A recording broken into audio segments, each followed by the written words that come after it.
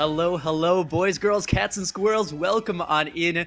It's the summer season of the Calling All Heroes, and we have brought you the playoffs. Day one is going to be today. My name is Aricast here with Rain, and maybe a bit new faces here, but the players and the teams, those are good old familiar faces as well. So we can jump right to those as we want. But Rain, how are you feeling today?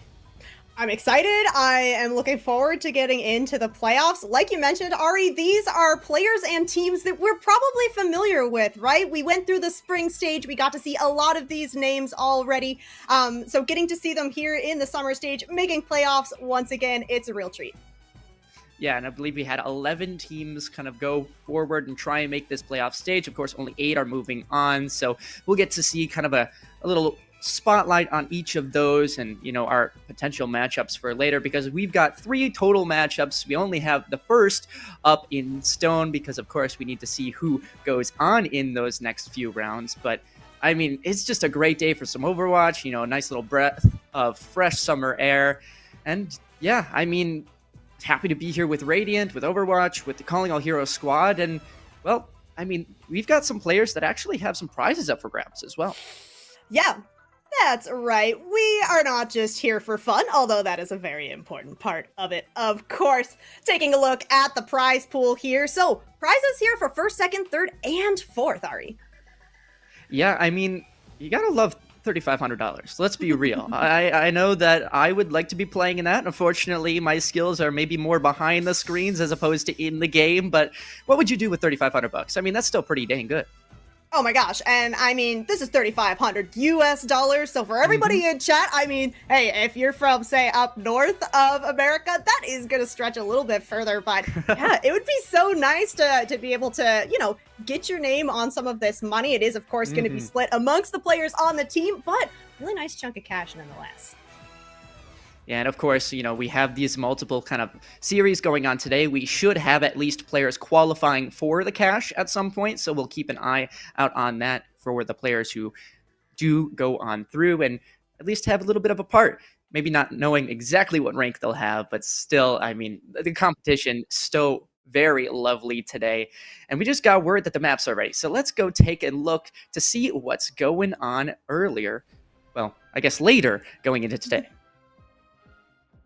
Yeah, taking a look at the map pool here, and of course, this actually is a new map pool coming off of that Swiss stage. So we were kind of chatting beforehand, Ari, it is nice that at least one map from every type is transferring over from that previous map pool. So, if you're feeling a little bit uncomfortable, maybe you didn't get as much practice time in as you really wanted to, you can always fall back on those maps that you played through on the Swiss stage. Yeah, that's what I was saying about earlier is you do have those, maybe potential maps that you're not super comfortable with. So we were joking around that maybe you just permaban all the new ones that you can, try and stick to the good old ones you love. And well, as for the which maps we will be seeing, I think it's a fair share to say, hey, maybe the fan favorites coming out here. I know Lijiang is a very fun one for everybody to come and watch, especially with some fun new Lucio buffs. I'm not a Lucio one trick. Nope. But anyway, yeah, just going in with these maps is such a kind of nice sight to see. And for the viewers as well, it's not just the maps that are kind of enticing for us as well. I mean, we have like rewards for this as well for just watching the stream. I know the players are getting it as well for playing. Yeah, that's exactly it. We'll take a look over at these rewards. So, of course, it's the summer season, so we're gonna have some summer-themed rewards. So, today, you can get this really cute little rubber ducky spray.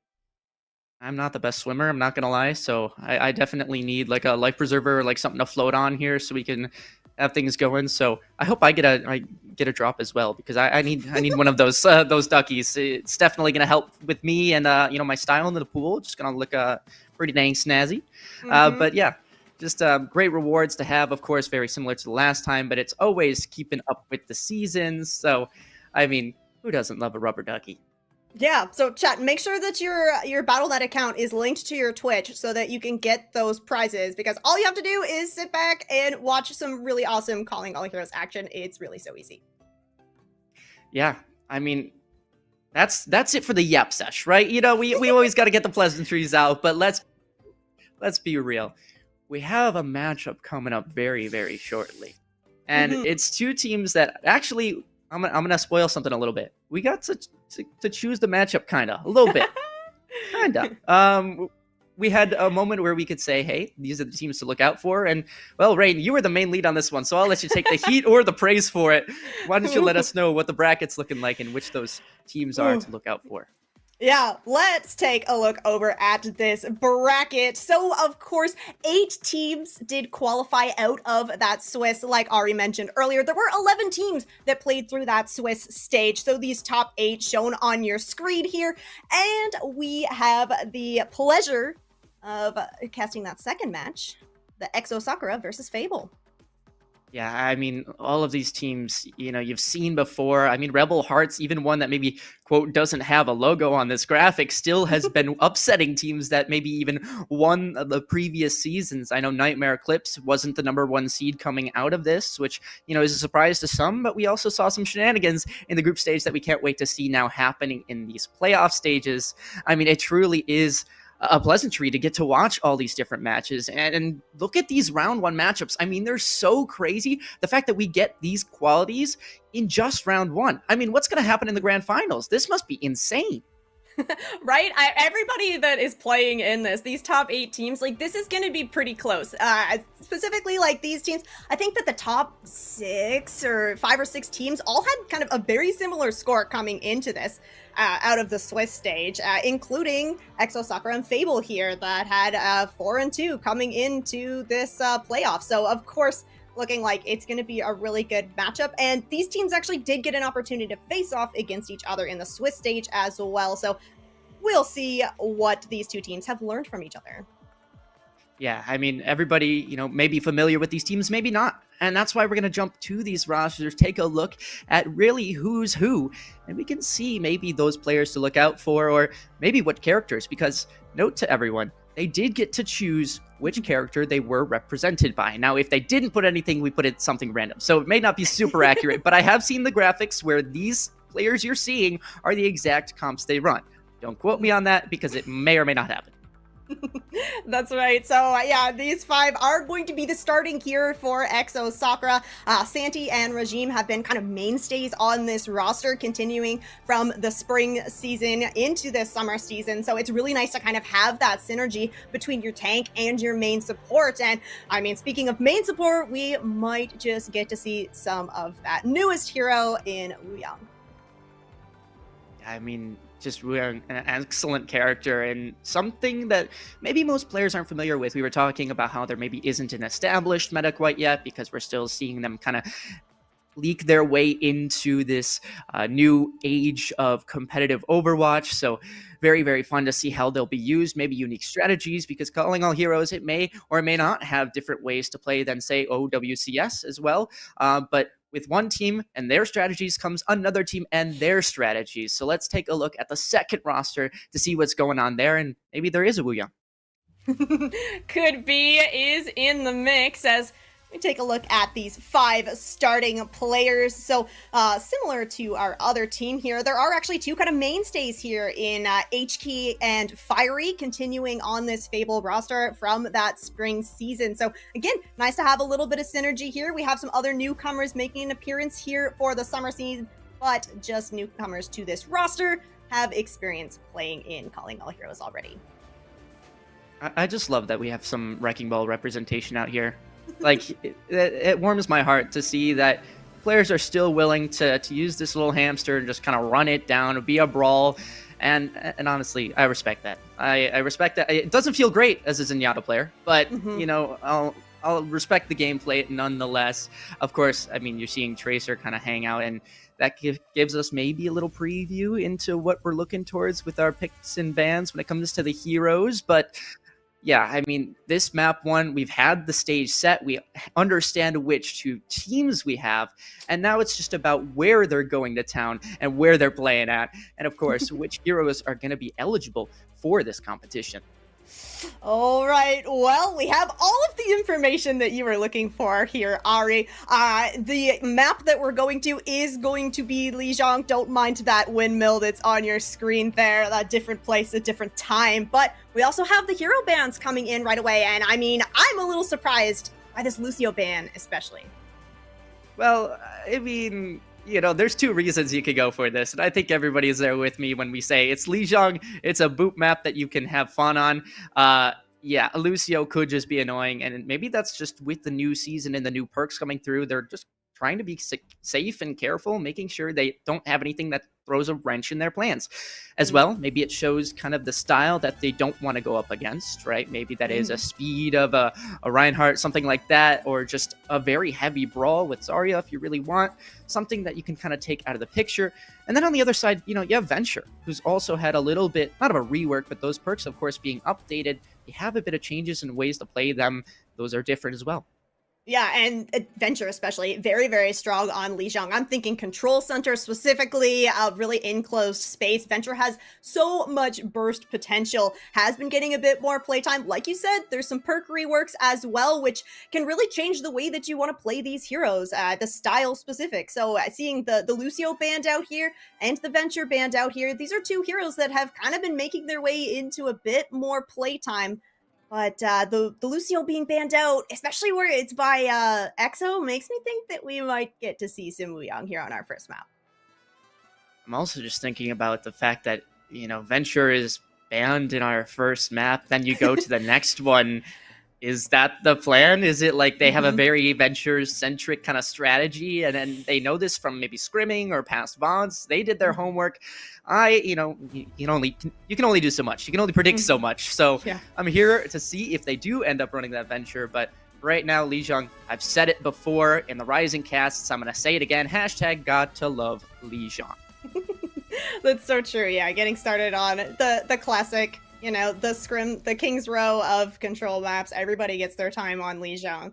I also, since we were taking a look at the bans there, I do want to just remind chat how the ban system works here in calling all heroes. So similar to some other tournaments, each team will get to ban out one hero, and you cannot ban two of the same roles. You also cannot ban that hero again in the series. So that means that Exo is not going to have the opportunity to ban out Lucio in any other maps of this best of 5 tonight. Yeah, and you have teams that kind of take different approach to those bans, right? They say, okay, we're just going to ban your strongest heroes first so that we can try and win as quick as we can. And, we don't have to worry about who do we figure out to ban in map 4 or 5. They just try and take it 3-0. But then you have some others that are saying, okay, maybe we just pick a middle of the road and then we start target banning you if we have trouble. So those are things to think about as the series goes on, because of course these are first to 3, meaning that these could go a decent while, right? Those 5 maps, there's plenty of room. That's 10 total heroes that are going to be banned in just this one series. Of course, we'll have more later on during the day, but also keep in mind that this tournament, the summer season playoffs, it's got kind of stakes of its own. Top 3 here in this stage will go on to the championship. So they really want to do their best here. Everyone wants to move on. And Lijiang Tower, well, it's going to be the start of our journey for today. So excited to get into this. Yes, no Lucio, no Venture, but everybody else still on the table, and we were mentioning it earlier, this Season 18 kind of just breaking its head out, and that means that the meta still kind of evolving here, so we have an opportunity to see kind of a vast variety of compositions, and I'm really looking forward to seeing the creativity shine through in these teams. Yeah, I mean, do you have any ideas as to what these kind of comps are going to look like? You have probably a better idea right now, but... I have an inkling as the doors are opening here. It is going to be the Sim TP out for Exo. It is out for Fable as well. We're going to have the Tracer matchup on either side. The Junker Queen versus the Zarya here. So Avery going to have to be really careful not to have these bubbles forced out, because Exo Sakura is looking to move very quickly with this composition. Yeah, they're running in there like swimwear already. You can see the beat going very, very low on this first engagement. But as we kind of see, you got that Juno, the Tracers from either sides, and we were talking about earlier how Genji might be a key part of these new patch notes, but instead they're going to be removed from the picture early here first. Maybe that snowballs it's a Panther also to fall as well. There's 2 supports down for Fable, and Exo Sakura should be able to clean this up just about in the nick of time. There we go. Avery, bye-bye. Sent back to the spawn. Exo's going to go ahead, cap up this first point. Now, the difference in these backlines, I think, is going to be very, very crucial. To break Juno, of course, you're going to have to get up close and personal with this Brigitte to really get the Inspire going, get the healing up. But against this composition of Exo Sakura, I mean, you don't want to walk into the Junker Queen. You don't want to walk into Benevolence on this Cassidy. And Regime on this Wuyang is going to be able to do so much poke damage to Fable just as they're coming in. I don't really want to run into either of these two teams. I mean, this is a crazy matchup that we're getting in the first round, and unfortunately, one of them is going to be sent down to the lower bracket just like that. Early Peacekeeper, unfortunately, going down, dropped to the ground. Benevolence will have to go to the spawn, and you can see Avery here with the swap onto the Zarya. They're trying, well, not the swap onto the Zarya, but the bubbles coming out from the Zarya. They're looking for this aggression to be mitigated, and instead it works out a decent amount. The Rampage can only get so much, and HKey finally making their stay. Instead of going down first, they're able to grab some early picks, and Fable will grab the point right back. Yeah, now that's actually really good here for Fable. Mari did use that Rampage. Is going to swap over to the Reinhardt here, so we haven't had an opportunity to see Ryan in play for a little while. It's a really great counter against AP on this Zarya. This is a very early engagement, but they're going to go in. They're just going to hope that this is enough healing to propel them forward, and it looks like it's not going to be. That's 3 early picks out from Exo Sakura, and they just clean this one up. I mean, pure domination. I don't even know if they were expecting to win that fight with that Graviton Surge used late in that fight. Instead, they sweep it away. Yeah, Overwatch really is the game of counter swaps here. The Reinhardt comes out, takes down the Zarya. Avery gonna swap over. Thinking about maybe the Orisa is gonna go back over to the Junker Queen, so we're just doing musical chairs here with the tanks. Now, Exo Sakura does have the Pulse Bomb and the Kitsune Rush to work with. You're having that Kitsune Rush, really, really big advantage. Now, it's just the Blade from HKey. If you can get it off, force out some cooldowns, there's no defensive wall to stop it. They're trying to gamble. They're looking for as much value as they can, but they instead just force kind of a one-for-one trade when it comes to ultimates. However, Persona will fall, so that's not exactly what you want to hope from your Dragon Blade results, and it looks like Mary as well just whacking away on the Reinhardt. There's only so much that Fable can do before they fall on down. That's a 4K. Very, very nicely done for Exo Sakura, and they almost touched the spawn doors here. Reinhardt is back, Chad. Here it is, season 18. A shatter ready to go. You are gonna slam right onto Avery. Oh, not even a touch in sight. You can see Fable kind of just falling apart towards the end there. Persona was just launching a pulse bomb, hoping they can maybe stagger someone, make it easier for the touch to come through, but that doesn't even happen. Exo Sakura take our first sub-map here. This is a really nice thing about not having like an established hard meta, is that sometimes the more flexible team is just gonna come out on top, and we really see kind of the hero depth of these teams, the counter swaps coming through, just trying to play around these tank counters, because at the end of the day, there's only one tank on the team, so that is going to be the easiest role to kind of go for that counter against. As we move over onto Control Center, there are going to be some big changes happening here. Mari going to stick on this Reinhardt, but Avery moving over onto the Mauga here, so everybody's favorite Hawaiian or Polynesian back in the mix here. Everybody's going to meet up on this this server room, and having Cassidy on your side for Exo is going to be a bit of an advantage. Well, Mauga's in the picture, and HKey apparently is not going down once more. It's just Fable not really able to get their footing in these early fights, and it's been a trend that we have been seeing. Of course, some nice damage being dealt by Regime here, but Fable, again, just not even getting started here. And you want for them to, see a little bit more success, make this a closer map, because this is the one where you're saying maybe these are the target bans on the strongest heroes. Yeah, exactly. And now Exo gonna be able to push up. It's just the poke damage that's coming in. The Wuyang is gonna be able to do so much. It's gonna force out cooldowns from Fable before they can even walk in. We hear that deflect come out from HKey, and that's gonna be the sign for Exo to just go in, try to find a kill. Oh boy, the Brian just running on in. Of course, we saw a 4K from them earlier. This time they'll have to take the more passive route, but it's not before Avery goes down as well. Jeremy with a Genji of their own, maybe diffing HKey if you want to call it that way, as HKey will fall down as well. Just not seeing the value out of themselves once more. Exo Sakura, though, just happy to keep on doing what they have been. A copy and paste of the previous fights will add just more percentage to their total. Avery gonna swap off of the Malga, gonna attempt on the Junker Queen here, trying to move a little bit quicker, try to find your way onto Benevolence on this Cassidy, the kind of lone hero that doesn't have a whole lot of mobility, but they do have a Deadeye Dwarf and both support alts on the side of Exo to hold this choke point.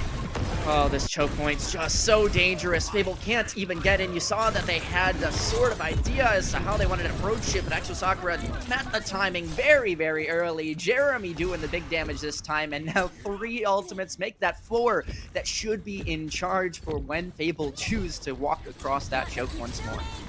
Oh, of course, no. How do we get the chance? Oh no, this is just dirty. That's disrespect as well. You hate to see it, but that's exactly how you need to play this map. You need to play aggressive with that choke point. You have to catch them off guard, and just so much value for Exo Sakura. Yeah, Exo Sakura doing a great job cycling these ultimates as well. You have the Deadeye ready to go. You're basically just shoveling Fable. Ooh, okay. Persona trying to make a comeback here for Fable, but somebody's got to touch the point. Oh, there is the touch as well. The Ryan kind of jumped off the map there. I think that was a fun little pin play, but is it going to pay off? Does that spell just disaster and doom for them? Well, it's HP on the point with a blade, and it will at least salvage that. So you've lived at least in this map to survive another day. The only problem is that it's a solo Genji against Reinhardt on this point. Of course, everyone else will start to trickle back in, and we'll see if Exo Sakura do want to take this fight. Looks like they're just going to choose to regroup because they've got plenty of time to spare. They, by no means, are close to overtime at this moment. Oh, and you have this Shatter ready to go. Honestly, you can play a little bit slower, work up to this Tidal Blast from Regime, but it's just the rally from Fiery on the side of Fable. Yeah, just gone. Junker Queen can't even stand on their 2 legs. Persona quick to follow in tow.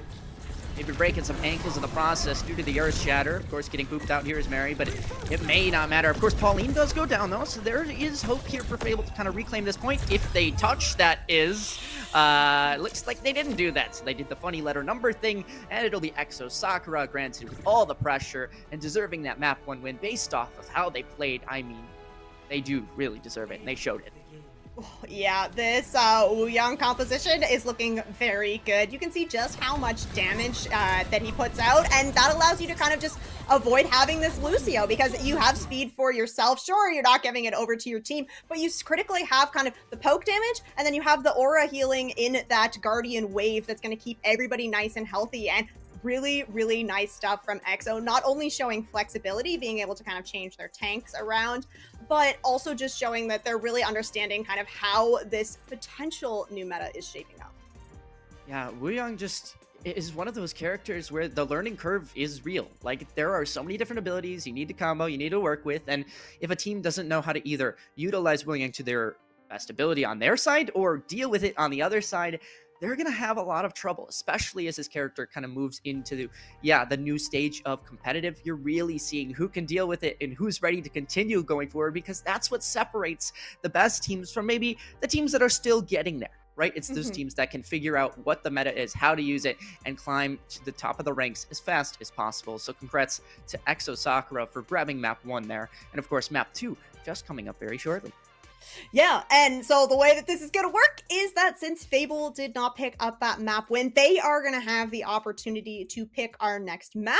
And not only that, they can also pick what map type they want to take us to. So kind of 2 levels of strategy here where they'll get to pick the map and they'll also get to have that first ban.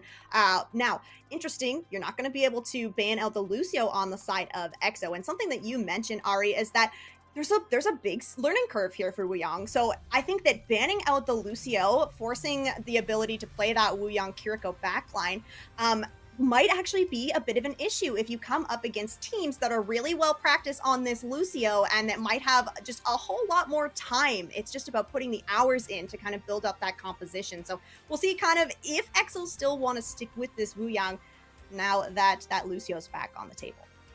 And as well, is Wuyang even available? Because we saw, at least from the observer point of view, he was doing a pretty good job of taking a lot of heals and dishing those out, as well as doing the damage. I mean, the utility, it's there. That's why they're called supports. They're not called healers for a reason.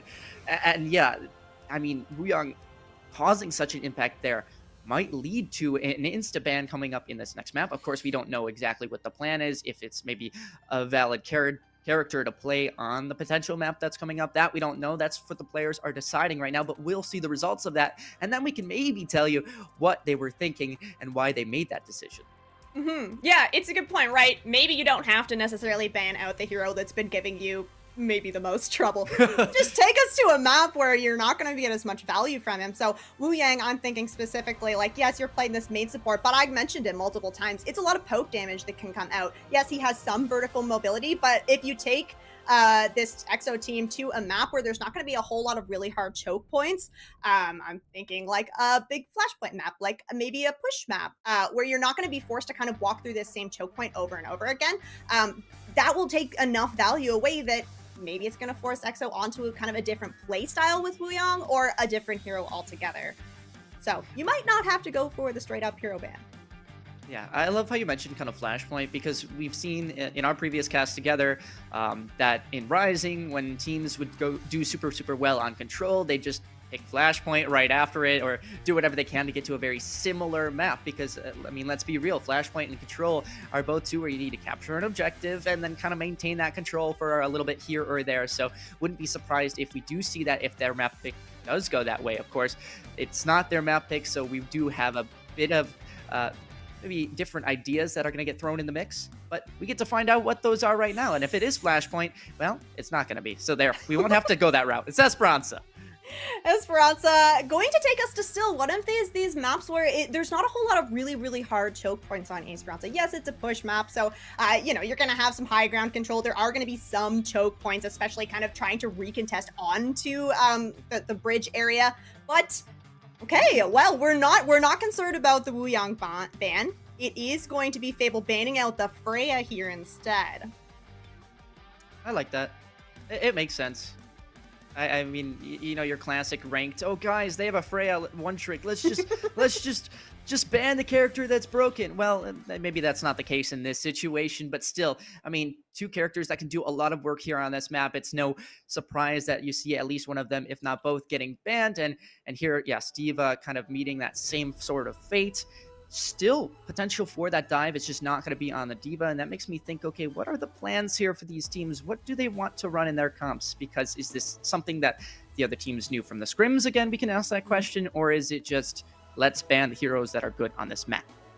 I might be guilty of perma-banning Freya in my ranked games. I can't lie. It doesn't matter. But yeah, I think Fable not only taking out a really impactful hero in the Freya, of course, they're going to be able to control the bit of high ground that there is on Esperanza. Also have a whole lot of damage from long range, which, well, that works out really great for push maps. Also, on top of that, Jeremy did have that Freya selected as their preferred hero. So potentially working as a bit of a target ban. I mean, you mentioned it, Ari, like these teams, they probably scrimmed each other. They definitely did play each other way back in round 3 of Swiss. So yeah, maybe a little bit of a read here. I like the Diva ban too. We were talking about some perk changes to Diva, and I do think she's in a pretty strong spot with those micro missiles now. Yeah, I mean, Esperanza, just one of those maps where you can approach it a series of different ways, but at the end of the day, there are going to be long sight lines, and you're going to have to deal with them how you choose to do that. So we'll see what these teams have in store. Of course, we saw how they attacked Control, but now whole different series. We get to instead go to a push map where maybe the strategies are just a tad different.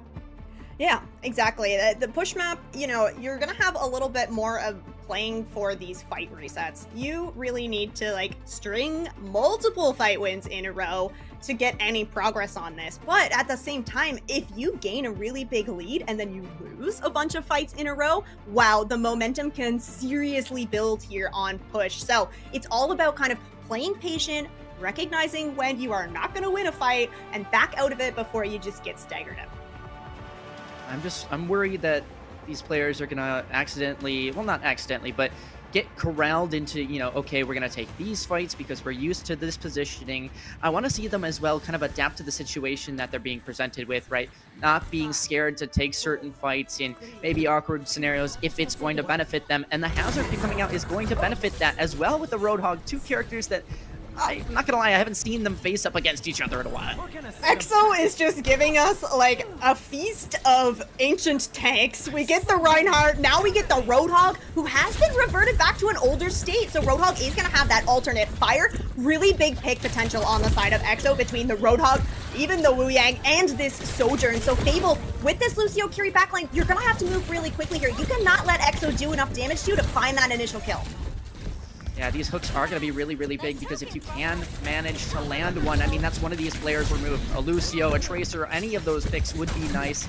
And it really is down to this tank. Of course, the Hazard is just going to be in their face constantly and will try to farm their ult as quick as possible. But Fable, what do they have in store here for this engagement? Of course, everybody kind of just poking, trying to see who will falter first. And nothing too crazy happening just yet. There we go. Persona dashes in to a primary fire. That's not exactly good for your HP. And the wall will come out from Hazard, but it won't do too much. The numbers in favor of Exo Sakura, you have to assume they eventually manage to turn it in their favor. Just going to take maybe a second or two before, yes, eventually Hazard does fall. And now you got to deal with the 750 HP Roadhog. I mean, it's not an easy task. Mari nearly has the whole hog already, hasn't died, but everybody else on the team is falling. Fable going to sustain through that probably kind of terrifying fight of coming up against a Roadhog out of nowhere, and are gonna have this Kitsune rush online first. Panther grabbing that early ult charge could really help Fable here. Now Mari is gonna swap over, match the Hazard, had their fun on the Roadhog, but now it is time to get serious here. The Kitsune and the Blade online for Fable. If they can move quickly in this fight, they should be able to get this next win. Yeah, you're going to see that Kitsune invested early here. I mean, HK fighting their own little fight and war over towards the bot, but meanwhile, everyone else kind of just holding their tempo back. And you saw Exo Sakura in the first fight. They didn't quite know what to do with that first plan, but now it seems like they have a general idea. That's going to be Young Alt invested here. No immediate damage and picks coming out from it, but oh boy, Avery very low, stuck by the pulse bomb, still hanging in there, and actually beats their counterpart down to the ground. Mary will fall, and Exo Sakura will once more as well. Even the staggers coming in as well. Yeah, this is really great for Fable. You sustain through that engagement, hopefully trying to get a late kill here as well. You've got both these DPS ultimates to work with, but I mean, you gotta be really picky about who you pulse bomb if you're Persona, because we just saw Avery took a pulse bomb head on, manages to survive through it. So if I'm Persona, I'm maybe gonna look for this Wu Yang. You force out that tidal rush or the rushing torrent, and then you can kind of capitalize. But again, Wu Yang just does so much damage. I'm just worried because we saw that kind of lead to disaster with HP going down early in the previous fights in the previous map, but now they're at least able to equalize, so it is doable for them, but that's added pressure that's just not there onto somebody like Mary, who's now kind of just running their way around. They don't have to mark anybody else, don't have to worry about their backline. Instead, they can just turn forward, and again, Persona using a pulse bomb that is at the end of the fight, a lost one at that. Similar things and trends that we're starting to see from map 1 that may have caused their downfall there are being replicated here. Ooh, yeah, now Fable does get that checkpoint, but you're totally right, Ari. Gotta clean this up a little bit. Exo is in control of the bot here. Downpour available from Mari. Now, I was talking about how there's not a whole lot of choke points here on Esperanza. Well, this is a little bit of an exception here. 2-3 choke points, really, that this downpour could be really impactful. You combo that with this tidal blast that Regime is gonna have coming online, and it could be devastating. Ooh, the blade used, and I believe that is a Wu Yang ult. Yes, just for protection. The overhead, very important there. And why not? If you have it available, may as well use it. No way. Okay, I thought that was going to be a snipe from a sentry from a Wu Yang there. Of course, it is just going to be the Hazard going down as well. And that fight doesn't exactly go the best. You have a Dragon Blade at best, Kitsune Rush that doesn't work out either, and Fable back to the drawing board here once more. Ooh, yeah, you are banking on this beat coming online for Fiery if you're Fable, because both DPS Ultimate's going to be online very shortly. Benevolence with this Dragon Blade. Now, we haven't seen too many flashy Dragon Blades, but definitely still can be very impactful, especially if you're waiting out these cooldowns. Force out that TP in the Suzu from the Kiriko, and that is a free kill dash reset as the point is captured here. Exo Sakura take the lead. mean, even those little things like Jeremy kind of just poking on Fiery, whether it is intentional or not, I mean, they're going for the player that has maybe that round-winning ultimate. So, you know, just kind of making sure you understand the situation and how you're going to win and lose these fights could be the difference between these two teams and which one is the victor. Of course, we have the Blade being invested here. Regime will fall, however, almost a deflect into a kill. But no, H-Key without the Dragon Blade does more than they had with it. Maybe they should stick to it because this is amazing. H-Key with the 3K, almost the 4th as well, but a very, very clean engagement that we didn't really see Exo Sakura kind of have too much into. They used a Dragon Blade, but it didn't feel like the plan was fully there. Yeah, exactly. HK really showing up on this Genji for Fable. You've denied the forward spawn now for Exo, but everybody is going to be able to get another fight in here before Fable can take the lead. Pulse Bomb and Kitsune Rush still ready to go here. Kitsune Rush being the advantage here for Exo Sakura, where Panther just does not have that online yet. You might be able to respond with this downpour from Avery, but you're going to have to be really careful about that Suzu coming in from Polly. Yeah, you can see just trying to poke that Suzu out. Not sure if they have it. There's the pulse. Surely no. Just waiting for that Suzu once more. And that's another ultimate used by the Hazard this time.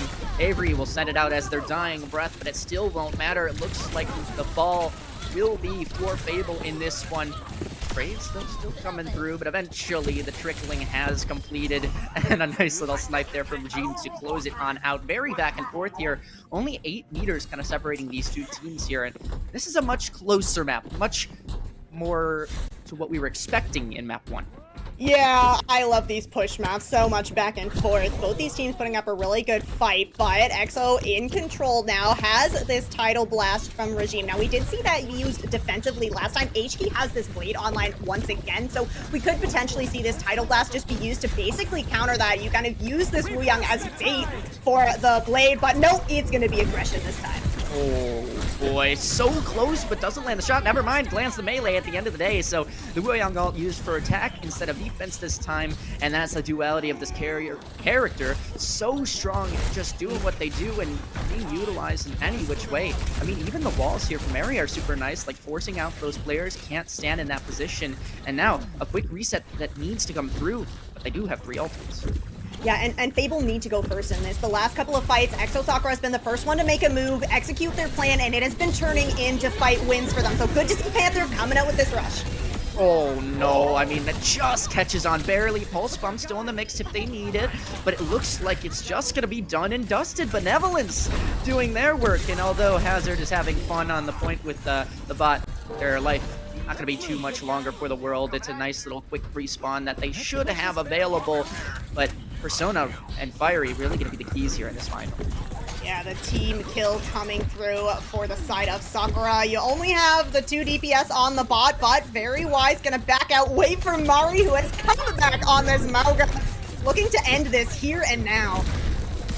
And it looks like they're actually kind of just playing to maintain their lead. Of course, Benevolence picks up the first one, will go down after being a little bit too happy to go into the back line. Of course, this Pulse Bomb once more, just a threat that is always online, it feels like, for Jeremy.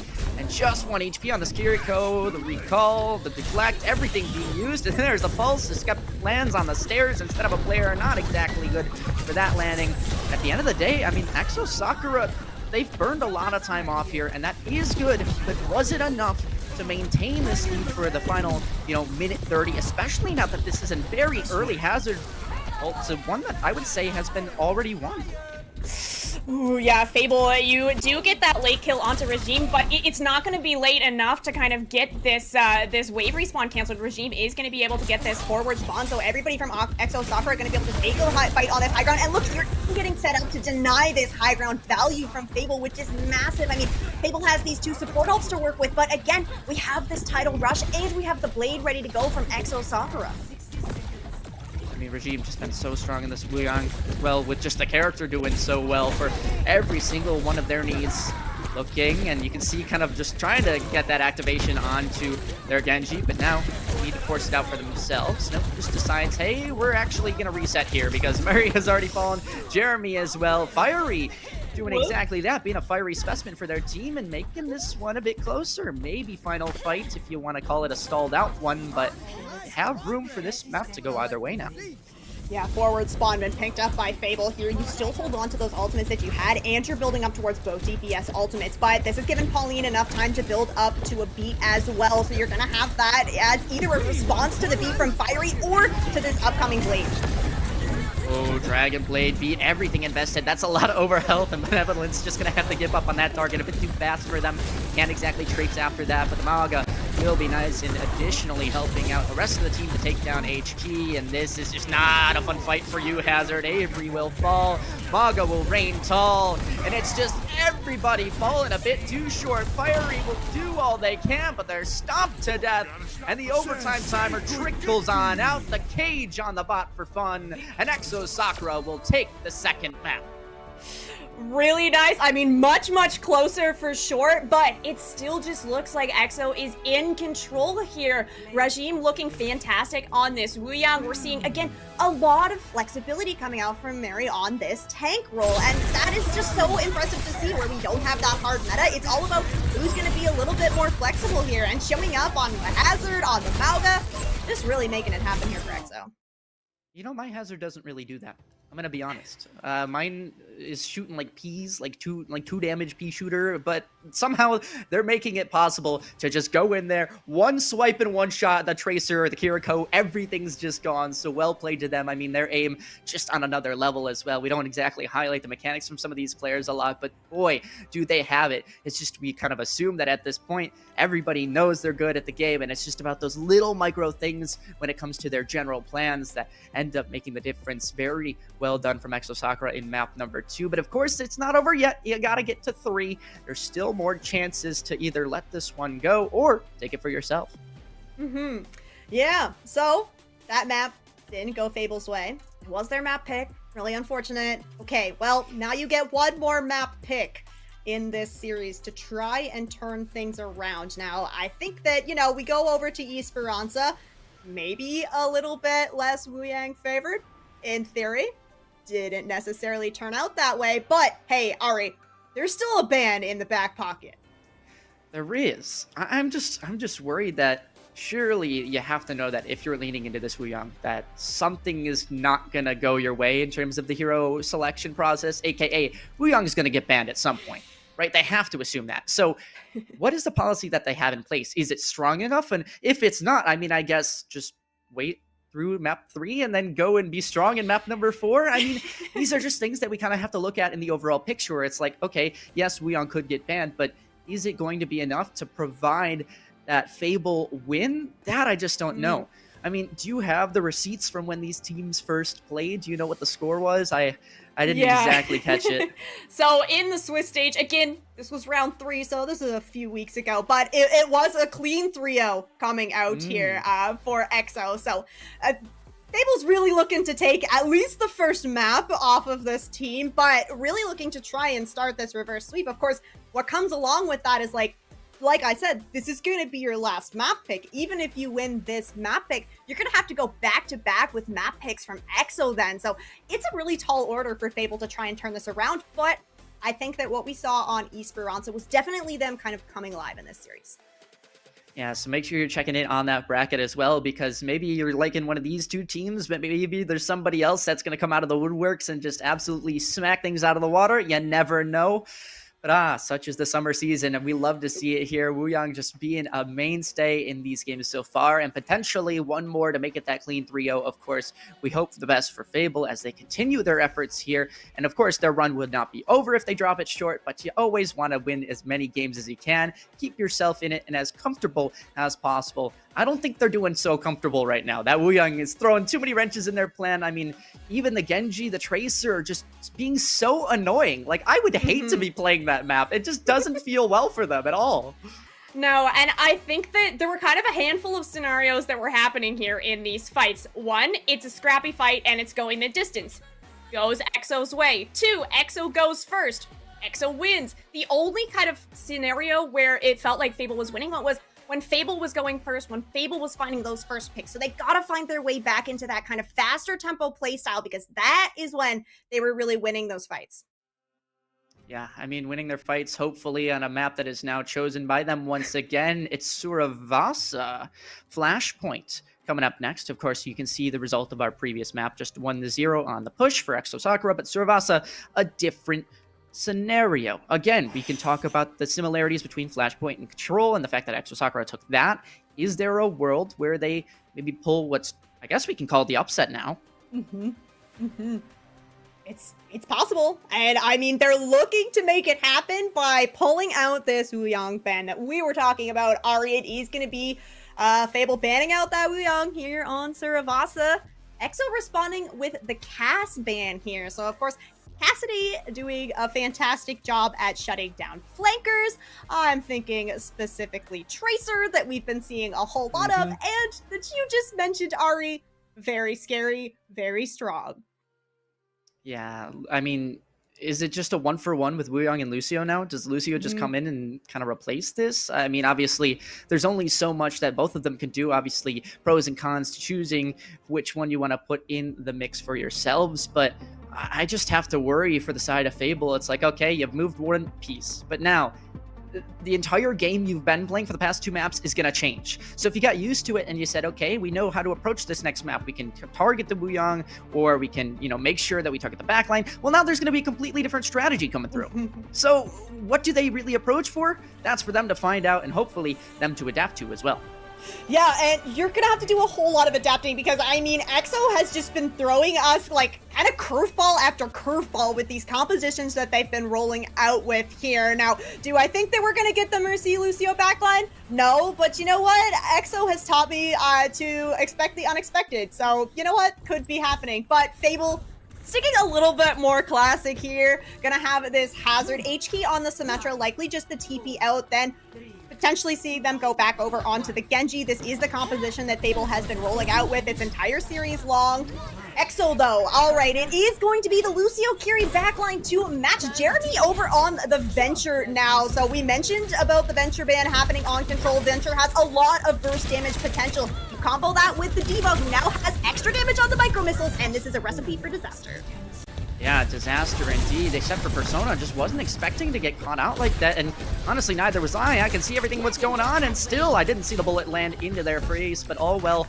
They're going to be back to the spawn room, and now their team, unfortunately, not having that strength in numbers. Of course, Pauline will drop as well, and now the Diva as well, so you're making this one a bit more doable. Fable, it seems like they have a good idea of how to approach this fight. It's just that first piece that messed up, everything else still falling into place, and Persona will finish this one off with a nice little pick. Of course, Venture hanging around for extra fun times, and I guess extra percentage if you want to call it that, but Fable will eventually take the first team fight, if you can call it that.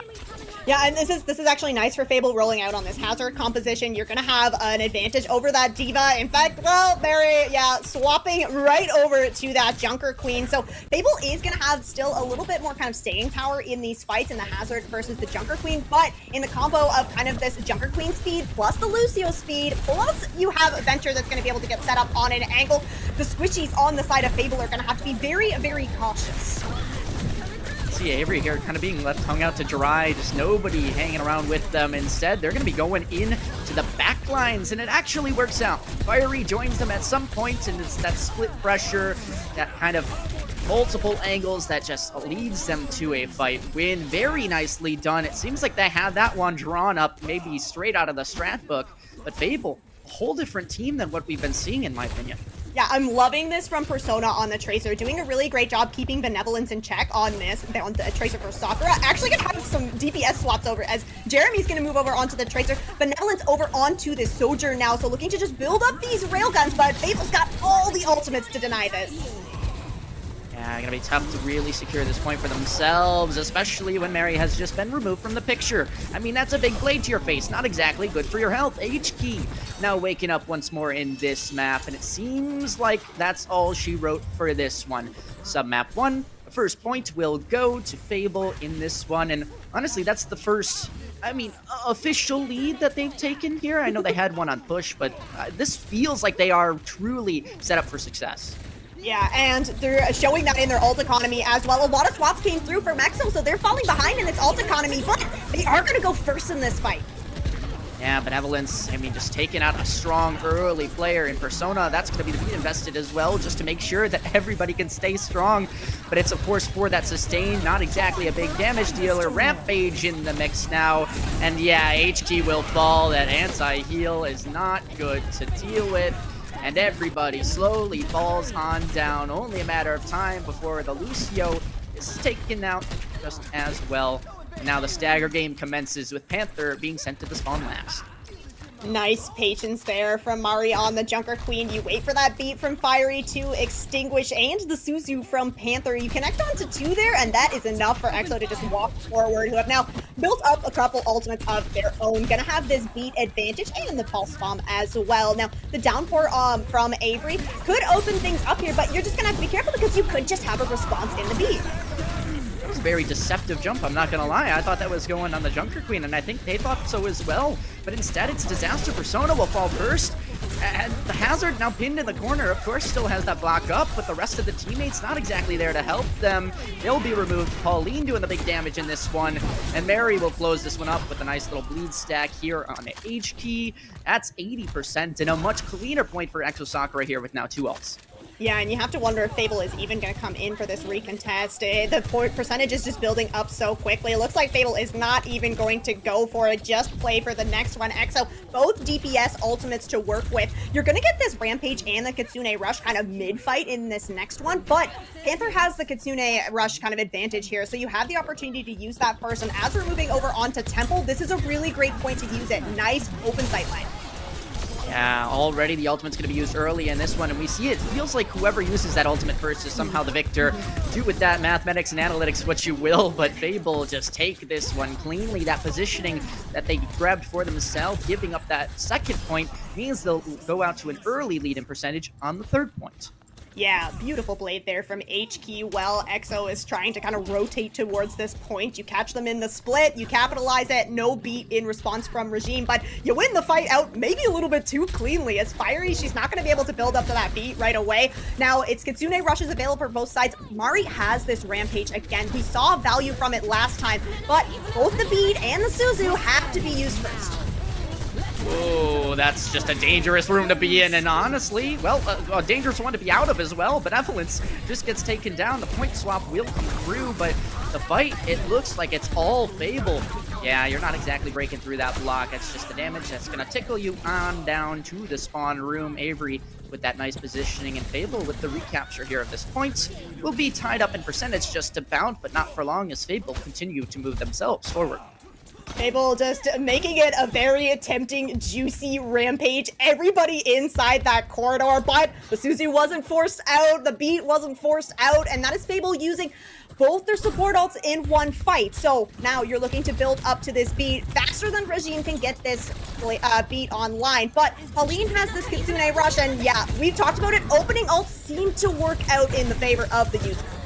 And I think it's going to work out here again as Avery falls in just a few moments, just being the brunt of the bullets, and they soak up a bit too many. Now back to the spawn room for them. You see just Persona dashing in, not finding the kunai to the back, and that's not very great for them. Of course, Pauline landing some nice shots there, but it will be Exo Sakura kind of flipped once more. And the percentage game should get to about, 70 before this next fight comes through. I mean, Fable, they got room to work with, but you have to assume this is kind of a final fight territory because of how Flashpoint is just so fast. Yeah, Fable need one fight win here on Temple. You've got a lot to work with. Regime is going to be able to build up to this beat, so you really want to go quickly here if you're Fable. Yeah, the pulse bomb missed. The kill still picked on up, and those are a lot of daggers from the sky. However, the beat in place to make sure that everybody is still doing A-okay. Benevolence actually picks up Persona, and we're seeing kind of these tracers getting that value and then not getting that value. It's a duality of the flanking tracer where it feels like you're sometimes in the right spot and sometimes not. HK, oh boy, Blade, very, very low HP, still picks up the kill on a Regime, and now Benevolence as well. Just low once more, but it doesn't matter. It looks like enough damage has been done to win the fight. It's just that these players are still coming through. The Rampage still available. The Hazard's still on the points. And it's just who falls first. That is going to be Fable. That's 2 on down. Mary's still alive. And this is so close. But it looks like the Squishies are going to be the only ones remaining. Fable have to hold on. And it's not going to be enough. So that's now a second point for Exo Sakura. What a final fight here on point number 3.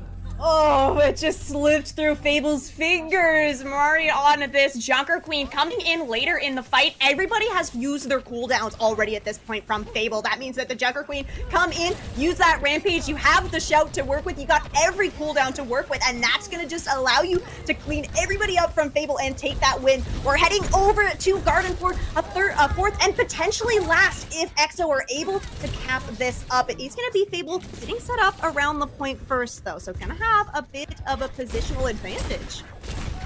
Well, I think that positional advantage just got cashed in. I mean, 2 players just were moved very, very early into this fight, and of course you don't want to really do much more investing of the ultimates in this one, as it looks like they'll just cut their losses, bounce on back to a reset in Fable, at least happy with the early percentage. But let's talk about that previous point one more time.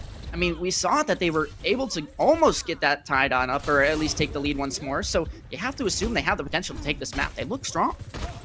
Yeah, absolutely. Fable getting set up now, finding their footing. You have the downpour, you have the beat advantage to work with here. You want to take an earlier fight, though, because Pauline is going to be able to get up to this Kitsune Rush much faster than Panther.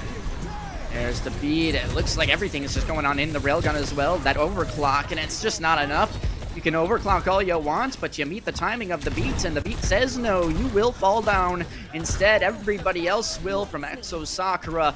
And now, of course, 4 ultimates close enough on the board, but still not even getting close to that point capture, except for the first one, and even that, I mean, it felt like they were already starting at a deficit. Yeah, absolutely agree. All right, well, 80%. It's last fight territory here on Gardens. Exo Sakura in position, looking like they do want to take a fight here. You have the ultimates to work with, but ooh, great first advantage here from Fable. Yeah, I don't think that's going to tag on anyone. Regime just kind of using that as like a panic key, trying to get themselves an extra lifeline into this point, but just doesn't work out. The stick not landing, but still does the damage, and that'll be good enough to remove the Hazard from the picture. Of course, HG now just playing for their own life, and it feels like a stall out now as the quick flip did come through. Panther, although grabbing Pauline, should mean that Fable will fall in this one. It is a little staggered out, and that's the Kitsune Rush. I'm a little surprised by that one, as you have, I guess, the Hazard now coming back. They're trying to make a go of this one. They want to secure it right here, and it's not going to be the easiest to do so. This will be a flip. This will be overtime, but now what do you do to reapproach this site? Well, maybe nothing for Benevolence, as they're sent back to the spawn room. Junker Queen on the point, hoping for the best with their life and their HP, but the Pulse Bomb, it's so dangerous in this scenario. Where's the stick coming through? There it is, onto the floor, misses, but still, that positioning is just shattered enough for Fable to the point where they should be able to hold on. It's so close. There's the beat. I mean, this fight is being stalled out for so long, and we just don't know who's got the upper hand, because it feels like everyone does when you look at a different POV. Exo Sakura, is this truly the end here of this point? Yes, it is. But it is for the fights, at least. Oh boy, I can finally catch my breath. Exo Sakura, somehow they still have 3 ults after all that, by the way.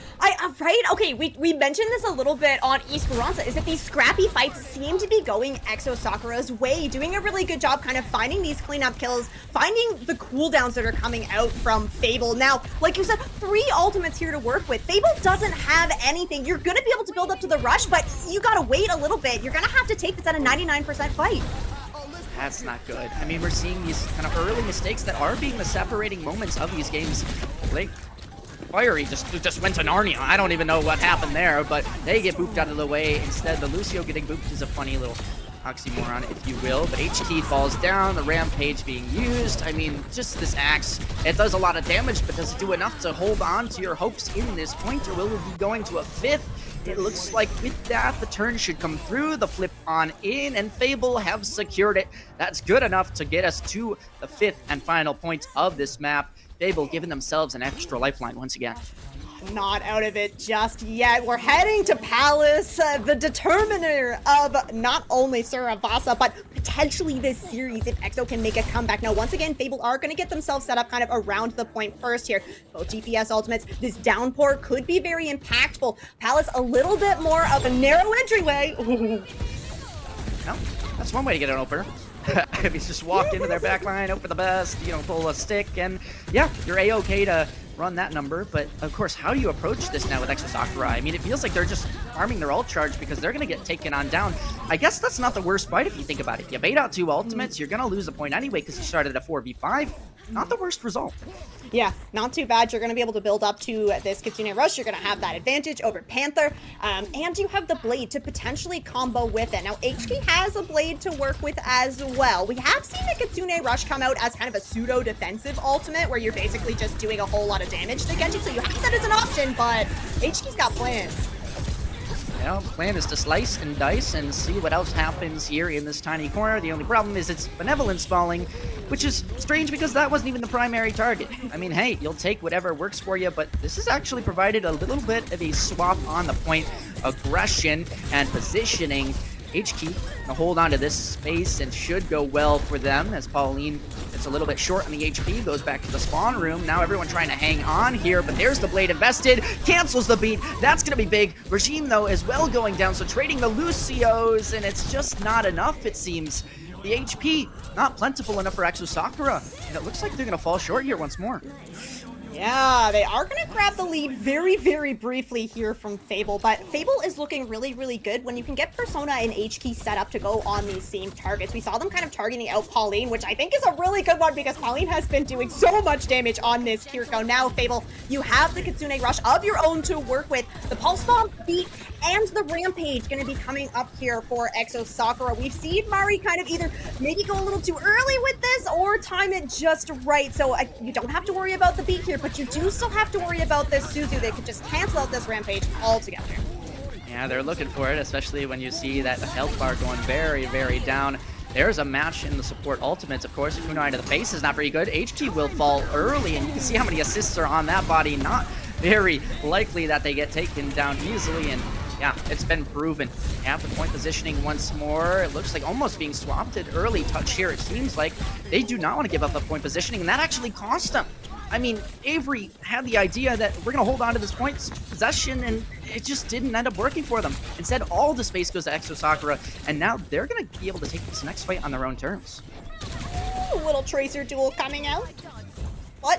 Now, Exo Sakura, like you said, are in control here. Fable, though, nice disengage. You don't use any ultimates in that fight, a mistake that you made on previous points. Jeremy lurking with this Pulse Bomb. If you could find somebody that has an ultimate, that would be a clutch move here for Sakura. Oh, that Tracer very low. Yeah, you can definitely see they want that target removed from the picture. Very, very low is Mari, though, and they will fall. HK doing so well, and the ult up is just strong enough.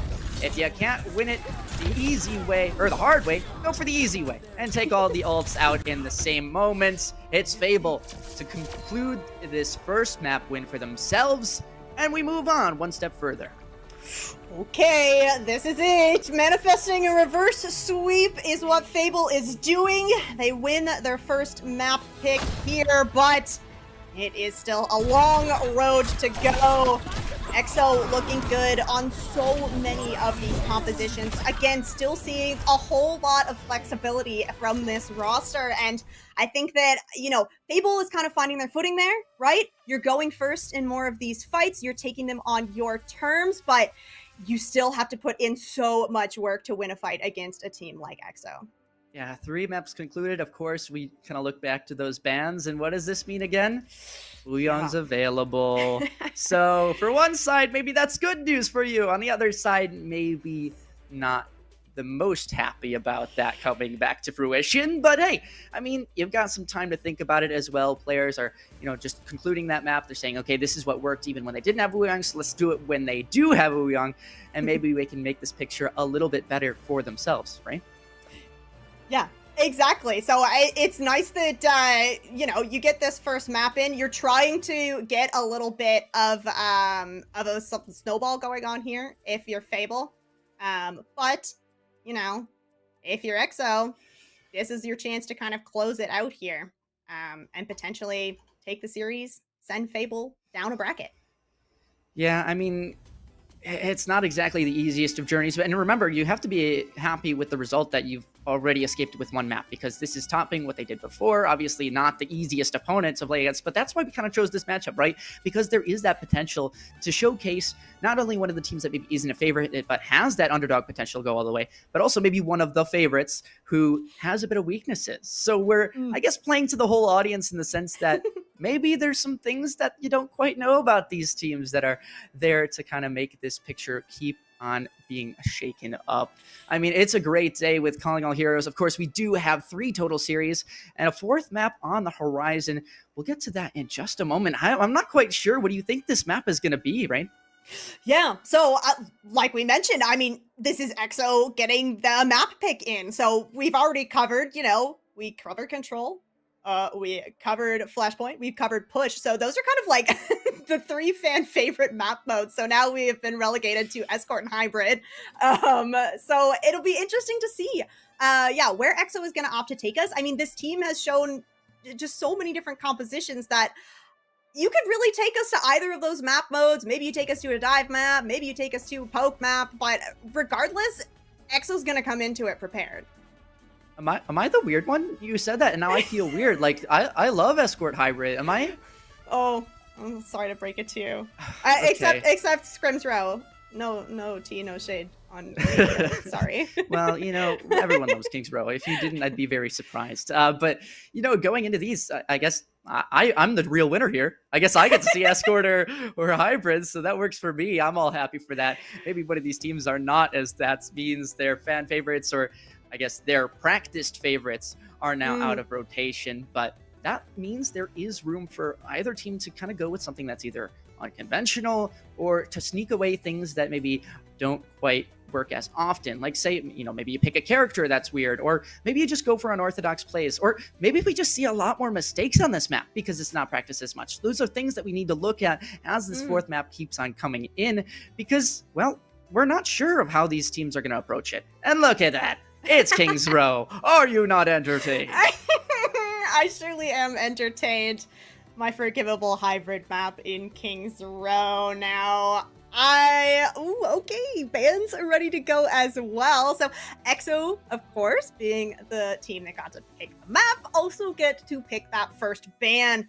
Banning out the Genji here. That has been a favorite for HK. Yeah, honestly, I don't hate that Genji ban. Like, I understand exactly where they're coming from. It's like, yeah, we can make do with it in the picture, but it's probably just going to be a bit easier for us if we don't have 2 flankers and 2 off angles to deal with. We could just have the 1 tracer. And as well, you saw HQ maybe starting up a little bit cold, but got warmer and then really got into it in that last map. So, yeah, I think it's just a comfortability thing of, okay, yeah, they've been getting a bit too comfy on the Genji. Let's just see what else they have in their hero pool, which, for all we know, could be nothing, or it could be a crazy Widowmaker. I'm excited to see which one it is. I would love to see a crazy Widowmaker here. Now, I want to touch on the Zarya ban coming through from Fable. Of course, we did get to see a little bit of Zarya coming out from the side of Exo, and that was actually a counter swap to the Orisa gameplay that came out from Avery. So I'm kind of thinking that we might end up on the Orisa here for Fable. And that's going to make it a lot harder for Exo Sakura to do what they've been doing all along, which is just going for the counter swap on the tank game, because Orisa doesn't have a super obvious counter. If you take away that Zarya, yes, you can swap to the dive to basically just ignore the Orisa altogether, but taking us to King's Row means it's going to be very difficult to do that. What are the odds that we're gonna see a Reinhardt in this map? What are your what are your guesses? It really did cross my mind, I can't lie. And like I said, Mari is just throwing me for a loop on these tank picks, but not gonna happen here. At least not to start, as Exo Sakura is gonna be on the defense here. Mari starting out on this Diva. We're back over on to this Wuyang Kiriko backline, so a whole lot of poke damage for Fable to deal with. Rolling out on this kind of signature composition, as we are gonna have Panther move over onto that Kiriko persona over on the Sojourn here. So giving the Tracer over to HK in light of that Genji ban. Yeah, one of those players I was looking at that has been massively improving as well as these maps kind of go on is Fiery. I mean, just having that beat when it's needed, being in the right spot, helping their team with whatever sort of utility that they need. But maybe I just cursed them. Maybe they get cut off. No, okay, we're good. I didn't curse anything just yet. I mean, of course, both teams looking for an opportunity to kind of grab an early pick to engage on this fight, and such as King's Row, it's a bit weird and wonky with these tiny corridors, but everyone's going to be funneled into this one specific area. Hazard doesn't make the jump up, but the support heals everything coming on in for both sides. No tanks will fall just quite yet. Yeah, just some poke coming out here, which if Fable can kind of sustain through it, you really want to allow Persona to build up to this railgun, try to take down Regime on this Wu Yang, who already nearly built up to that ultimate. So Fable really need to try and find a pick here. Taking the high ground is a really good start. Ow. That hurt. I heard the dink and I was like, oh, that player is not long for the world, and they were not. However, it seems like Jeremy has just gone on a tear. That's 3 kills for them. Mari to clean up the last 2, and a very nice team kill out of seemingly nowhere. Not even a tick given up when you saw that it was about, almost say, 30 of that 33%. This is a really nice play there from Jeremy. Fable rotates onto that high ground, trying to get the high ground advantage, but you're not looking behind you. Jeremy pops up from behind. I mentioned it before, Venture just does a whole lot of first damage. They're able to find that 3Ks. Now, Persona is going to move over onto the Venture, opting to take the mirror here. Ultimate's online here for Exo. They're going to start with that Tidal Blast. Yeah, Wu Yang all invested here, and now it's just a moment of, well, who's gonna fall first? And the answer is just the entirety of the Fable squad. I mean, you had maybe a chance with the 1 pick onto Pauline, but it's not enough. It's just not gonna go that way for you. Oh, and a little bit of a dig dash, if you will, with both Ventures kind of running to the spawn room. Oh my goodness, Exo Sakura holding so strong here, burns so much time off the clock. Fable is just having a really, really difficult time with this choke point, which exactly is working in the favor of this Wu Yang for the side of Sakura. And you pair that with the Venture, who's able to kind of control not only chokes, but also angles really, really well. Now Fable just have these support ultimates to try and work with. At least there's no Kitsune Rush on the side of Sakura to be matched, but there's still the Diva Bomb that could just zone out that ult entirely. And Jeremy gonna have this Tectonic Shock as well to do a whole lot of damage to Fable if they even find their way onto the point. Well, they're trying. They're funneling, and they're getting funneled into that Tectonic Shock. However, only 1 charge left. He's not going to grab the immediate pick, but it looks like Pauline once more falling a bit early, and maybe a trend that we've been seeing that was similar to what Fable was doing earlier in those first 2 maps. However, the rest of the team falling short, so Pauline, you can make as many mistakes as you want, apparently, because Fable, they just cannot make up for it, and the rest of the team is Exo Sakura are just so strong. Take down one of them, and it feels like the rest of them are just now completely in your face. Yeah, we're looking at a last fight here. Pulse Bomb and Tidal Blast for Exo Sakura to work with. Pulse Bomb and Tectonic Shock on the side of Fable. Avery is over on this Diva now, so potentially going to deny some of the value from this Wu Yang projectiles and from the Pulse Bomb, but you can't deny the ult. Oh, Lucio, I'm sorry for you. Oh, it looked like they stood still for a second, accepting defeat, but no, they do end up getting the support they need. And actually, the point starts to get ticking away. You have a tick now for Fable. I mean, it's looking better for them. Of course, waiting for the recontest here. Who is it going to be that makes that major move next? It's the D-Mac. The Pulse Bomb can't even come on out. And yeah, it's pure disaster. So sure, you get 53.5%, but that's going to be it for your chances in this attacking side. Not even the touch coming through from the Venture. Instead, now you're swapping sides, and you've got a very clear mark on where you need to hold on to. Yeah, Fable is scrambling a little bit now. You get a little bit of percentage, but I mean, that was a very, very solid hold from the side of Exo Sakura, and you know that they are going to be able to play the same composition that has been working for them on the attack here. Potentially, we could potentially see the Reinhardt on attack. I'll just throw it out there, Mari. It could happen. It's an option. I'm ready for it. I mean, they've got, 4 minutes or something to work with? Like, hey, just, you can burn one of them and try and see what you got. I mean, I'm not telling you to either try one way or another, but for entertainment's sake, question mark? It's out there. Eyes emoji? All right, Fable, not playing around, trying to find what's essentially a full hold here, you know? You might be able to, like, lose one fight, but if Exo Sakura puts 3 players on that point to cap it, that 53% is going to be eaten up very, very quickly. They will have H-Key over on the Venture Persona, moving back over onto that Tracer. The D.Va backline, or the D.Va tank line here for Avery. Gonna want to control this high ground really, really well, but D.Va also is, of course, going to be the one that's gonna have all that point presence. And where you're running this Lucio Kiriko backline instead of this Ouyang Kiriko backline, it's not a whole lot of channeled healing into this D.Va. So Exo Sakura could be able to just get that D-Mech and pile forward as they are going to roll out a couple of Widow shots there. Not finding anything. Gonna swap over onto that Tracer. The Winston making an appearance here on King's Row. Not quite the Reinhardt, still a lot of fun.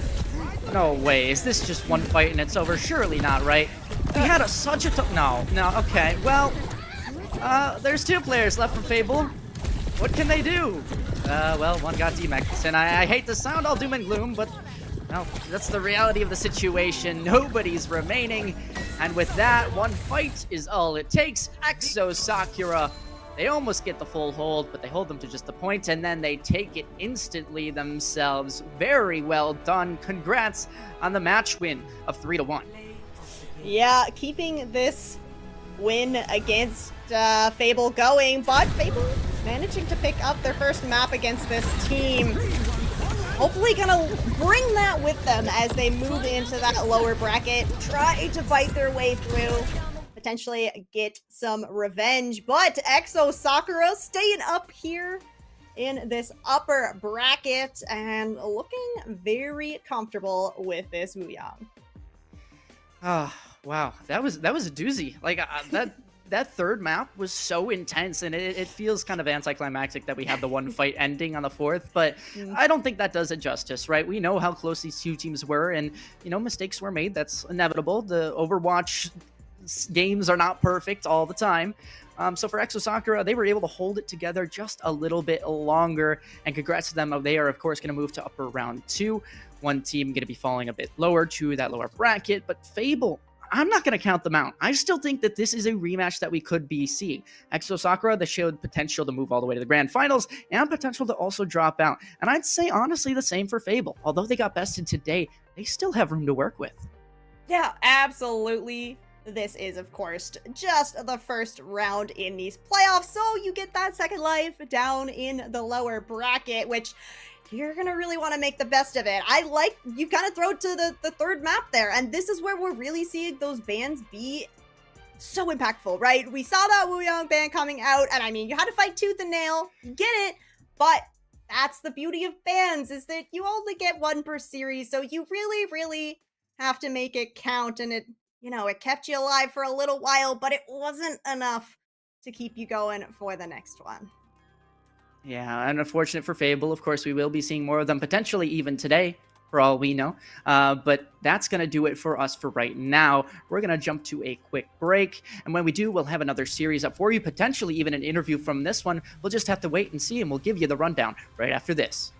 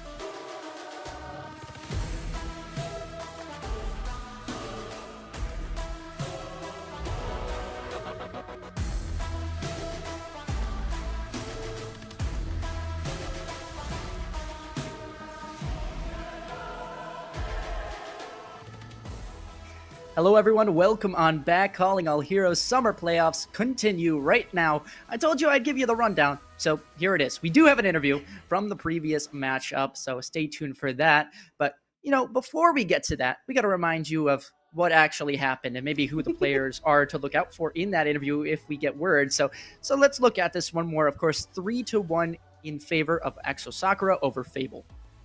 Yeah, if you're just tuning in now, you did miss a pretty darn close match, even if maybe it doesn't look like that is on the screen here. Exo Sakura picking up those two first wins, really kind of setting the tempo with this Wuyang composition.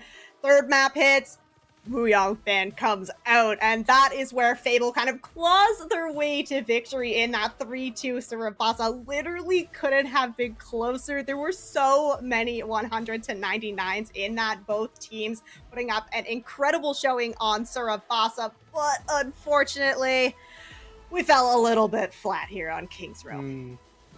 Yeah, I mean, it's tough when you have such a close game.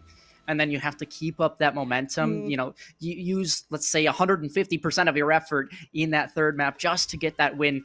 And then you're telling me you got to do it again? And then again after that? Yeah. I mean, that's the danger of relying on a reverse sweep. And of course, maybe not putting that Wuyang Bang out first. Of course, there's so much you can do there. But, that's just how it goes sometimes. As for the interview that's coming up shortly, I'm getting word that it is from Mari, by the way. So if you remember the tank from the winning team, that's exactly who we're going to get to speak to. All right. So we are here with Mari. Welcome, Mari, and congratulations on your win. Hi, thank you so much. Thanks for having me on. Are we hearing Mari? I cannot hear Mari. Hey, guys, I'm super great. I'm so happy to win the match, Oh, there we go. Hello. Oh, hi. So how are you? How do you feel after that match? I'm good. I'm feeling good. I think that was closer than we had expected to be. My first impression, or why that is, I think, on Surabasa, I think we really just didn't respect the HQ enough. Like, sometimes when a demon like that is around for so long, she lurks in the shadows, and you tend to forget how deadly she can be. You understand? So I think next time we give Allison a little more respect, and maybe yeah, that's it. There's no maybe. That's it. Maybe it goes cleaner. Fingers crossed. Yeah. Yeah, I mean, jumping back into that, you talked about Surabasa, but I mean, let's just talk about, I guess that map in particular, you guys didn't end up getting to run the Wuyang. I don't know if you can leak the information here, but it seemed like you guys did struggle without that Wuyang as well. So is there something that you guys are maybe cooking up? Is there things that you're relying on? What's the spiel? Not sure. I think Wuyang is really busted right now, and I think Regime's like already really good at him. I guess we weren't in the right mindset to kind of play that Lucio mirror match when we've been playing with the Wuyang so much. Since they're kind of similar comps, but just having a Lucio, having the speed, having the ability to flip onto the enemy and rotate more is a lot more substantial than it seems on paper.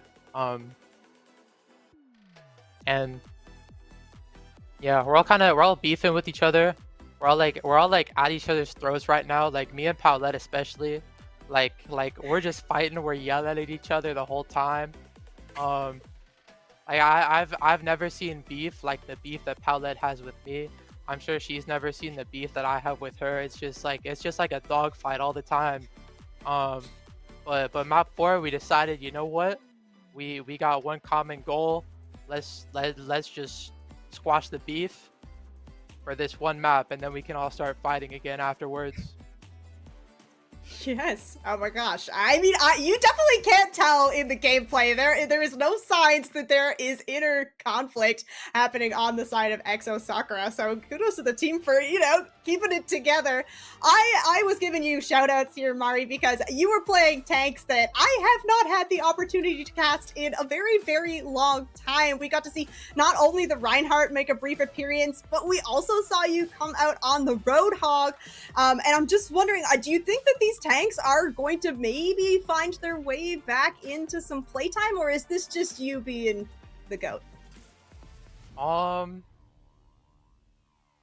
I mean, some could say I'm the GOAT, but I don't know if I could say that about myself, but I appreciate it either way. Um, Regardless, like at the start of a patch, when people are still figuring stuff out, there's always a period where you feel like you can play anything, and it ends up coming back to like Winston or Orisa after 2 or 3 weeks.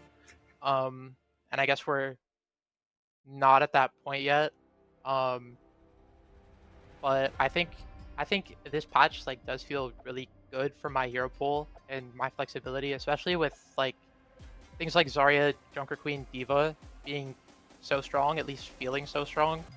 And I think I really get to show that flexibility, which I think is my best attribute as a player. When you talk about the tanks being so strong for your hero pool, I'm sure your team probably has a lot of other characters that they're willing to play as well in this current meta. So I'm gonna ask you to single it down right now. If you had to give an MVP to somebody on your team or the enemy team, I guess, who would you pick? Why? Mari. Fair enough. Because I'm the GOAT. Wait, I said I can't say that. Sorry. I already said I can't say that. I'm Mari because I'm feeling good. You got the results to show for it. Yeah, exactly. You can claim it. We won't tell anyone. All right, Mari. Before we let you go, is there any kind of a shout out that you want to give? The floor is yours. Shout out to Paulette for squashing the beef. Shout out to my parents who are watching. Shout out to my girlfriend. That's all I got. And shout out to my team. Now that's all I got. All right. Well, fair enough. Thank you so much for joining us. We wish you luck in your upcoming games. I'm sure you've still got more prep to do as those games continue. But we're going to say goodbye to you, and we will see you hopefully later, talking to you in the grand finals, maybe. Yeah, I'll see you there. All right. Well, Rain, that was it for our first matchup. And I believe you got word that there is another matchup that's coming. Do you know what it is? Do we have a match ready to go? We do know that we are staying in this upper bracket, of course. So we will be actually following Exo Sakura along as they face off against Nightmare Eclipse. That's a tough matchup. I don't want to be in either side of that, fan bases where you're just struggling to deal with either a Wuyong or the 2024 champions. I mean, it's not going to be an easy game. So this bracket continues, and we shall as well. But we'll jump to a quick break, and then when we do come back, we'll have that Nightmare Eclipse and Exo Sakura matchup for you. Stay tuned.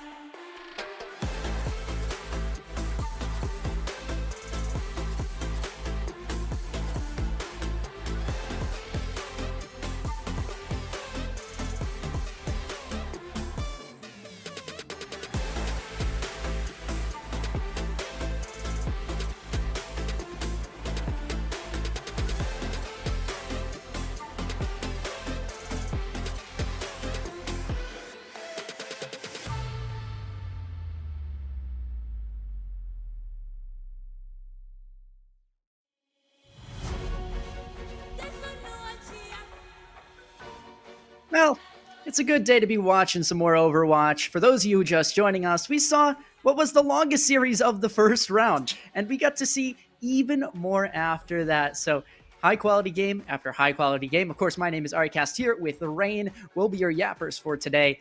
And I mean, let's get right into this. It's Exo Sakura, a team coming off of a win that we just saw versus a Nightmare Eclipse, the former 2024 champions granted a completely new roster. Yeah, exactly. And if you are just tuning in, we're up here in the upper bracket. So, of course, both these teams coming off a win. Taking a look at this bracket. It was DK taking the win over Hypnos. Rebel Hearts falling to Avidity. So that is going to be the other semifinal that is happening off broadcast here. I believe as well, Rebel Hearts was the team that I believe upset Avidity and had a really nice group stage showing as well for themselves. So that to me is kind of, it's strange that that was a 3-0, but maybe we'll see them in the lower bracket. Maybe we'll see what they have to offer. And I guess we could see why they fell short, but we hope for every team to get to that grand finals. And of course, one of them will be getting just as close going to that winter final shortly. Will be one of these two teams, Nightmare Eclipse, Exo Sakura. We already met one team, but we're going to see them again. So make sure you keep refreshing yourselves on these players. Funny story as well, Persona, one of the players on the, I believe you said Hive Mind Baddies was their name.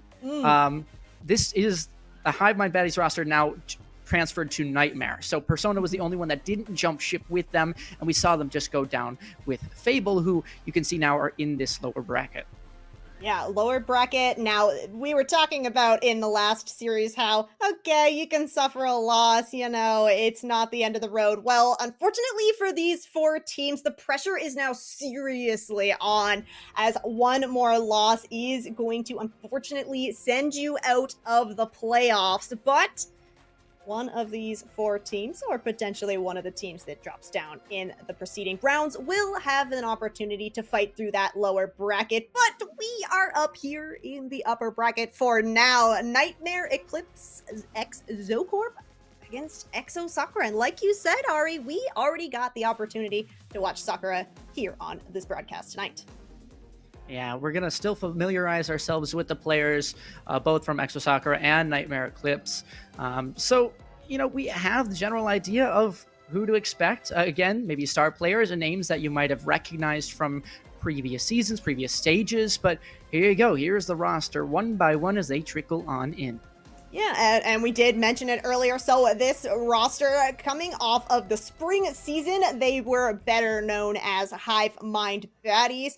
Maybe a little bit of kind of a middle of the pack, finishing in that 5th to 6th kind of bracket in the spring stage. But this is a team which perhaps one of the only kind of rosters coming into this summer stage that hasn't made any changes. Yes, we did mention that Persona kind of off the team now, but this is 5 players that have now 2 full seasons playing together under their belts.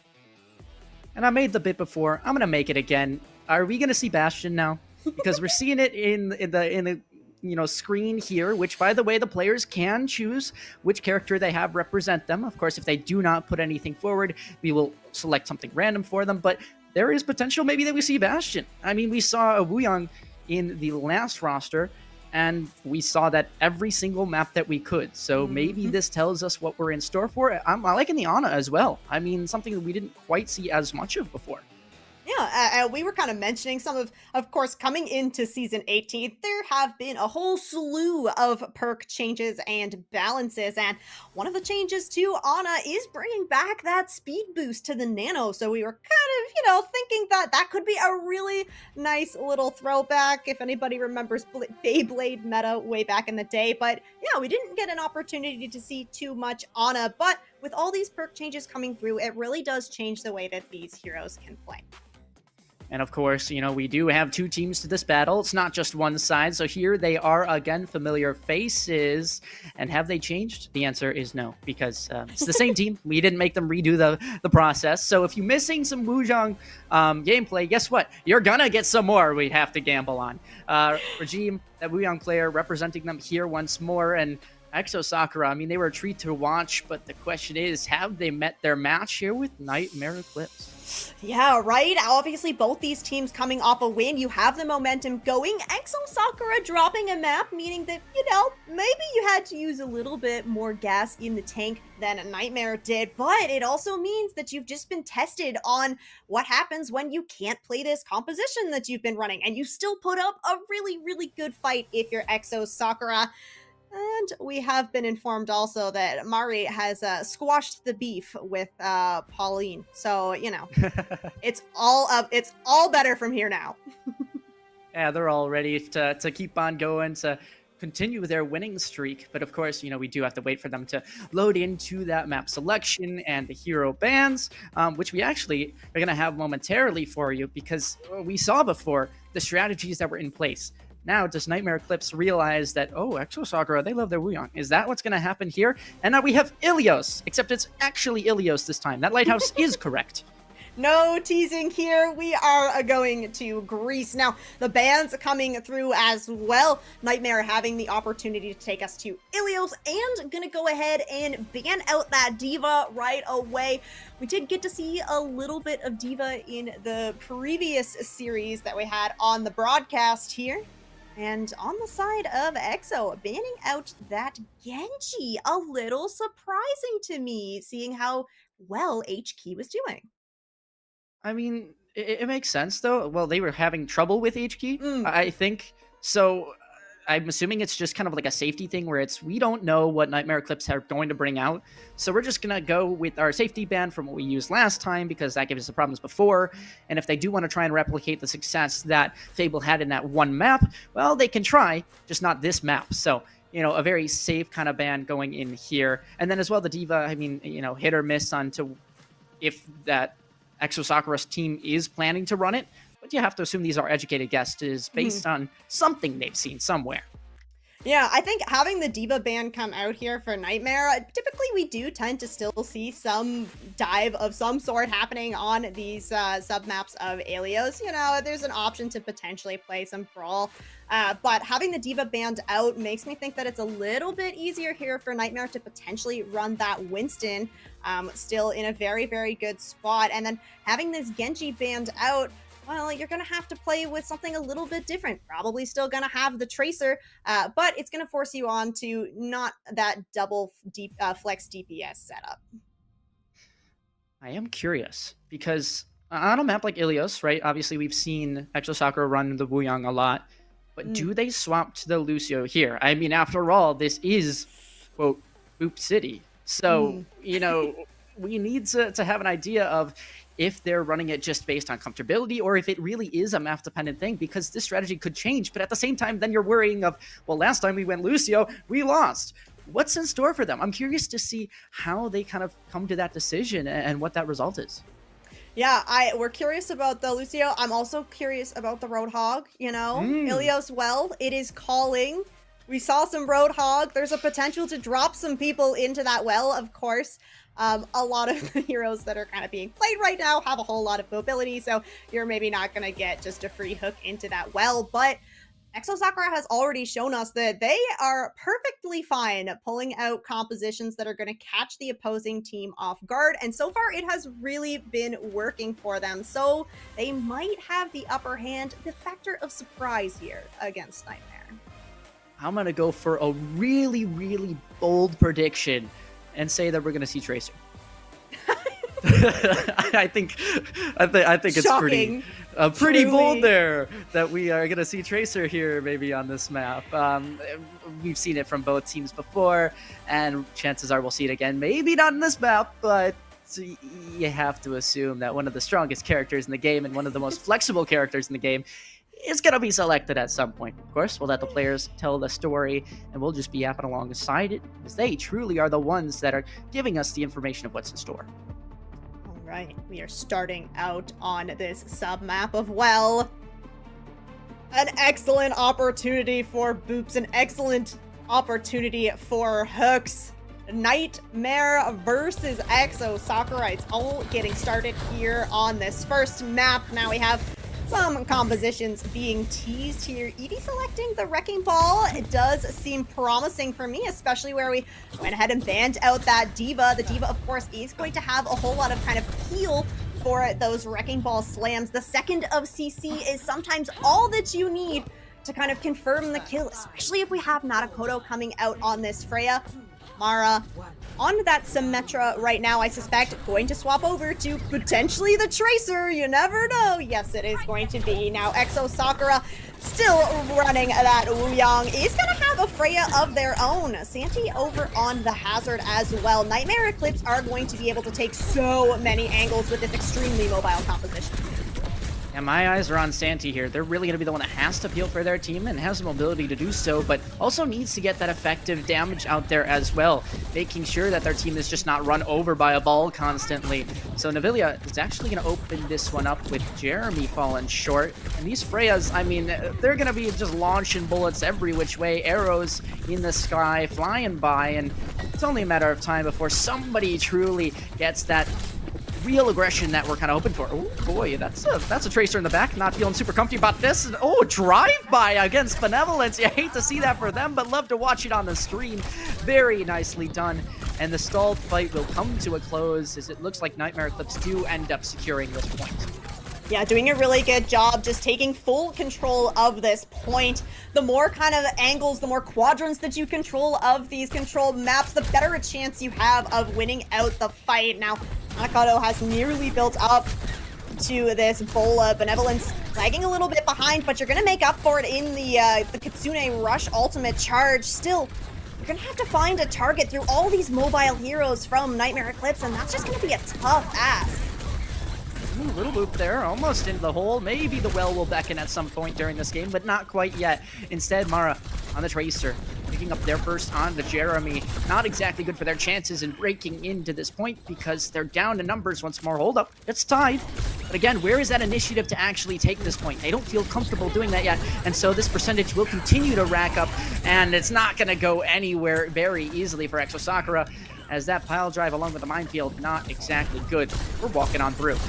Yeah, really nice deny there from Edie on this Wrecking Ball. Manages to get out alive as well. Going to be living for at least now. Exo Sakura, I mean, you use the Kitsune Rush, but you've built up to both these ultimates for the DPS, and you have the downpour. But I've been talking about this mobility from Nightmare Eclipse. It's going to be hard to hit this downpour. I'm just worried that they might recall off the map. Okay, no, okay, we're good.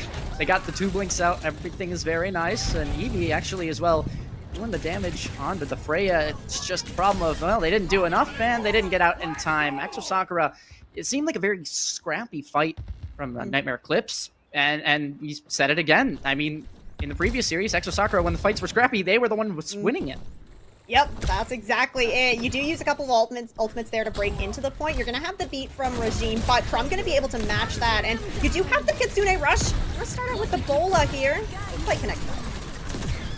Kitsune Rush invested here. Nobody really going to be in immediate danger, although that Kiriko not having too much fun, taking damage up in the skies. Of course, that ball will keep on tracking them down and by.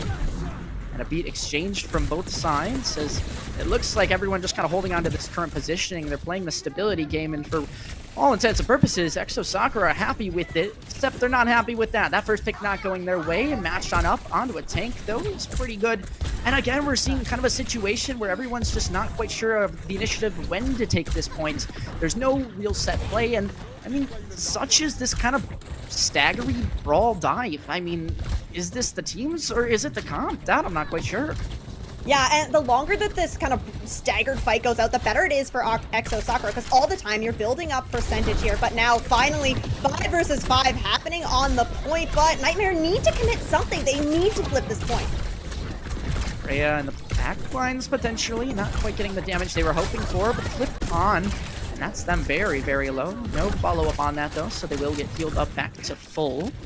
Just waiting to see these initial engagements come on through. We had a very clear source of who was winning the fights based off the first ultimate before, but now a very, very different story. A flip from Exo Sakura.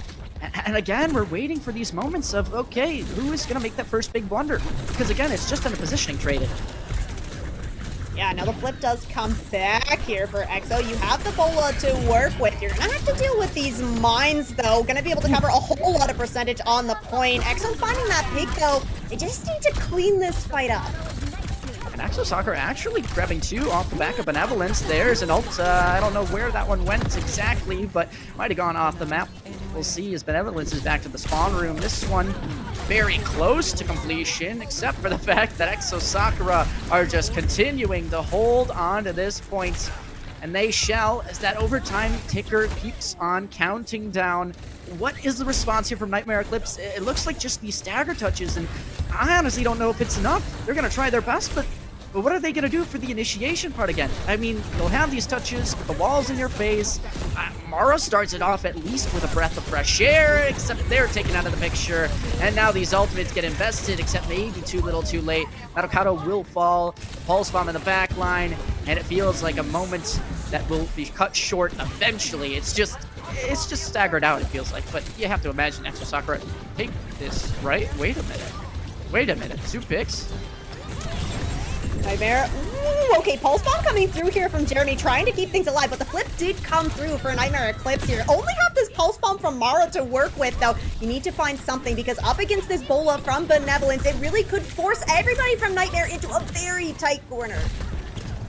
Now we have guaranteed OT, if you will. Both sides on 99%. The flip coming on through. That's going to be the plan of attack here. Mara is trying to touch with 26 HP. This is not at all safe for them. We're still dash off, try and get some extra HP, but now they can't exactly do the damage as they are out of the fight, just trying to get healed on up. The Pulse Bomb, looking for its target, will not find itself, but the recall at least to hold on at this point and keep themselves in this sub-map so far. It's just Exo Sakura, though, dealing out the damage until eventually they can close it out. There they go, taking it 100 to 99. Very, very close, and we might have the closer game of the 2 matches on stream once more. Yeah, how's that for a first sub-map? Oh my goodness. I mean, in the end, it is Exo Sakura, this scrappy team that's somehow able to claw it back there. Really nice stuff. Unfortunately for Nightmare Eclipse, Exo Sakura is doing a pretty good job of, like, winning these scrappy fights because they're staying composed. They're still finding the target focus throughout these fights, and that's working out really, really well for them. Ooh, we get to take a little look at the stat line here. I mean, I will say, Nightmare Eclipse is very, very in sync with kind of these resets, right? And that is going to allow you to get just one more fight in, and that is why they're kind of able to put up this contest against Exo Sakura on their scrappy fights. But moving over on to Ruins, it's going to be the same compositions coming through from both teams. So both these Freyas is who I'm looking at, because now that we're over on Ruins, there's a lot more open space to work with. Open minds indeed, but I'm also looking at, Eevee. It's just kind of adding that pressure on the ball and hoping for those picks, but at the same time, it feels like there's no one there with them this time. It seems like they're alone, but they did enough damage even by themselves. The raining fire from Nadokado in the back, and a nice shot there on a Regime who is not on the Wuyang. Keep that in mind. Nightmare Eclipse, though, should secure themselves the first point cap and indeed start accruing that percentage. All right, yeah, Nightmare getting the first is a nice little advantage here, because you are going to, of course, be able to fire into this incoming team. Ultimates built up. It was a very quick fight there, but you did mention no Wuyang on the side of Exo Sakura. This dive composition from Nightmare Eclipse is really going to counter that Wuyang, where you have a very clear movement ability to be forced out. Again, these fights, it just feels so pokey when you have 2 dive tanks. It's almost a little funky to be watching, but Santi, at least with the early engagement on a Nadokado, and then when you do get up and close and personal, that's exactly the brawl that you think is going to happen. The Hazard wins that one out, and you have the ball just scampering away now. Exo Sakura almost off the map there for the Hazard of Santi, but still they remain strong and grab the fight for themselves. He's now 3 ults.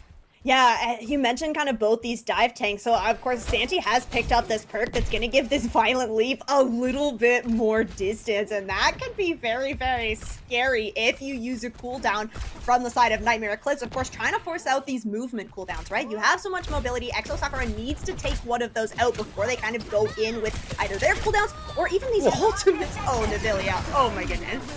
Bye-bye. I'd hate to be that. That's a certified bonk moment where you've met a kunai to the face. Of course, Navilia gonna hold strong here, help their team secure this point, and that should be it. Yeah, the first pick was enough, but the second is nice to boot. And that minefield just to secure things off. This is just additional percentage that Exo Sakura are fighting for. And careful, Hazard. You don't want to stagger yourself too far. Ooh, yeah, okay. Taking this flip over now. Nightmare Eclipse only had to use those mines. Many thanks to Navilia, the bloodthirsty Kiriko. Exo Sakura, though, I mean, you've got 4 ultimates to work with. So now it's going to be who can come out on top and still have ults for the next fight. I mean, this one a trade of the Kiriko Kitsune Rush. This one as well. A beat invested to double support ults as well. Exo Sakura, it looks like they're just trying to dump ults in here, win this fight, and if it works, then so be it. But if not, you're in big trouble. Pulse Bomb doesn't find anything. Unfortunate for them, but where are these picks? Everyone is somehow managing to live.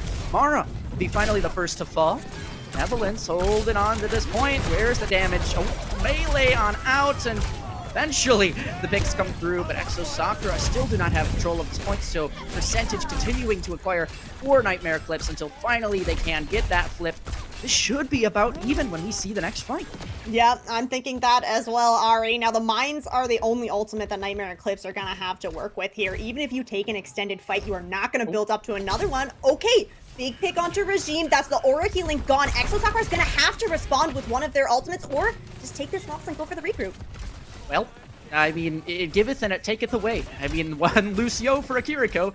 Decide which side you want to be on, because right now Exo Sakura, I think, are happy to be in that, considering they had the 4v5 and they made it an even 4v4, staving off that push and making sure that things don't go to pure disaster. Very nicely done from them to salvage a crazy situation. Yeah, Pauline hearing me sing the praise of a bloodthirsty Kiriko, and she said, oh no, remember me from Series 1? Sure thing, Regime gonna get in that kill feed as well.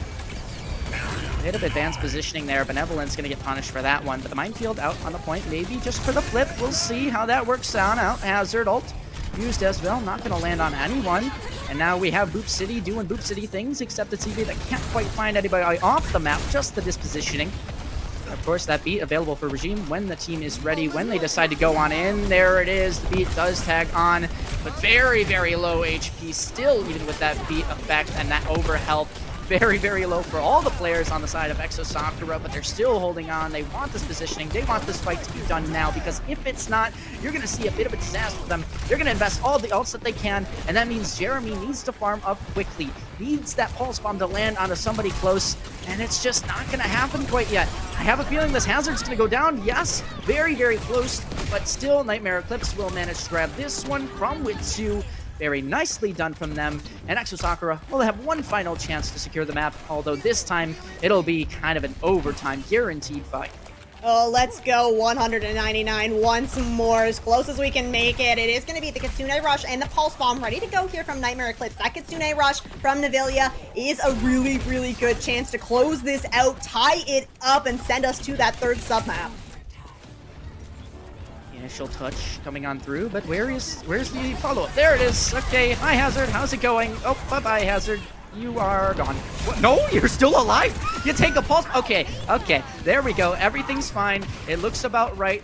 The game following logical consequences, and Exo Sakura falling maybe just a bit short here as they try their best in the final moments of this one, but the HP not tall enough, damage not big enough.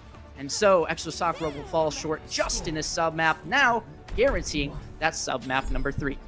Ooh, alright, we are heading over to Lighthouse. Navilia played that Kitsune Rush perfectly. You don't need to go aggressive with it. You know that Exo Sakura has to put a contest on point. So make them touch point, make them deal with this Kitsune Rush. You throw the Pulse Bomb in for good measure as well. There's just nothing really Exo Sakura can do to kind of respond to it. So you're just taking so much damage from so many angles with this Wrecking Ball composition. And I think that here on Lighthouse, there's a couple ways that you can play this if you're Exo Sakura.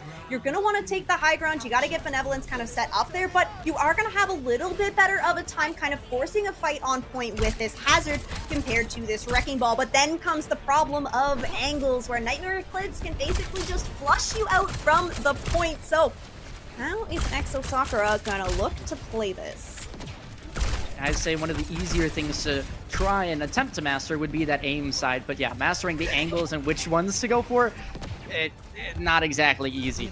You have Exo Sakura holding on to their breath, holding on to the positioning up into the high ground, but who's going to grab the point first? And it looks like for all intents and purposes, Nightmare Eclipse are okay with kind of letting this one slip for the moment so they can get set up, find an opening for themselves, because Ball is not the most brawl-heavy tank as much as some may wish. Yeah, you can try to take the brawl, but you are just a very large ball with a very large hitbox. As Exo Sakura losing the first one, but you still have presence on the point, so you're gonna have to deal with sanity on this hazard. Ooh, the hazard's still in the mix, absolutely. That ball very low. Regime now gone. And this Freya deciding, hey, no more angles. Let's just make it wide on open. Let's go into close range, because how can I miss if they're right in front of me? Well, I say that, and then they whip 4 shots, but it's okay. It's okay. They've still got at least an extra life in this one. In this first fight, it seems to settle down with Exo Sakura taking this point control, but what's going on here? Using it all very early in, and this might see a lot of damage come through, but Eevee can be the only one falling up on it. Just barely makes it back to the land of the free, aka the ground, not the air. And it looks like Nightmare Eclipse will instead pick up the flip. It's a really nice punish onto Santi. I kind of dove back behind the point, wasn't anticipating 3 members of Nightmare Eclipse there to say hello. And nearly 50% here. Exo Sakura not feeling too bad about that, because hey, you didn't use any ultimates. You're gonna have basically all of them to work with in this next fight. But these mines from Eevee are gonna deny a lot of space from this, including potentially the space that's on the point.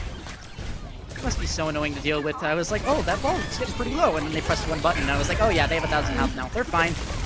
Tsune rush, minefields, everything invested, but it's still all blue and kill feed. Look at that, the adaptive shields making their way to work here, and wow, Exo Sakura, they use at least the Kitsune rush, but 3 ults still available for them, so they're cutting their losses. They're acknowledging that they're not going to be ending up victorious in that one. They'll just go for the reset. We are going to have the beats for both sides. A little bit of an advantage here for Exo Sakura ult-wise, where Benevolence does have this Bola, but who is going to be your target? Everybody's going to be able to basically just roll or run away from it.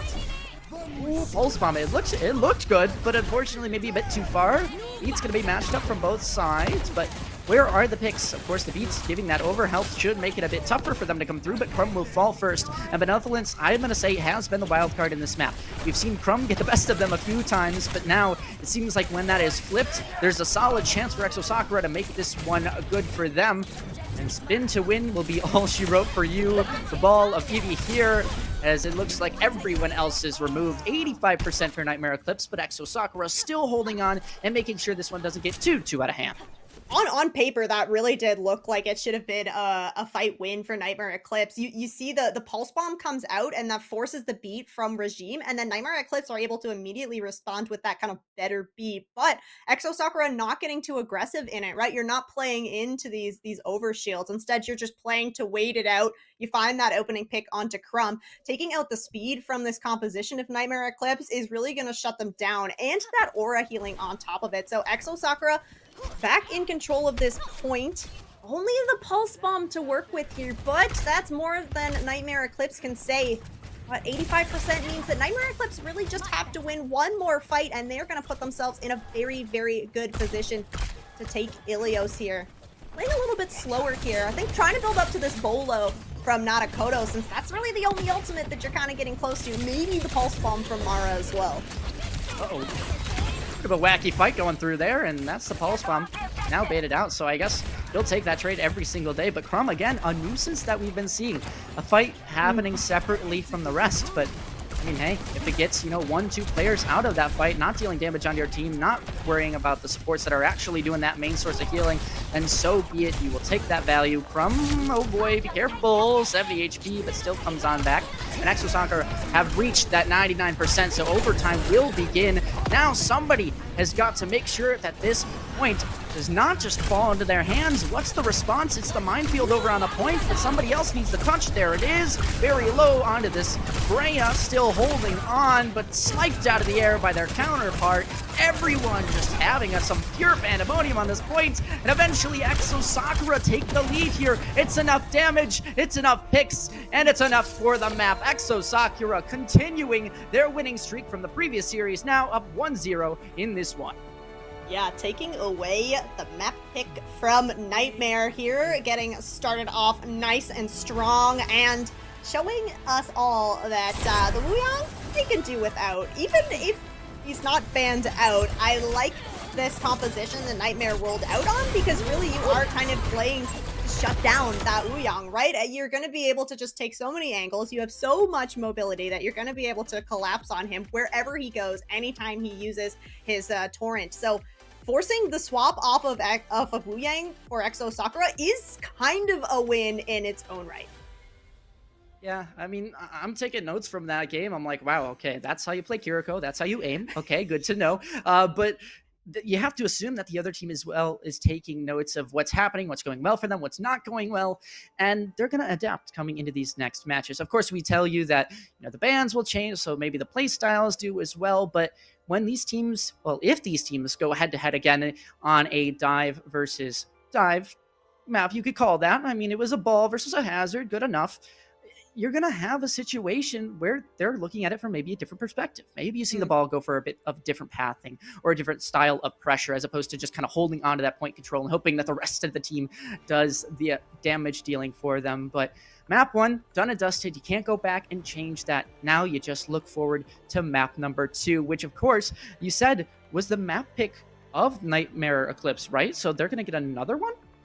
Yep, map pick number 2 coming in here for Nightmare, and they will, of course, get the first ban out here. Now, I do have to wonder if they take us to kind of another dive map. They have pretty much an open map pool to work with now. You can't do control, but every other map type is on the field now. So you have a lot to work with in this second map. You're trying to kind of shut down this momentum, like you said, Ari, that Exo Sakura is kind of building, right? They win on that first one. They've already won before that in the series. So you did force them off of the Wuyang, but this team, Exo Sakura, is just so flexible, right? They're kind of warming up on this Lucio composition. We heard Mari talk about it, that, maybe we didn't do so great on Saravasa because we've really just been playing Wuyang. And, well, now they're warmed up on the Lucio, so this could be dangerous. And as well, the respect they talked about. Just kind of talking towards making sure you address every single part of these games when it comes to the positioning, the angles like you were talking about, just the general game plan. And you have to imagine, I mean, no disrespect to Fable, but Nightmare, we're the champions of 2024. Chances are you have to hold them to a higher standard because they've proven that they can reach that higher standard.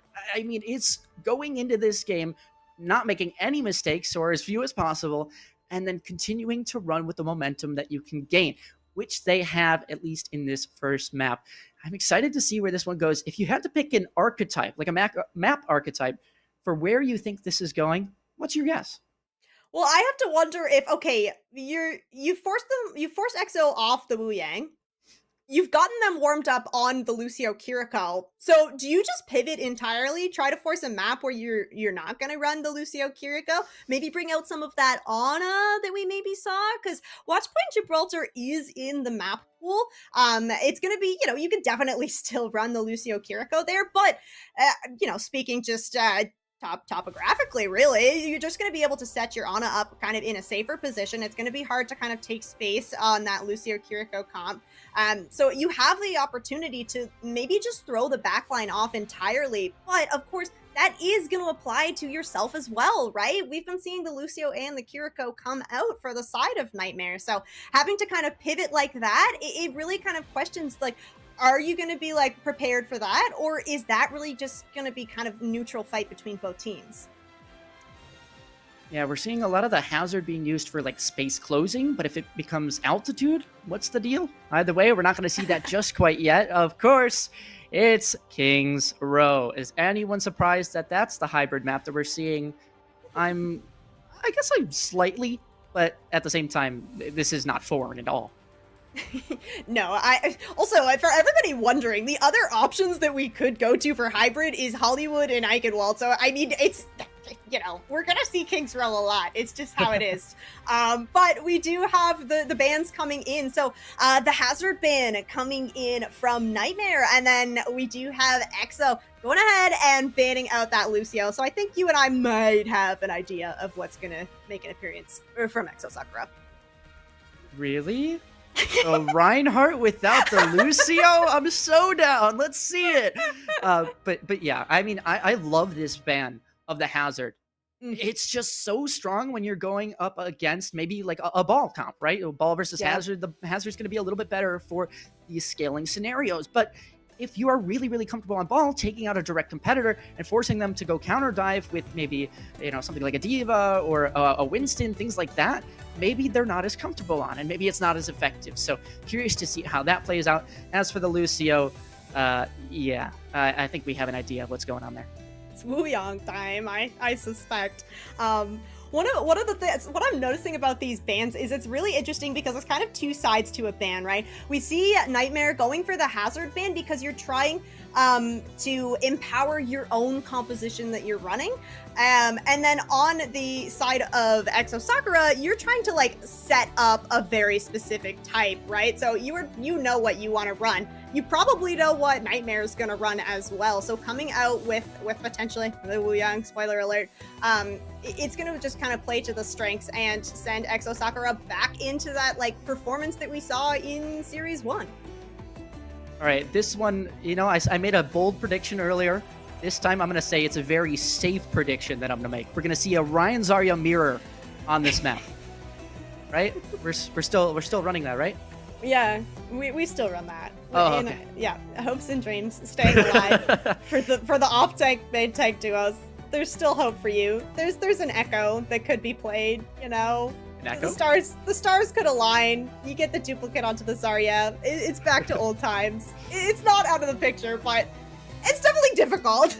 I mean, do you think that there is potential for at least a Reinhardt or a Zarya? Like, do you think one of them will make an appearance, or do you think it will be that ball matched with counter dive? Or I guess we really haven't seen too much else from Exo Sakura. They only really ran the Hazard for the most part last series. Yeah, I think we could potentially see Mari come out on the Diva. We did see the Diva make an appearance here on King's Row for them. And I do think that, that Diva was banned out map 1. Diva is a pretty good counter to Wrecking Ball, or not directly to Wrecking Ball, but it's a really good counter to deny the value that Wrecking Ball provides. And especially here on King's Row, you're going to have that high ground to control as well. And I am pretty much expecting Nightmare's going to run the ball, maybe not on the defense, but I'm anticipating to at least see it on the attack here.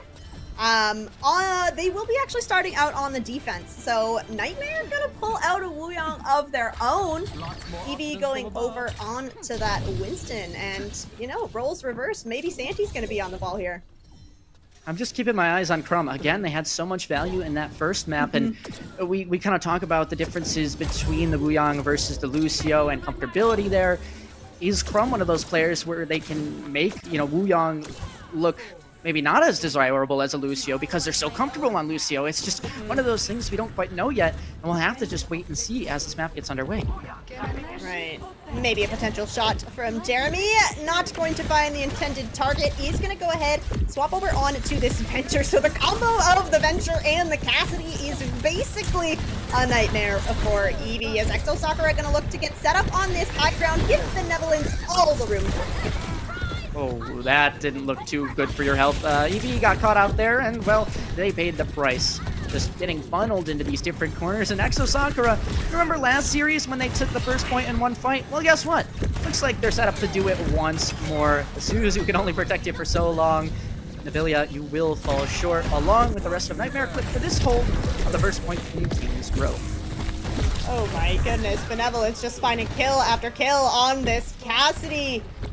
Nearly built up to this Deadeye now. This is really big for Exo Sakura because look at all this space that you're taking. You're basically guaranteeing that you're not going to have to take a fight at that initial choke point. And now that we are already on the streets phase of King's Row, this composition isn't going to work as well for Nightmare. We are going to have Navilia swap over onto the Brig here, but you have to wonder if Nightmare are going to try to just take an early fight here and then maybe make some compositional swaps.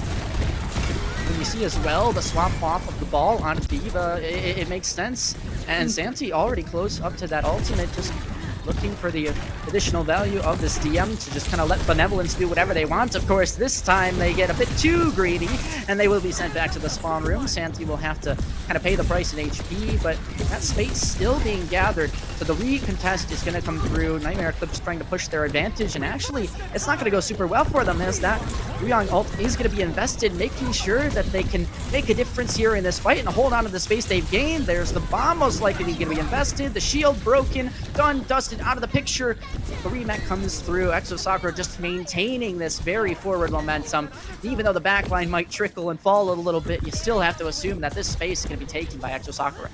It's just far too much poke damage from the side of Exo Sakura for Nightmare Eclipse to really even get a clean engage. You're forcing cooldowns out of Nightmare Eclipse before they can even stage for an engagement. Naruto falling late there. I mean, it's just stagger kill after stagger kill as Exo Sakura just stroll through the second point of Kings. See what you did there. Right as the Cassidy did the roll. I like it. That was good. You know what else is good, Exo Sakura? Just attack on King's Row, apparently. They've stomped through not only the first point, but the first escort segment of this hybrid map. I mean, 5 minutes now going into this final point is absurd. And the fact that they have it with almost four ultimates as well is kind of nuts.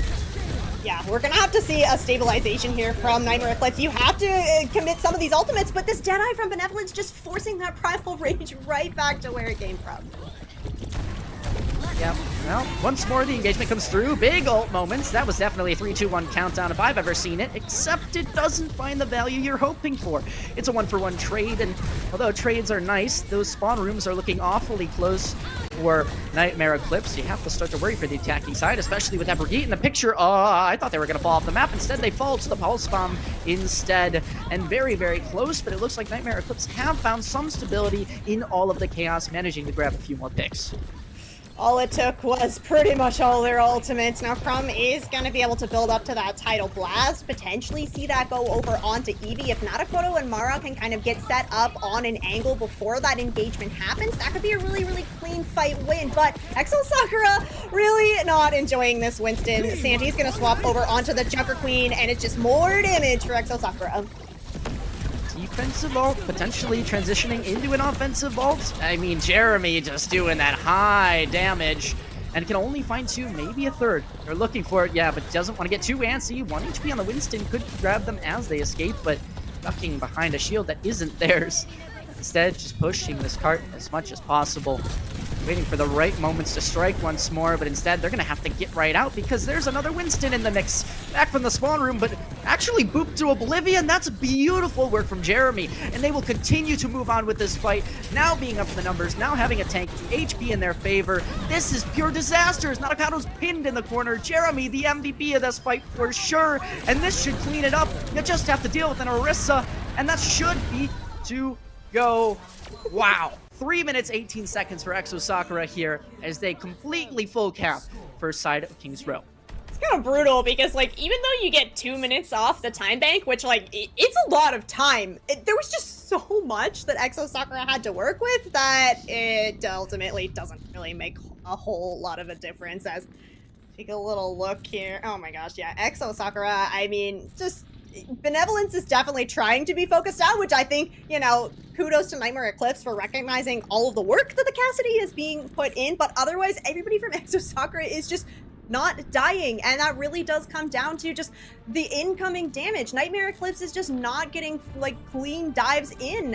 So the longer these fights go, not only is compositionally it's working better for Exo Sakura, but Exo Sakura just in their style of scrappiness are just winning out every time.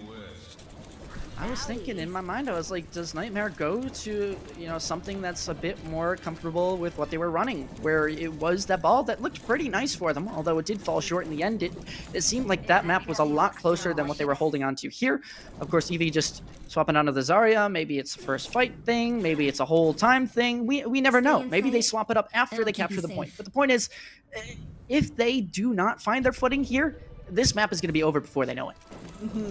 Yeah, Exo Sakura still sticking on this same composition, still a whole lot of anti-dive, so I like Eevee picking this Zarya, gonna come out on a little bit more of a frontline presence. You are still playing with this Genji Tracer though, so you are still gonna have to be really careful if you're Nightmare Eclipse, because Benevolence on this Cassidy is still going to deny a lot of value from your DPS. There we go, dash on in. Yeah, looking for that deflect, but the flashbang grenade, it's going to go a bit wide. Everyone, of course, just exchanging those cooldowns, looking for that first pick. And Genji very, very low. Got to be careful, Narukato. But either way, again, just fighting for that positioning, making sure somebody won't fall, and instead Eevee will be the first, meaning that's not going to be super good for Nightmare Eclipse to keep on pushing forward. As much as they might get a pick here or there, wait a minute, where did the other two come from? There's so many fights going on, it didn't matter that the tank fell. They've secured the point, at least the first few ticks. Yeah, Nightmare doing a good job of just kind of winning their 1v1s that are happening off on the side, which is the nice thing about running this Tracer and Genji, is that if you can get the cooldowns out of the Cassidy, then he's basically just free game. Payload gonna start moving here for Nightmare Eclipse, and honestly, a pretty nice pace. You have more than 5 minutes, but Exo Sakura, everybody got that forward spawn, so unlike when Nightmare Eclipse were on the defense, Exo Sakura are gonna have an opportunity to try and stuff Nightmare in this Archway. You're absolutely right. I mean, right now it's Santi on the Diva versus Eevee on the Zarya, which we know that is essentially some free reign in terms of free damage that they can get off, but you know, where is the value coming in against the rest of the players in the team? There's the bubble as the engage comes through from the Genji, but again, a bit of a standoff here as both tanks just dealing damage from a distance, and Santi is actually kind of away from their team. This isn't super good for them. Now they're split. There's no way to defend yourselves. You're gonna have to use your Wuyang as a defensive measure, and you're transitioning it into an attack, but again, what do you really do here? There's still 4 members for each team. The Kitsune rush in defense, but again, I'm not convinced that anything that's happening right now is going to provide that eternal value that they're really, really hoping for. Very close from all these players to do the damage, but Pauline says goodbye, Mara, and Jeremy will, I guess, meet the same fate. Yeah, a couple of trades coming through here. Now, the cart is still progressing here for Nightmare Eclipse. Exo Sakura is going to get a regroup. You don't want to take a fight when you're down 1, especially where you're coming into this with kind of 3 ultimates ready to go. But there is a Graviton Surge coming online here for Eevee. It's going to be the Blade to open things up, though. Nice little hinder there, actually preventing the first few swings in the movement onto some players, but yeah, that's just dangerous. So we can just hang around from around the corner, and actually gets punished for peeking out just to see if the Deadeye was completed yet, but no, it wasn't. So need a bullet to your face. Luckily, Exo Sakura, that's all that it will take for them to secure this fight. It'll be a reposition here. Just do not go down early, because we've seen what happens when you do.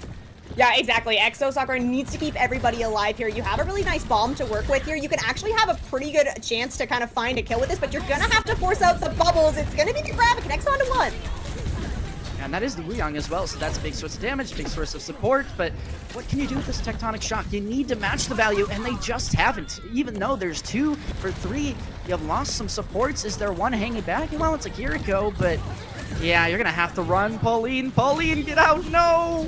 Well, that might be it for their fight chances here, as Eevee looks very strong with that 100 charge, and in the payload, if you will, all the way to this point. Conclusion. Yeah, that's the nice thing about having the Zarya against this composition. I mean, Zarya just eats up poke damage, so even if Exo Sakura is trying really hard not to, you're going to be feeding some energy. Actually going to go ahead, Santi, swap over onto the Zarya. It's a Zarya v Zarya here on King's Row. Support ultimate's ready to go here from Exo Sakura, but the longer this fight goes on, the closer Nightmare Eclipse is going to get to their own.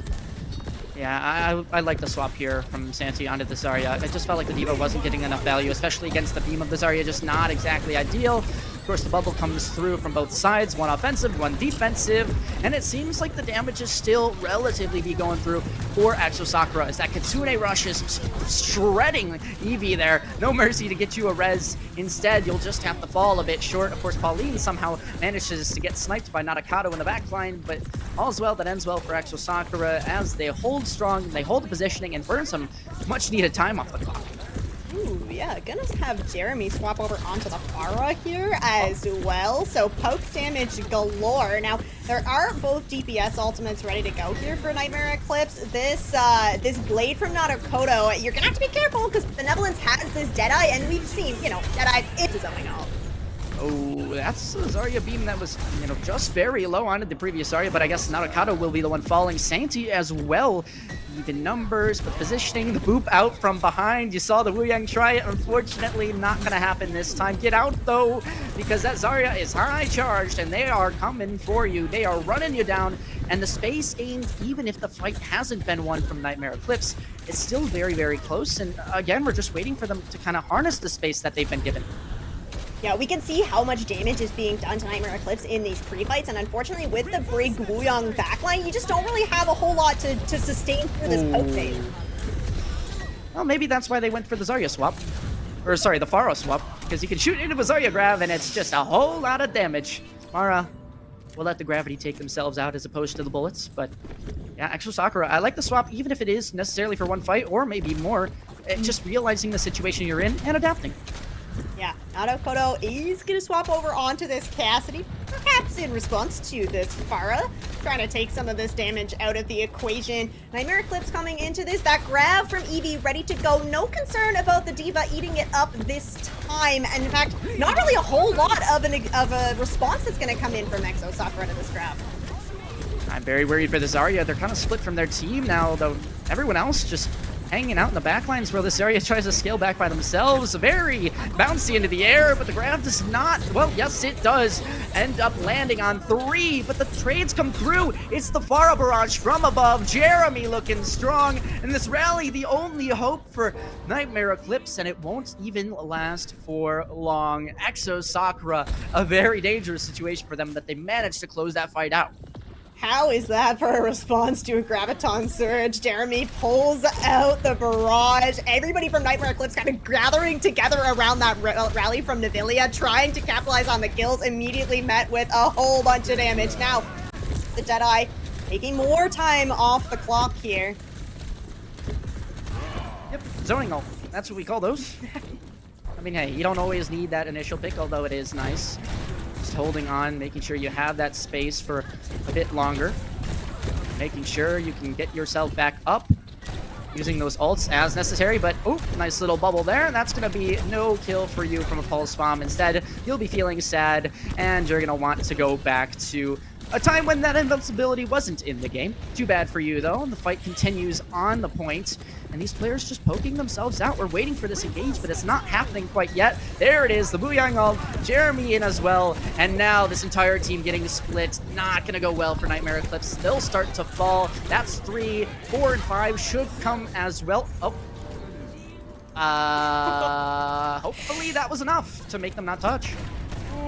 Yeah, we do have Eevee swapping over onto the ball. Narukodo on the Widowmaker, hoping that this Wrecking Ball is going to be able to take enough pressure off, that some headshots can come through, but the touch is not going to be there. Exo Sakura denying the push from Nightmare Eclipse. Gonna pick up this win on King's Row. Let's play the game as the Grav Search, right? Oh, no. Oh, the Barrage. Right, that makes sense. But yeah, let's see this from Jeremy's point of view if we can, because what exactly happened here that they just saw this opportunity? How chaotic did it look? Oh, they just went for it, moving, and yeah, I mean, that's a lot of damage. Not a single rocket missed, it looked like. Just beautiful positioning, great awareness, and overall you're rewarded with that second map, now 2-0 over last year's champions, although it is a technically different roster. Yes, the momentum carrying through here for Exo Sakura. You gotta feel really great about now taking 2 of Nightmare's map picks, and now setting yourself at that match point. 1 more map needed. You've already been able to pull out those 2 picks, so Nightmare really needs to dig deep here and try to find either a map or some hero bans that are going to slow down Exo Sakura. Which, you know what I'm going to say, right? I think I know what you would think as well, and you viewers, you're probably thinking about it as well. It's the Wuyang. Maybe. I mean, if they don't feel it's a problem, then fine, so be it. But we've noticed a trend that whenever they run the Wuyang, they look really, really comfortable, and the Lucio map was the one that went to double OT on that control point earlier in the series, and the one that they ran Lucio previous series was the one that they lost. So if you're going to force them onto something that anything that maybe gives you a little bit of extra hope, I'm gonna say man the Wuyang. Don't quote me though. Yeah, I'm not saying that the last time we saw a map 3 and a Wuyang ban, it went for the opposing team, but I mean, there might be video evidence of this happening. So again, we kind of touched on it the last series though too, Ari. I mean, once that Wuyang ban is out, that is it. But hey, back's against the wall, so if you're gonna use it, it's time. Yeah, better late than never. I mean, as much as, we're talking about reverse sweep territory once more, again, we might see that similar situation of this actually being the propeller into winning a few more maps after just this one. Of course, you do have to get past that first one, and that's a hurdle in its own right, but I think if you're going to give yourself hope down the line, it all starts with just making yourself feel confident in this one, brick by brick, step by step. They can hopefully take it all the way down. What did we see? We saw the hybrid map, we saw a control map. So what's next? What are you thinking we're seeing? Okay, so here's what I'm really curious about with Nightmare Eclipse, because we were like, okay, maybe you send us to Gibraltar because you're gonna force a dive. Then you send us to King's Row and you force a dive. Interesting strategy, but it's still on the table. You still have the opportunity to take us to one of those escort maps, put us onto a dive map. The dive looked good. It's very obvious to me that this Tracer Genji composition is working well. It's just a matter of kind of composition. Exo Sakura was just playing all of the poke and anti-dive that they possibly could, minus maybe a Junkrat or a Torbjorn. So it's just, you're not able to kind of find the footing there. So I'm gonna once again go back to, maybe we should go to a dive map. Play your dive on a map where it's gonna be extra good. Yeah, I mean, let's give you the counterpoint though, right? Because obviously if we just say, oh, well, they're good at dive, they just play dive map. Well, guys, remember they also lost the first time they played dive, and they lost the second time they played dive. Do with that information what you will, but maybe they try and swap it up. Of course, we don't know exactly what they're comfortable with, what their hero pools are. Of course, we'll get a good idea as these playoff stages continue to move on, but we're already getting a feel for what Exo Sakura are happy with. Hazard, literally anything it feels like at this point. Wuyong, Hazard and Wuyong. And just, anything else they can kind of scrape together. The Sojourn was working well for them. Genji, Tracer, I mean, which one do you even ban if you think about it that way? So I think just thinking about your own strong suits, if that is the brawl, if that is the dive, go for that. Just play your own game, because at this point, that's what you need to do. You're not trying to anti-strat, because you're going to have a long anti-strat way for 3 whole maps if that's the case. Yeah, that's really so true. I mean, we've seen that trying to ban out specific heroes, Exo Sakura is going to play around it. We heard from Mari herself. I mean, they're a very flexible team. Everybody is going to be able to kind of pivot onto a different hero. And oh my goodness, Surabasa, map 3, it's a trend. But this is what Nightmare think is going to be able to turn things around for them. I mean, this is technically a good trend if you're thinking about it from Nightmare's perspective, right? Because Surabasa, well, that's the only place that Exo Sakura didn't end up winning on. So, very base logic. Wait a minute, they lost that map. Let's beat them on that map too. I'm all for that. Take anything you can.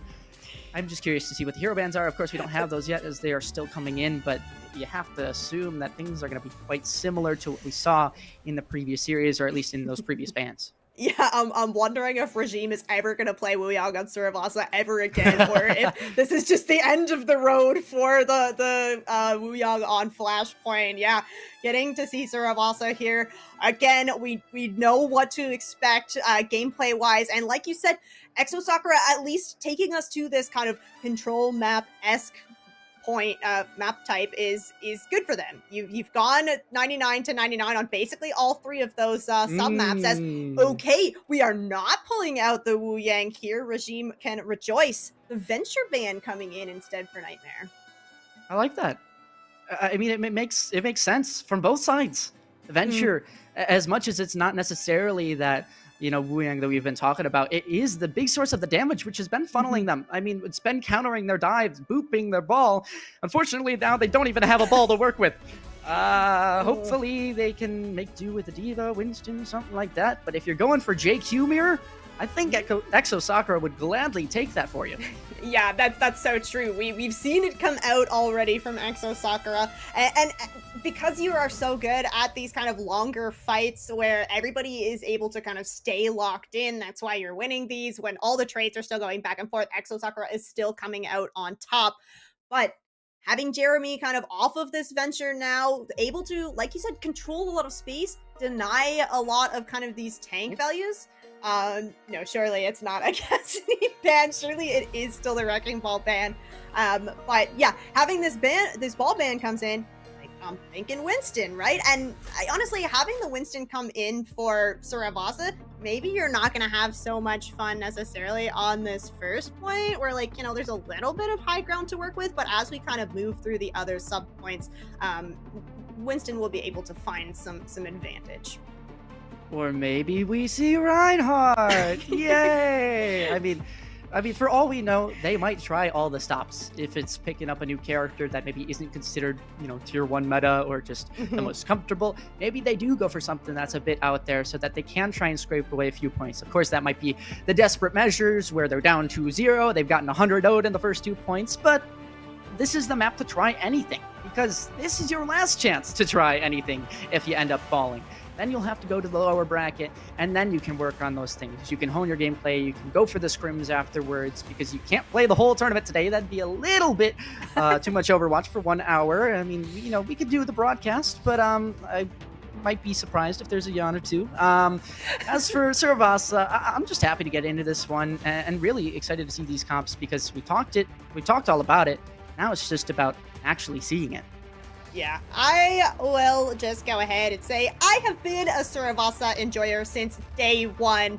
I was so nervous when I heard about a Suravasa rework coming through, my beloved Suravasa, but they did a fantastic job really keeping kind of the main premise of this map while opening things up a little bit, making it a little bit more fluid when you move from sub point to sub point. And of course, the other Flashpoint map that we had in the map pool was Atlas, so people not necessarily looking for that newer Flashpoint.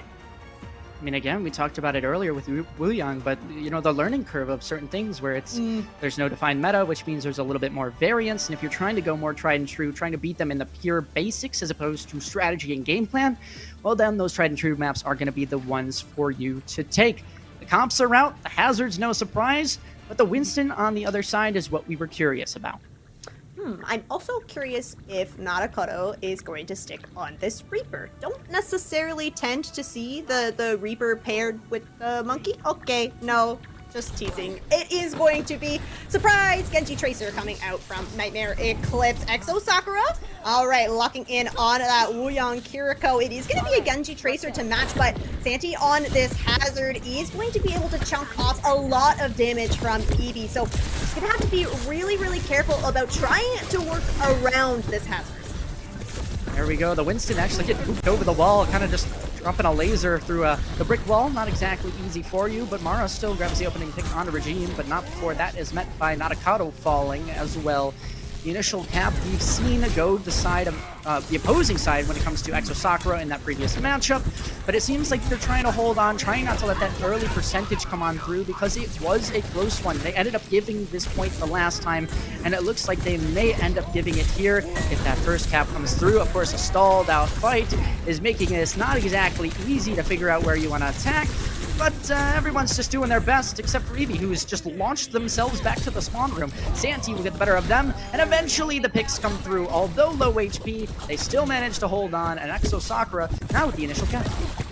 The fights need to be cleaner here from Nightmare. You need to allow Narakoto and Mara to get set up on these angles so that when Eevee goes for that dive engage, you're gonna have the damage there to follow up. Right now, a little bit too split. Ow! That was just 3 shurikens to the face and a dash. I mean, that's just nasty mechanics or good positioning. I don't know how that happened, but costly, because this fight is essentially over. You lost 2 picks. I mean, now you're just fighting for ult charge and percentage, and even that's not really going to happen for you. So, Nightmare Eclipse, back to the drawing board. Yeah, and again, Exo Sakura is just going to win out. If you're taking these head-on fights against Santi on this hazard, you are not going to come out on top. Now, Exo Sakura are going to have both these DPS ultimates and a rush on their side. Mara with the Pulse Bomb. Maybe you force out some cooldowns from Pauline and go for that. Maybe you try to find that Pulse Bomb onto Regime, who doesn't have that ultimate to kind of go for that heal. Very risky there for Regime. It felt like they were getting, punished for their positioning, and it seemed like they had to use their cooldowns like the way eventually they do fall for it. and actually Eevee will even the numbers. However, everyone else starts to fall behind them, so it's a game of whose backline can kill whose front earlier, and it seemed like, well, Exo Sakura are happy with the result of this 3 versus 3, but Eevee, 24 HP, has to get out. Is this going to be the timer? Are they going to have a touch? No! So the Pulse Bomb enough, it grabs Crumb, Eevee down to just 1 HP, and that means Exo Sakura will take the first point, contradicting themselves from the first time they played Surabasa today. Yes, they have learned how to navigate this. Now, at least Nightmare have the ult advantage here, kind of a serious ult advantage, only the Primal Rage being invested there, but it is going to be this Tidal Blast available here from Regime. Exo Sakura could ult to just take a dry fight here. Yeah, and it looks like they might be Regime trying to hold strong, but that Blade's going to take down Sue, and they have the beats as well invested just for a bit of security. Just making sure that this is clean enough to the point where, you know, you're not getting staggered, there's not a fight repotential when it comes to... Bye, Jeremy. When it comes to, you know, re-engaging in these kind of staggered moments, but looks like Exo Sakura okay to take that dry fight, but well played by Nightmare Eclipse. Yeah, Nightmare Eclipse is doing a really good job splitting up Exo Sakura, which is, if you're going to take these dives, 1, you have to get set up, 2, you have to try and force Exo Sakura out of position. Crumb will fall early here, even before the Kitsune rush, so the spacing might be gained, but the numbers are not. There's the touch onto the points, and now this becomes a very big problem. What do? Do you go back to the point? Do you continue the fight? The answer is you lose both. Regime has taken you down off of Wuyang. One trick doesn't matter. Lucio's just as strong for them, and Exo Sakura happy to get that percentage acquiring very quickly soon. Yeah, and you're going to have the Kitsune Rush very soon, and building up to the Downpour and the Blade here. So Nightmare Eclipse kind of in an ult deficit right now. You take a little bit longer of a fight if you're Sakura, and you're going to be able to commit the Kitsune Rush. Your Navilia is so far away from one, you're not going to have anything to really worry about in terms of a response.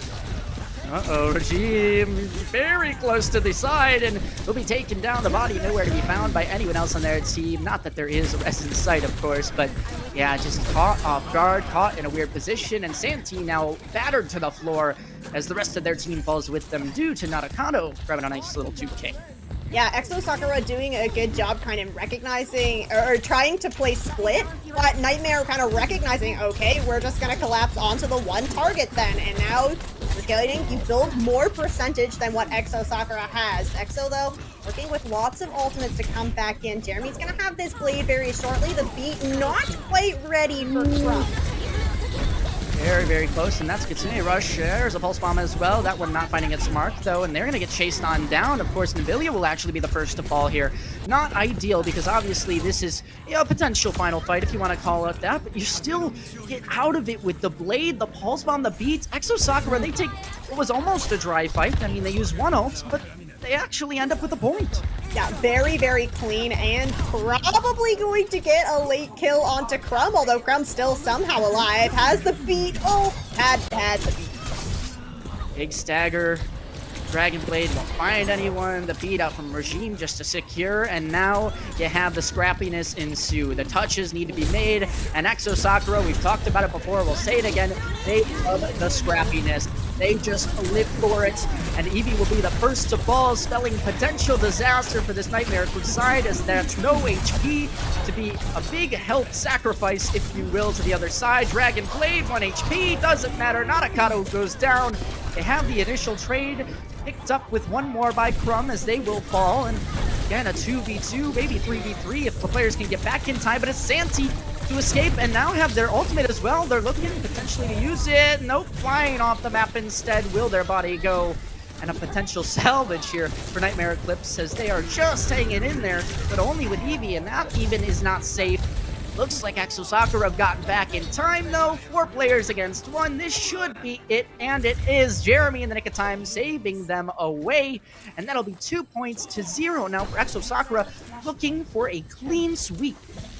Yeah, not only are Exo Sakura coming out on top of the scrappy fights, but you also have Santee on the hazard that's just going to win out on the point control compared to Eevee on this Winston. You're just able to do so much damage, and now Exo Sakura getting set up first on this temple point. You're going to have this Downpour still ready to go, and the Kitsune Rush. Nightmare Eclipse Trying to make something happen with the pulse bomb. Very high damage being dealt out here. I mean, yeah, the hazard ult, it grabs actually one with the impalation of the ult itself. And then, of course, the following picks coming on through as a result. 3 kills, just an ult farm for Exo Sakura, as well as Nightmare Eclipse, except for the fact that Exo Sakura are the ones that take the point, so they have the upper hand. Alright, percentage building here for Exo. Only had to commit that down for. Did a really good job kind of just taking the fight where it was at. You don't force yourself onto the point. You instead force Nightmare Eclipse into a really awkward choke point kind of over on the side here. And I think like Nightmare Eclipse actually might be forced into this choke point once again. Trying to take the fight down main. I'm scared. Benevolence? Just make sure you don't go down too early, because you need to use that pulse bomb for this fight, of course. Be careful of the kunais whizzing past your ears as well, but Nadokado falls early. Both supports in the backline actually having a fight of their own, and that means they can't help out the tanks on the points. This is a great play from Benevolence. It was risky, but it works out, and now you're looking at a potential to continue acquiring that point. Of course, EV at least grabbing one back, but I don't think it's enough. I think they're going to fall short, and at least the flip was made for them so that it's not 90% on the board for Exo Sakura, but it's still not ideal. Yeah, brief percentage gained. At least you only commit that primal rage. So you're gonna have the 4 ultimates to work with now if you're a Nightmare. Now, I kind of said this earlier, but we really need to see kind of a setup come through from Nightmare. But it's just Exo going first in these fights. Oh boy, Nadokado needs to get one here, or at least just stay alive. The blade invested here, as well as the touch going back on a point. That was the whole game plan, is Exo Sakura don't want to even give them a chance. But now it's a 1v1 that actually goes the way of Nightmare Eclipse. Not quite sure who was even the one touching the point, but looks like they're going to choose just to give it. No. Exo Sakura is now 1 fight away from taking this map and taking this series, but Nightmare Eclipse have 3 ultimates to try and stop that from happening. 2 of those being the support ultimates is really, really good here. With this Kitsune Rush from Navilia, you can basically let Exo in and then re-engage with that rush.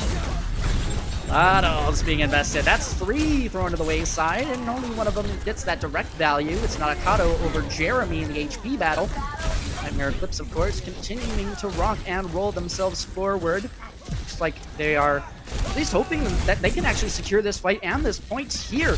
It's going to be close, but Benevolence actually falling makes that much more doable. The wall comes through, but you need to touch 5 players on the point for Nightmare Eclipse, and it should be enough. It's the Kitsune Rush that's the added support, the added heals, but there's no numbers gained. Nobody can touch this point, and it will be secured as the rest of the players fall from Nightmare Eclipse. 1 more lifeline granted. What can you do with it? This would be the ultimate reverse sweep if they came back from that. Ooh, yeah, Nightmare Eclipse. I mean, a really good Kitsune Rush there from Navilia. She's able to hold on to that until, again, it's the forced touch from Exo Sakura. Just echoes of that Ilios Ruin sub-map. Now, though, Exo Sakura already getting positioned near this Garden's point, and they're going to go ahead and use their Kitsune Rush. Scrappy again. Is this one? You got a Winston on one side, you got a Beat on the other, and somehow a Tracer's facing 3 people and not getting punished for it. I mean, it's a life that you just live as a Tracer player, and you have that mobility to kind of get on out. So Sakura almost, it looked like, had that first cap completely uncontested, but it will go to absolute shambles as Jeremy falls first once again. It's just tough to get that value when you have the beam. Can't exactly deflect that as a Genji, and Nightmare Eclipse at least holding on to the fight for the moment, but that's the rest of their team going down. Eevee maybe extending a bit too far in the backlines, and that's them being left to fall by themselves. 29% and counting for Exo Sakura. Yeah, nice play there from Exo Sakura. I mean, you see Eevee go in for the dive, and you basically just opt to go for the counter dive, as that is going to be 50% now already. Exo Sakura is trying once again to close out here on Surabasa. You're going to hold up close here because you're looking to create choke points. You want to make it as hard as possible for Eevee to get in on a dive without forcing something out. Oh boy, I'm worried about this positioning for the Lucio. Obviously, they get booped out of position, and yeah, they do get punished for it. That's no supports here. I better not see an ult invested by Nightmare, and at least it's just one by Exo to make sure that things are secured.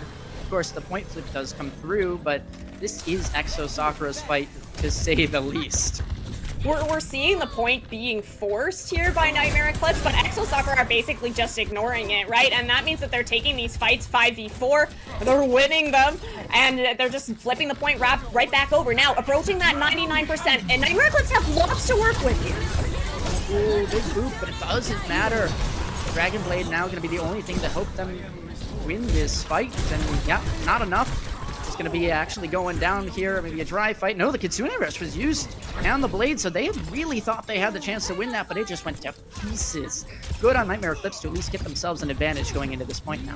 Oh, yeah, you gotta be worried about this next fight, though, now if you're Nightmare, because that was 3 really big ultimates now gone. Sure, you have the Pulse Bomb, but hey, Benevolence has a Pulse Bomb to answer, and there's a beat on the side of Exo Sakura, so they could just go for one of these longer fights that they already like, and then you have the beat for the mid-fight, and Nightmare Eclipse are just not going to be able to sustain through it.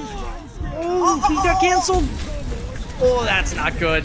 I mean, do you cut your losses and just kind of go down here? You try and salvage, and I think with that second support falling, you just say, yep, we're going to take the L on this one. We'll go back, we'll reset, and maybe we'll just get them ourselves an extra fight here with this last one, or maybe we'll give it up and just go to the 5th and final point. Up to them. Beautiful read from Nightmare Eclipse. You know that Regime has this beat ready to go, tries to do an engagement, you able to shut that down entirely, and now Exo Sakura is scrambling to try and close out Gardens. Crafty fight potentially in the store for us. Pulse bombs exchanged, both hitting the floor, and it's Crumb's body as well to join them. Looking very, very close. An HP for Santi to the ground, but they still hang on. 2 picks, and this is looking really, really good for Exo Sakura, as now Mara goes down as well. You're looking to get yourself the advantage, but it's never there. Navilia falls. The ults are invested. The damage is too much, and Pauline secures it with 2 final kills. There's one more for Santi, and that is all she wrote. Exo Sakura take this in a clean sweep of 3-0 in terms of maps. Oh, keeping that momentum. Absolutely going here for Exo Sakura. Not missing a beat, you know. Making Ilios look a little bit close there, but as soon as Exo figures out the way that they need to play, they really lock it in. A little bit of a fumble here on Surabasa, but cleaning it up in the end. I have to say they did miss one beat, and it was when they actually when they were about a foot away from the ground, but it's okay. Either way, they come out with the win. Exo Sakura, we can point and laugh all we want, but they are the winners, and they absolutely deserve it. They showed it to us that they have what it takes, and now they are in upper round 3, which I think is the upper semifinals, or oh no, the upper bracket final. So that is a big accomplishment for them to now guarantee themselves. I believe that's top 3 if my math is correct. Don't quote me on that. I'm probably wrong, but congrats either way, Exo Sakura. Yeah, unfortunately for Nightmare, this does mean that they are going to get knocked down to that lower bracket. An opportunity perhaps for them to kind of recollect themselves. You know, you've lost the momentum, but you still have hopefully a little bit of gas left in the tank, as you are going to have one more match tonight, and that is going to decide if you go forward in that lower bracket or if we say goodbye to Nightmare. Well, we were following Exo Sakura's journey for at least the beginning of this day. Unfortunately for Exo Sakura fans out there, we will not be, as they, I guess fortunately for their sake, are not in the lower bracket. So we'll head to there after a break. Of course, we might have an interview after this, so stay tuned if you want a little bit of that inside info.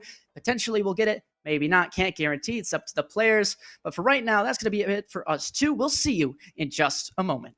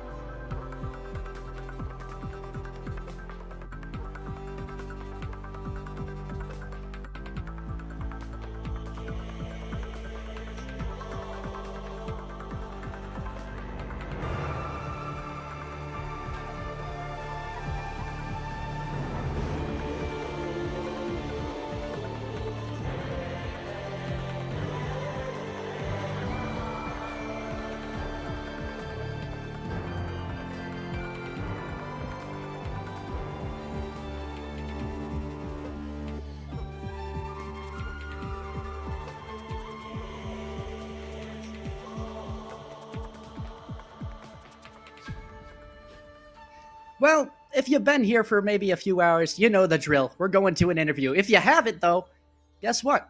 We just had an absolute banger match. It was a 3-0 on paper, but like, let's be real, that was pretty dang close. And now we get ourselves an interview potentially with the person who we've been harping on the whole time. It's a Wooyoung player, for those of you that might be curious. We won't give the name away, but I mean, come on, let's be real. We know who it is. Anyway, let's take a look at the series, though, and kind of recap what happened before we get to that person and their experiences. Yeah, so Exo Sakura, I mean, we got to see them in Series 1. They did drop a map in that, but bouncing back with a clean 3-0. Though, like you said, there was some back and forth happening here. I'm especially looking at you, King's Row, and Ilios. Maybe Saravasa a little bit harder here. We were, mentioning the hero bans that come through on that third map. Didn't see that Wooyoung coming out, but I mean, I guess in the end, Ari, it wouldn't have made much of a difference. Yeah, I mean, we're seeing that the Wrecking Ball, although it did have that kind of tone setting factor in the first map, it ended up kind of just being a threat, or maybe something that was just something to keep in mind. And I think it did play its part, right? Obviously, we saw the Venture ban because of it. We saw the Ball ban because of it. Everything kind of, even the Hazard as well. But at the end of the day, still 3-0 in favor of Exo Sakura. So they will continue to move on in that upper final now as they move into. But I'm just excited to see as well that Nightmare Eclipse, they have another life, right? As much as we were saying, okay, they end up falling, I was looking at the bracket, and whoever they're up against is going to be a banger matchup, because I believe one of the people that they lost to is guaranteed to play them. I could be wrong on that, but I think there's still potential for a very, very solid matchup. So keep your eyes peeled in the coming days for that one. Yeah, exactly. We are going to have one more series a little later on, but so far it has been the Exo Sakura show, honestly. The next one, of course, since they won, not going to get a third series broadcasted in a row. They will now be taking a little bit of a break as they prepare for the next one, but heading down to the lower bracket, we will get a chance to revisit an old friend from a previous broadcast. So it's really nice that we get to kind of follow along some of these teams throughout the day. I mean, we know who it is. They got the spoiler on the graphic. It's okay. It's Fable. Right, guys? The team that played against Exo Sakura earlier and actually made it pretty close on Servasa, where they ended up taking it, and then they ended up, making it close on some of the other maps, unfortunately, but anticlimactic in the ending of King's Row. But the point is, if you have a team that can go toe-to-toe with a team like Exo Sakura, one of them that's probably going to make grand finals, or at least is in the upper finals right now, you have to assume that they are a force to be reckoned with in this lower bracket. And actually their matchup as well, going up against an opponent they played in the last week of the group stage or the Swiss stage, they actually 3-0'd them. So this is a chance for revenge from their side. And then also, a bit of potential just to, close it out and set the tone, saying we can 6-0 you. Oh my gosh, not the 6-0. I mean, it's there, it's possible. And you know what else is possible? An interview with Jeremy. Jeremy? Wait, do you mean I lied? Ooh. Well, hello, Jeremy. How's it goes? This is a weird looking Wooyoung player, I have to say. Not exactly the one I was expecting to see. That's okay. How long have you played Wooyoung for? No. I don't think I played him. I think I played him in practice range. Yep. That's honestly my length of skill with him as well. But let's get to it. I mean, the Venture. Let's be real. That was so annoying for the other team, I have to imagine. What is your experience on Venture like? Like, do you constantly scrim on Venture, or is this kind of one of those, like, okay, we went up against this Nightmare team, we want to specifically go against them with the Venture? No, I'm very, very known for my Venture. I would be surprised if there's like more than a dozen people that have more experience in Venture than me in both scrims and ranked. Like, I can think of one. It's like Jesper Swag, an EU player, plays more Venture and probably plays Venture better than me, and that's about it.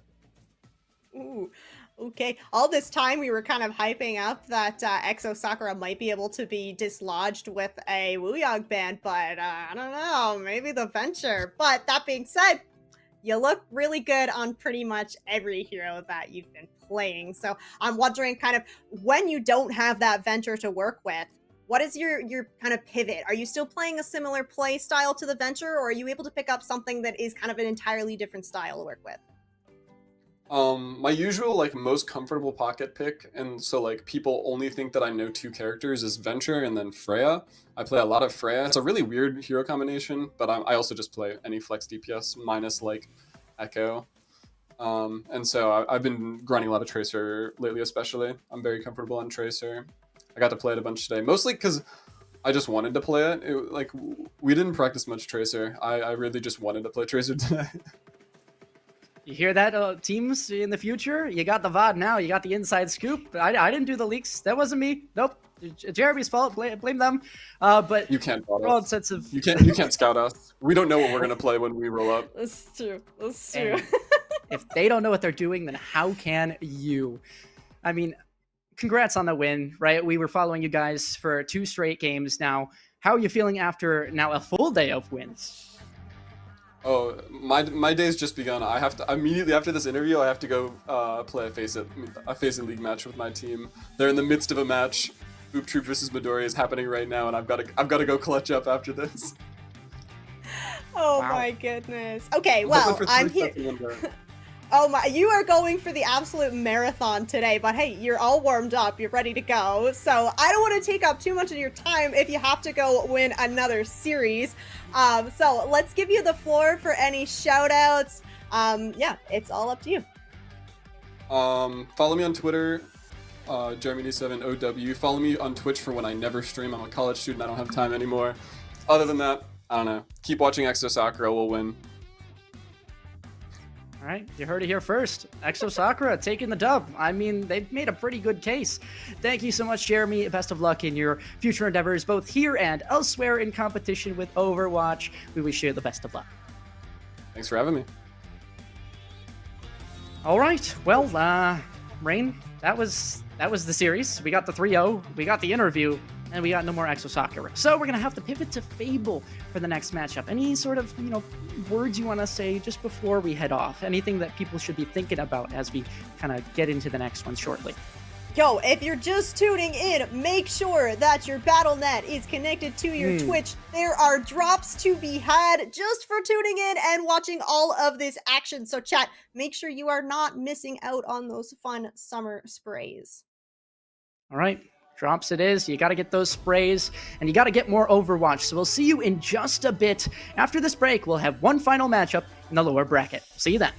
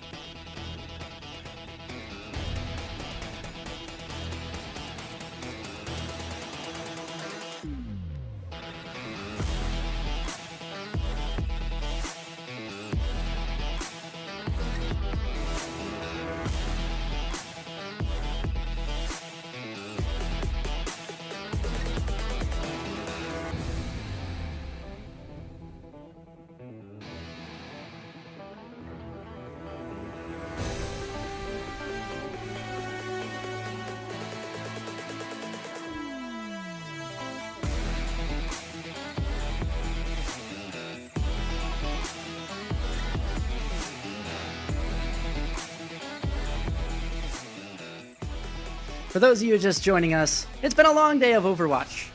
But guess what? We've got some more, so it's okay. You got one more series this time for the Summer Series playoffs of Calling All Heroes. We're going to be in Losers Round 1, Fable versus Cafe Violet. My name is Aricast here with Rain. And Rain, tell us a little bit about these teams and how they've been going today, because it seems that they're in the lower bracket because maybe things didn't start off so well. Yeah, so for Fable, they were sent down to this lower bracket right away. Cafe Violet also sent down to the bracket right away. Now, Fable did manage to pick up that one map win against Exo Sakura, and we got to see that in Series 1 of tonight. So if you're just tuning in, you could go back and watch that a little bit later. But yeah, taking this down to the lower bracket, this means that unfortunately, at the end of this series, one of these teams is going to be eliminated. The other one will move on to face Avidity. I mean, both of these lower round 2 matchups are going to be crazy. You have Nightmare Eclipse going in that second lower round 2 spot.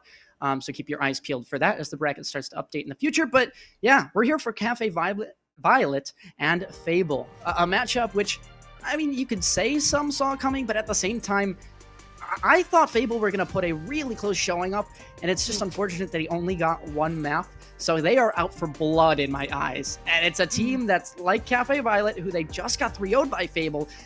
I got to worry for them. I'm not going to lie. I'm not going to sugarcoat it. This is a time for them to truly prove what they are made of. If they can't compete, we're going to see it here and now. But we for sure hope that they can make it dang close and maybe take the series. Yeah, Cafe Violet. So it is going to be the first time that we've had this team on the broadcast tonight. We'll introduce you to these players. Now, some of them definitely kind of mainstays in here, although we haven't necessarily seen a whole lot of this roster as a full unit. Lots of these players having experience playing in Calling All Heroes already, and perhaps some more Lucio Kiriko gameplay. I mean, Ari, we've been seeing it pretty much all night, save for a little bit of Wuyang. I mean, I'm just happy we saw the Echo there. I mean, of course, I'm gonna say it again. I said it before, but we're seeing these characters that the players get to choose themselves as to who they represent. So, you know, this is maybe an insight on characters they like to play and are like to run. Same thing here with Fable. We got Tracer, Soldier, and Ball. I mean, everything's possible. We saw Fiery, though, cooking on the Lucio earlier in the day, so don't be surprised if that is a mainstay in the series coming up just shortly. Yeah, I'm looking at Fiery on the Lucio. H-Key doing a lot of work when they got an opportunity to play that Genji as well. Now, it is going to be Cafe Violet taking us to Lijiang Tower for this control map, and we are going to get the initial ban coming out from them. It's the Lucio off the table. Well, the Lucio and Matt with the Zarya. I mean, I said it before. I got to say it again. Hashtag gotta love Lijiang. We got it as our first map again. Fable, they got some deja vu in for them, but hopefully, in the same sense, they don't have deja vu, as that would mean they would get 3-1. They're trying to have a better output than what they had earlier, and I think this is going to be a nice, comfortable start for them, although they do not have that Lucio in the picture, so you're going to be curious about what types of archetypes we're seeing in terms of the compositions. And we did get to see a little bit of the Brig Juno make an appearance here for Fable, so potentially rolling back to that. The Zarya ban, the last time that we saw it come out, there was kind of a little bit of a reset being played, but also the Zarya ban kind of allows for Wuyang to kind of walk forward. The bubbles from the Zarya are going to be able to basically just negate the ultimate from Wuyang, and because Wuyang is able to do so much poke damage, you're also going to be able to build up a whole lot of charge. So potentially we could see a composition like that making an appearance here for Fable on Lijiang. The comps revealed, and looks like Wuyang is still here. So, I guess we're getting more of that to repeat. I hope you weren't sick of the new character, because I'm sure not. I'm enjoying seeing how this character can be used in many unique, different ways. Of course, Hazard looks like it's going to be mirrored for both sides. Curious to see which one gets the best. Yeah, I anticipate we're gonna actually have the mirror composition here as it is TPs out from both. Actually, though, Persona going to swap over on to the Reaper here. So the Reaper damage comboed with the Hazard damage could be a little bit stronger of a front line here. But Cafe Violet, this means that Harui on this Tracer is not going to be contested. No Tracer on the side of Fable means that you're going to have to deal with this Tracer basically just on an angle. Kind of put a lot of pressure, honestly, on Panther, on this Kiriko, to try and keep Haru in line. Just off the little bit we just saw there, I mean, even the setup from Cafe Violet, like thinking about the both supports, the Wu Young and the Kiriko, standing on the bridge while the rest of the team goes to the point. They stay out of harm's way, and yes, they can come teleport in or jump over that gap and use those cooldowns as necessary.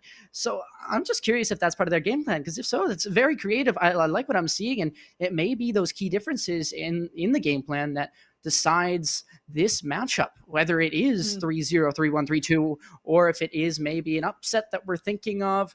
Either way, the comps, well, they've been set, and the matchup too. We just have to wait a few seconds longer for that to get fully underway.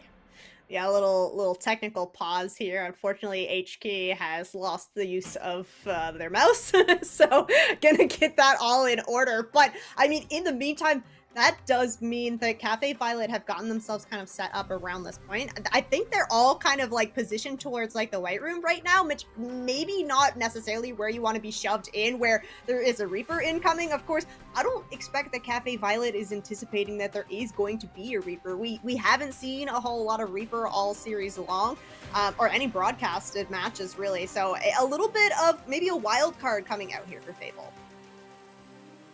And we were talking about as well the drops from earlier, and we are gonna see them once more now. Make sure you have your account connected, by the way, from Battle.net to Twitch, because you gotta love these drops here. I mean, a rubber ducky, I would certainly like one, and I said it before, I'm gonna say it again. I can't swim that great, so I need something to like float on to just chill, help my style. Yeah, so that little rubber ducky spray in that bottom corner, that is what you can get for watching the broadcast here today. But you got to make sure that you tune in next week and the week after so that you can get that cool player icon and the banner. I mean, just loving to see it. I mean, it's summertime. It's the summer playoffs. It makes sense that we got the duck. And of course, you know, I mean, swimming their way to victory is going to be one of these teams here. Although how cleanly, maybe one of them is going to need that life preserver. So, you know, we'll hold on for the moment. We'll see how these teams shake up. But of course, yeah, I mean, it's just a blast to be here, both on this side of the camera, as well as, you know, just being a viewer. I love watching these games as much as I love being here. It really is a treat to see the unique strategies that we can get. Yeah, exactly. And what a treat we get to watch all this Wuyong gameplay. Now, this hero is not available for play in all of the competitive leagues that are happening right now. So tuning into Calling All Heroes is your best chance to get a look at potentially a new meta forming. We heard from Mari in our first series in the interview. She was saying how kind of when these changes come in, of course, we're only a couple of weeks into season 18. This is when you really have time and space to experiment with composition. So we aren't locked into that kind of one meta 5 heroes that we're always seeing on our screen. So it's super fun to get to see all of the variety and creativity that's coming out from these teams. Yeah, I mean, there also comes a struggle plan, right? Where hypothetically, let's say you're trying these new things, it's not working. Maybe you do go back to just some good old, you know, tried and true, even though it was previous meta. You try and see if it works, because, well, we heard it from the players. Don't fault me. They said, well, it always just goes back to like Orisa or Winston. So maybe you try that at the end of the day. Who knows? Either way, we've seen the comps for these few players before, and now it's about how they shake up against each other, because no Orisa in play, no Winston at this time. Just gotta see how everyone likes to play this one. And honestly, I think Lijiang is a great map to kind of get a base start of where you see each of these teams, because, you know, we could go for Gibraltar, something like that, where, you know, it's very heavily based on your like raw game plan. And then you have Lijiang, which is, you know, based on game plan, but as well the mechanics playing a very, very heavy part in this as well. Yeah, and the interesting kind of thing with this matchup specifically is we mentioned it earlier, but these two teams faced off against each other quite recently in that 6th round of Swiss, so the very last round in that Swiss stage, and that did see Fable taking the 3-0 over Cafe Violet. Now, we don't really have necessarily the breakdown of detail, so of course, maybe that 3-0 wasn't as far of a distance as it was, but we are back into it. Mouse has been charged. H-key ready to go. H-key and maybe the rest of the keys need to be ready as well, along with the mouse, as they're going to get straight into this fight. Avery, though, going to be the first to fall on down. The Hazard player meeting a few too many hazards on the battlefield will get taken out early. And now Fable, forced to reset a little bit. Of course, that point capture available for Cafe Violet, but oh, Persona maybe meeting the reason why Reaper hasn't been a fan favorite or a player favorite in these first few rounds of competition. Cafe Violet getting the early percent building here. This is great for them to get the first foot forward against Fable. Kaisicle doing a great job on this. Genji building up towards that blade, but Panther has been getting a whole lot of healing in, so we're probably going to end up with these Kitsune rushes appearing about the same time. So if Cafe Violet can just kind of hold this point, you're going to end up coming out on top here because you got both support ults and a blade to work with, and Fable just haven't been able to find the damage to kind of build up to these ultimates. Persona just getting removed early once more. Just pure disaster for them. The blade, very nicely produced by Cafe Violet. Everyone gonna get shredded in this blender that is this tiny white room. And yeah, that's not exactly good for your health. Cafe Violet sending them a drink of destruction. Oh my goodness. I mean, we see the Kitsune rushes come out, but like you said, one of them has a blade to work with. So Cafe Violet building up more percentage here on Gardens, getting very, very close to the last fight territory, and Fable still just haven't really been able to build up to anything. Persona goes over on to the Tracer here, trying to match Haruhai on their Tracer, but Pulse Bomb and Tidal Rush ready to go. At least a few invested here. The only problem is that the HP is not exactly there. It's Kaisicle. Again, not exactly a blender, but a haze of bullets just being applied to the rest of the team. And no way, is this a quick 100? Oh, surely not. I mean, it's the Tracer there to touch. But is this really how this one's going to end? Fable, do they not have a chance to even get started here? I mean, the Doomfist is there to touch. So maybe they will succeed in these scrappy sort of fights, but that overtime not exactly going to benefit them, especially when their backs are against the wall. The Hazard ult is out in the picture, and now there's another blade in the picture, although this time from HK. Fable trying to breathe some life into this game, and it looks like they have for this one fight. They hold on, they breathe another day here, and the sub-map ain't over yet.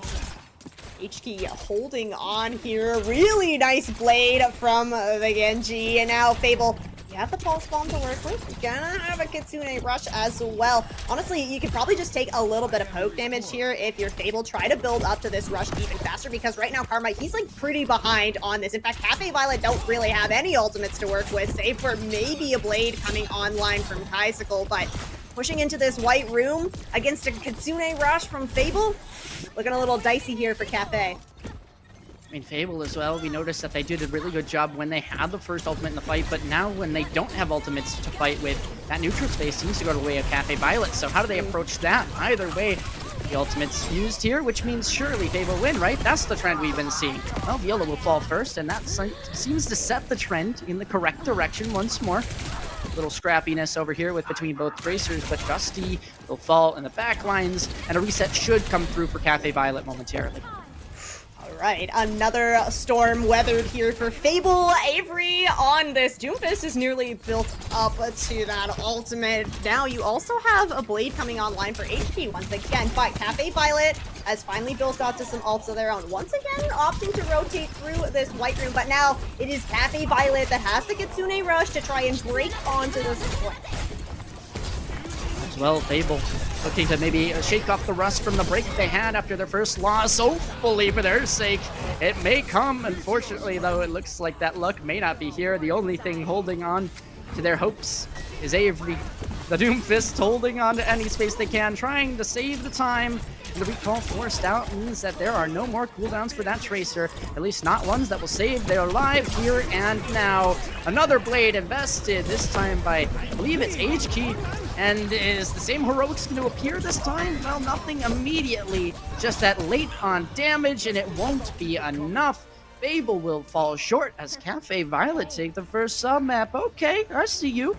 Ooh, yeah, really making this this composition work for Cafe Violet. I think between Haruhai and Kaisicle, I think both of them are doing a really good job kind of playing off of each other, so you're not stacking on the same angle. You're basically having Haruhai, she's kind of like forcing out the cooldowns either from Fiery or from Panther, and then it's Kaisicle kind of coming in with that cleanup. You get the dash kill, you get a reset, and you just recycle over and over. So really looking quite put together here for Cafe Violet as we are going to be heading over to Market for this next sub-map. Haruhai starting out on the Symmetra. Nice little TP out of spawn for both teams, gaining as much distance as they can. Then it is going to be the swap back on over to the Tracer. It's the mirror match once again. We do have Persona over on that Tracer. But it's going to be Cafe Violet that gets to set up first on this point. And where you're running not only the poke damage here, Augusti on this Wu Yang, you also have Viola on this Hazard. And she's going to be able to do a lot of damage to Fable as they try to push through these choke points. I mean, Cafe Violet, they look so strong. Obviously, we haven't seen them play yet, and maybe this is just how they've been functioning the whole day, but for Fable, it feels like we've seen them do a bit better than they're showing us now. That Rush still maybe kicking in for the moment, and it's going to continue here as they drop the first on a Persona. Oh boy, Panther just gets knocked off the edge of the world, and now it's just the Hazard remaining along with the various other squishies by Gusty. But yeah, that's going to be traded on out. Hazard will fall, and that's Avery out, H-Key down, and Cafe Violet, although featuring one tragedy, will still maintain the point. Long first fight there for Cafe Violet, kind of being in control. Fable just somehow kept getting a toe on the point, but now Cafe Violet in control. Karma building up to this Kitsune rush. We'll have to see if Haruhai can kind of take a duel against Persona. The Tracer matchup, I think, is going to be very, very important here because that's going to take a lot of pressure off of your supports, and you really don't want these cooldowns from the Kiriko and the Wu Yang to be forced out early because the utility from both these heroes is really, really important in these mid-fights. Steve, be careful, don't go close to that edge again. We saw how that went for you last time. Hazard in the picture, though, and that's a Genji dive in the backline. They're going to be bonked away. And that Hazard looking precariously low. The pulse bomb for the backline, of course, but Kaisicle now the one doing the damage, enough to the point where the killing blow has been dealt. Of course, Haruhai will end up falling as well, and that'll be no more ults used as nobody's really there to maintain that presence. Never mind, Persona's going to use it again, but we see that. We have seen that before. Persona just kind of using these pulse bombs at the end of fights to secure or maybe to throw it away sometimes, I'm not gonna lie. But either way, Fable looks like they should be a strong fight here, and they do capture the points eventually. Little celebratory pulse bomb never hurt anyone, except, you know, maybe the Hazard. But Fable back in control now. Not too bad, though, for Cafe Violet, honestly. You did use that Tidal Blast, but now you got both these DPS ultimates. Now, we have seen in previous series kind of this Tidal Blast used as a defensive ultimate against the Blade, so it might be a little hard for Kaisicle to really find a target here with the Blade. And then H-Key on the other side, well, you don't have to worry about a Tidal Blast, but you are going to have to worry about this down four that Viola has ready to go. Ooh, bye-bye, Fiery. Yeah, no Tidal Wave that you can use. Oh, they did get it off, I think, though. And so the Blade, well, it'll be matched on the other side. H-Key as well, doing very, very nice work. Of course, fighting a Tracer off in no man's land. Of course, will they win it? Well, they're saved, so we won't need to see that result just quite yet. They win it against Kaisicle, though, and that should prove to be enough here on the fight win, as Haruhai will fall, and now you have Fable once again in control of this point, closer to tying it up, but not quite there yet. I like the aggressive play there from Fable. Fiery uses that Tidal Blast onto H-Key, who then goes in with the Blade. I think you can wait maybe a little bit longer there, kind of use it in the mid of Blade so that you're getting the healing benefit as well, but regardless, Fable in control now. A little Tracer duel happening. We have the Pulse Bomb ready to go, but it's actually going to be the down for committed first from Cafe. Icicle, 11 HP, trying to hold on, but no, the blade's gonna get no value. There you go, Persona. That's a valid pulse bomb. You love to see that. One followed up by a second. And even though they go down, that should be enough to secure this fight, assuming everyone on their team does their part, which is easier said than done. Let's be real. HK having trouble fighting a Wuyang, which honestly, fair enough. That's 100 damage that can be dealt to you in just a single instance. Fable, they do hold on, and a soft reset here now for Cafe Violet. Yeah, and Cafe Violet needs to make this worth their while, because last fight here for both of these teams, and Cafe Violet are gonna have the ults to work with. Very close here. I mean, everyone's just throwing their abilities off in the sauce here, and that's gonna be 2, 3, 4 players going down for Fable, and I believe that's all 5. Yes, indeed, the team kill. Is there a touch in store? I think there should be, but it's going to be dang close, and you're going to need to get yourselves an advantage along with the touch. Not going to be easy, especially as you just burn your tracers, recall. Good luck with this one.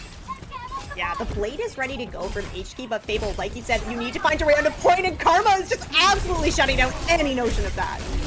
Yeah, again, they get the touch. That's nice, but the chances of winning this fight for them very, very low. 3 players gone. The 4th surely to fall soon. And okay, Karma, this is just like sentry turret action, and I'm all for it. No one's really gonna look at you when they're focused about, you know, maybe trying to touch the point. Hold up, actually, there was a world where they go down there, but no, HK tries their best. They won't succeed, and try they will, but it's not enough. A 2-0 map win for Cafe Violet. Okay, Cafe Violet starting things off with a pretty big bang here on Lishong. I mean, a bit of back and forth there, but it felt like Cafe Violet were really getting a good kind of tempo going, right? You see them go in with an engagement. Every time that there's kind of a response there, it's just a soft reset. Everybody from Cafe Violet just takes a second, chills out, and it means that they ultimately get more fights in, and they get the map win. So starting out your own map pick with a map win, well, that's not too bad at all.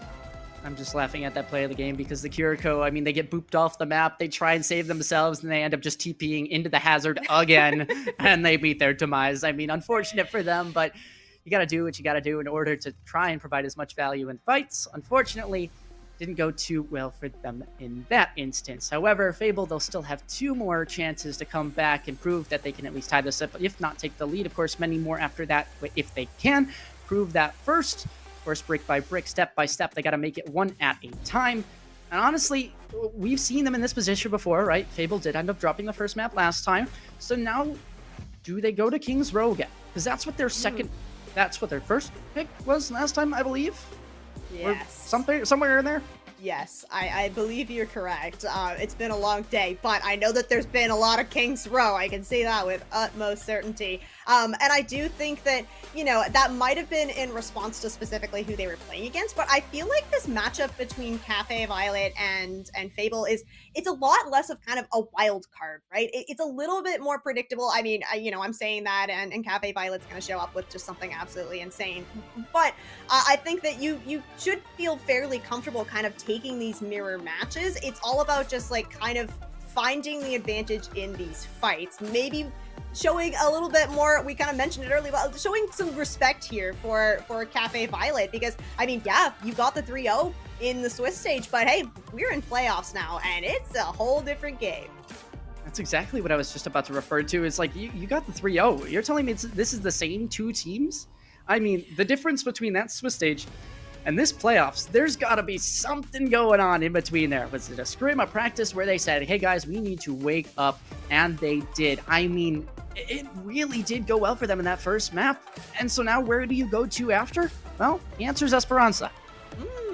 Okay, yeah, over to the push map. Yeah, and I think that this, if you're not careful, if you're Fable, this is where that kind of restraint that Cafe Violet has been showing for like when fights are not being won. This is where that restraint could really take you very far. There's, it's called push map. There's a lot of push and pull. So the more fights that you can get in, the better it's going to be for you. I mean, look at these bans. Esperanza, I do remember correctly now, it was the first choice from Fable in that first series. King's Row was the 4th map in that series. But I'm curious about this diva, because we've seen it again from them that they ban the diva. I think this is just something that they cannot themselves handle with. And I think that shows maybe a weakness in their strategy or plan, but I guess if you can harness that, so be it, Cafe Violet. Yeah, that's a good point. To see kind of back-to-back tank bans come out, this to me says that maybe you don't have as much flexibility kind of on that tank role, right? If you're kind of hitting the DPS bans, it means that you're going to be able to like rotate around. We've seen a whole lot of like counterwatch happening here tonight. So being able to kind of have an open hero pool is super, super important. But that's where, you know, these hero bans come in, is that you can either use it as like, you know, you're going to ban this out so that the other team can't play it, or you're going to use it so that it's going to force the style that you want. And I guess it's going to be the Hazard mirror despite these bans coming through.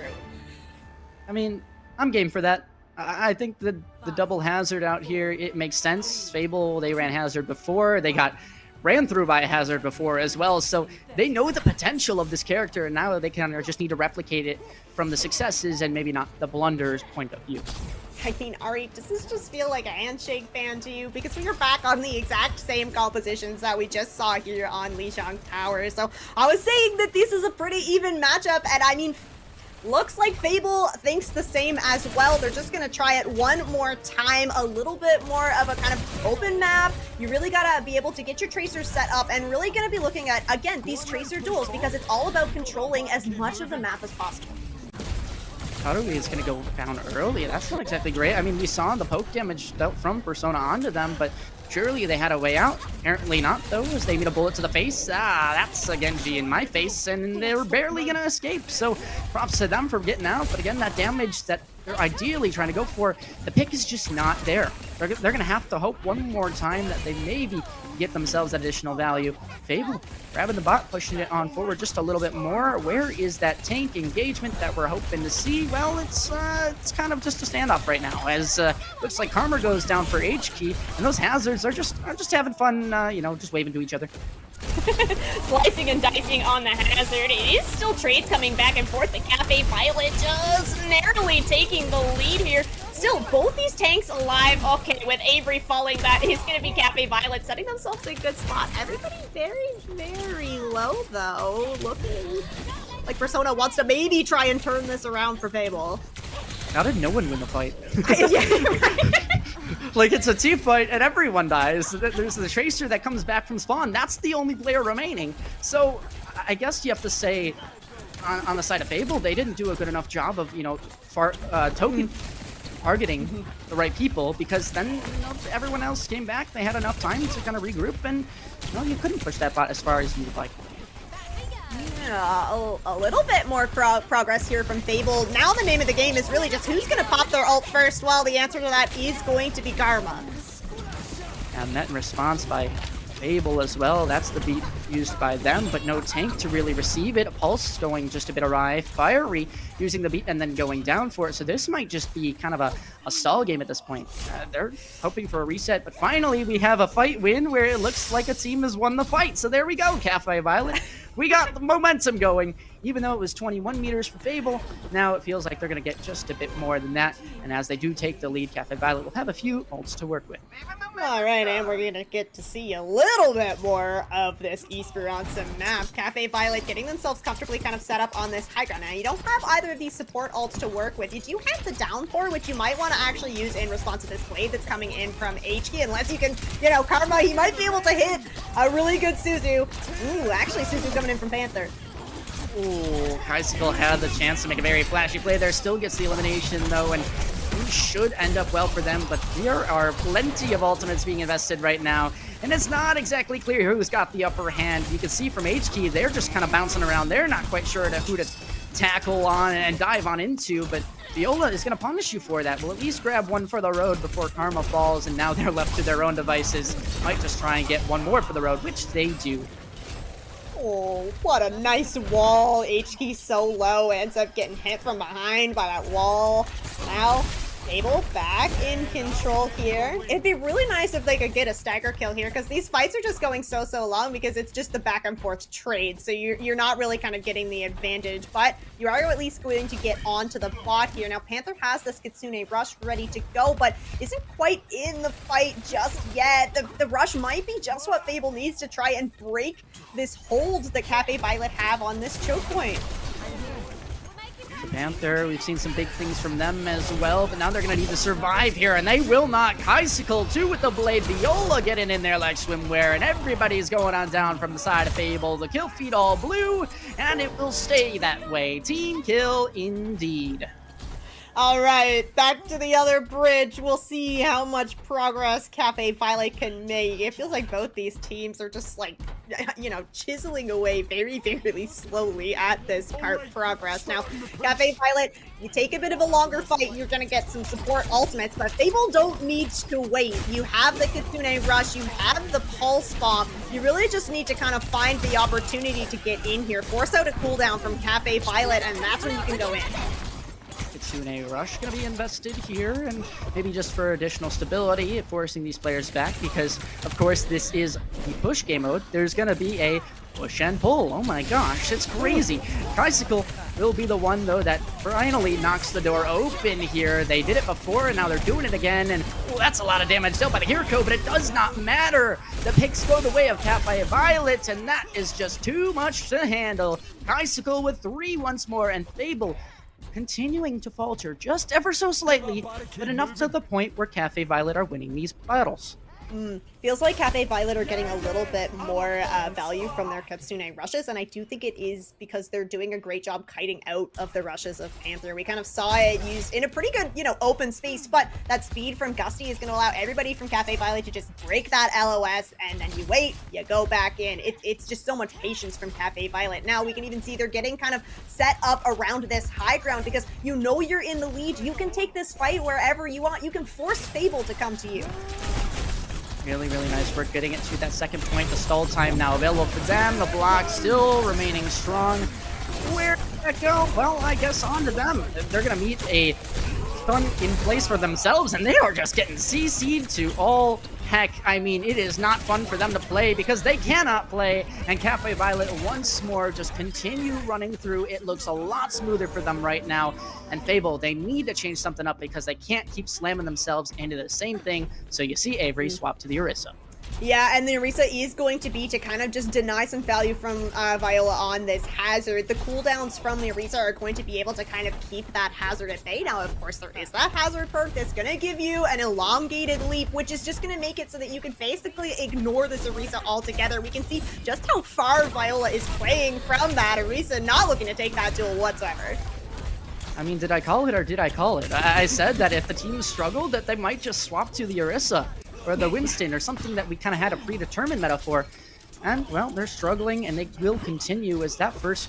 Well, that fight, it felt like incomplete. There was no really beginning and middle. There was just an end, and it was Cafe Violet on top. Yeah, we are going to see another swap coming through from Fable. Persona over onto the Cassidy, so this is going to be consistent damage coming out. It's also going to be kind of helping with this Genji and this Tracer. Ow, that hurt a lot, and H-Key will punish you for it. Oh, thought they had the kill, but now goes back for more. 3 for them, and Fable, again, they're really good with their ults. But can you rely on it to get you to the end of this map? That I don't know.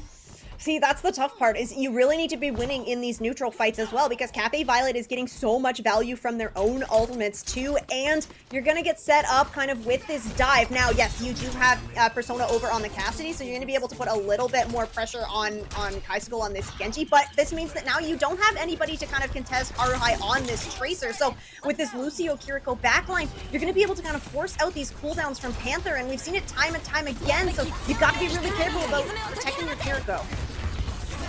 Match support ultimates, that's going to be the Kitsune Rush from both sides. No immediate crazy value, but we're sure that a pick will ensue relatively soon. Everybody in each other's faces, and Karma are feeling a bit pressured there. The hazard, though, Viola will go down, and that should open up the floodgates. The beat as well, just to make sure they can secure this fight, and it's going to be pretty dang close. Icicle still hanging on for dear life, but eventually Fable do indeed win it out.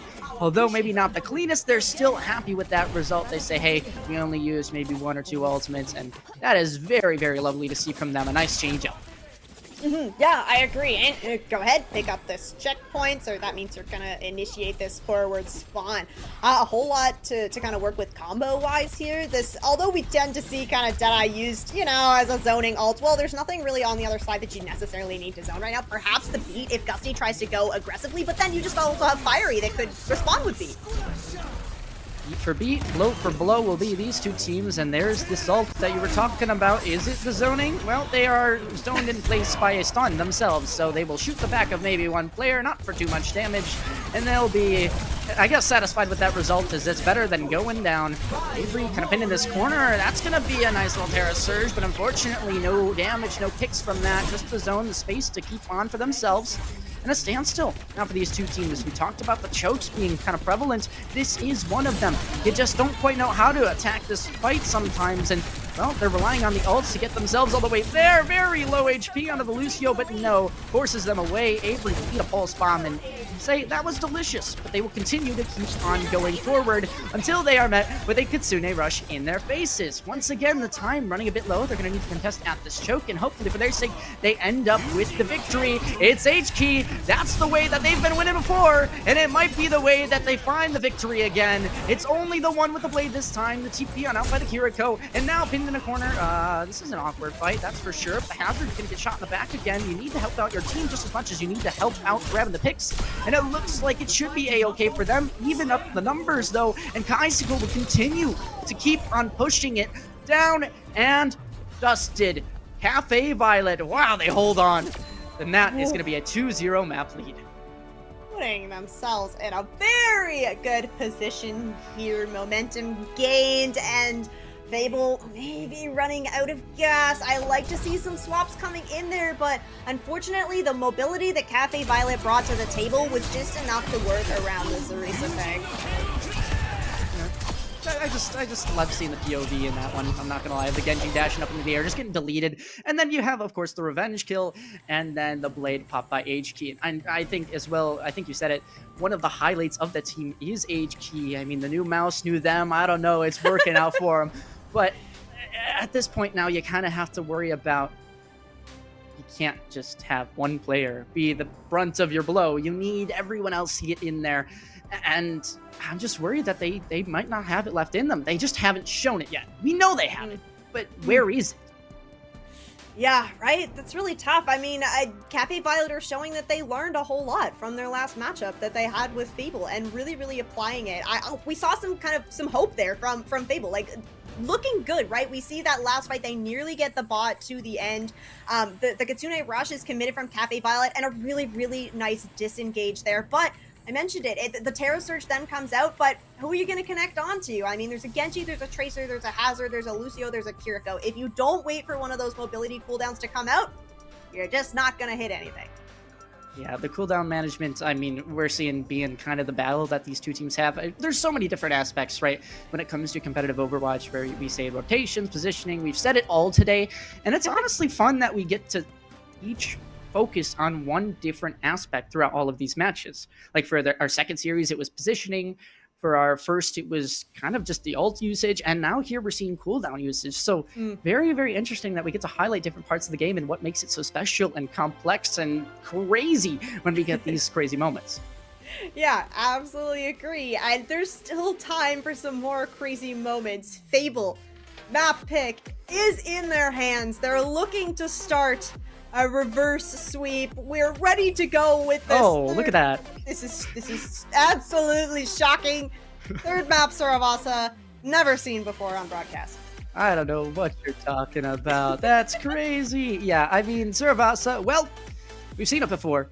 And if everything holds true, I mean, is this going to be the same ban? I doubt it, because, you know, we saw the Wuyong ban coming in as a result of the earlier matchup being, you know, somebody popping off on that character. But now do you go for a different approach, or do you just stick with the ban saying, hey, we still won it, may as well just keep on going with it? Yeah, I don't know. I mean, Wuyong definitely could be played on Esperanza. I think that like just the pace of push, it makes a little bit more sense to kind of have that Lucio in instead, because there's a lot of kiting to be done on a push map, a lot of re-engagement to be done on a push map, and I kind of feel like Suravasa's sort of similar way, right? You don't want to like take too many long fights when you're playing on Suravasa because of how quickly that percentage really builds up here. So, we did see the Wuyang on Suravasa. I do feel that it was maybe a little bit more of a specialized team that's kind of like working towards that. So again, we could potentially see it, but I honestly wouldn't be surprised at all if we just end up once again on this kind of Hazard mirror, Tracer Genji, Lucio Kiriko. So, I mean, if you're Fable and you really want to throw a wrench in the plans, maybe ban out one of those heroes. I mean, you've been on a tank banning spree now, so maybe it's time to swap it up. I would say maybe they just go for the Hazard ban, try and shake things up, and that's not going to be the case. Nope. Instead, Tracer and Lucio. So obviously the Lucio ban coming out from the opposite side. So that should be okay to keep on going, I believe. And as for the Tracer, yeah, that off-angle pressure is just never fun to deal with. So even though there's still going to be a Genji in the mix, you at least have some more ways to kind of attack this one with Flashpoint. Yeah, I think that Persona has been doing really, really good on this Tracer, not only in taking kind of the Tracer duels, but also in just like forcing out the cooldowns, right? Making it so that the supports can be killed by the rest of the team. Now, this Lucio ban does make me think that we are going to move towards Wuyang Kiriko. Is that going to favor Fable? I mean, they seem to potentially think that it will. You could maybe pull out the Brig Juno. We saw it briefly, but I think that if you have a Wuyang player on your team, the Wuyang is going to win out over the Brigitte every single time because you're able to put in so much damage. Like you said earlier on Li Zhang, it's 100 damage. Like, you're going to be able to shred through a Brig shield. I was just thinking back to the first time I went up against a Wuyang, and I was like, oh, that's a nice water pile. I'm just going to move to my left, and it'll keep on sailing by. What do you mean it curves? Oh! So the ability to control that, to really kind of follow in on whatever you want, flyers, backlines, kind of go up and around, it really is a crazy character to have that, kind of diversity on in terms of an agent pool. As for Fable, I mean, it looks like we're seeing the Diva instead of the Hazard, so maybe they're trying to just change things up a bit different since it hasn't been working.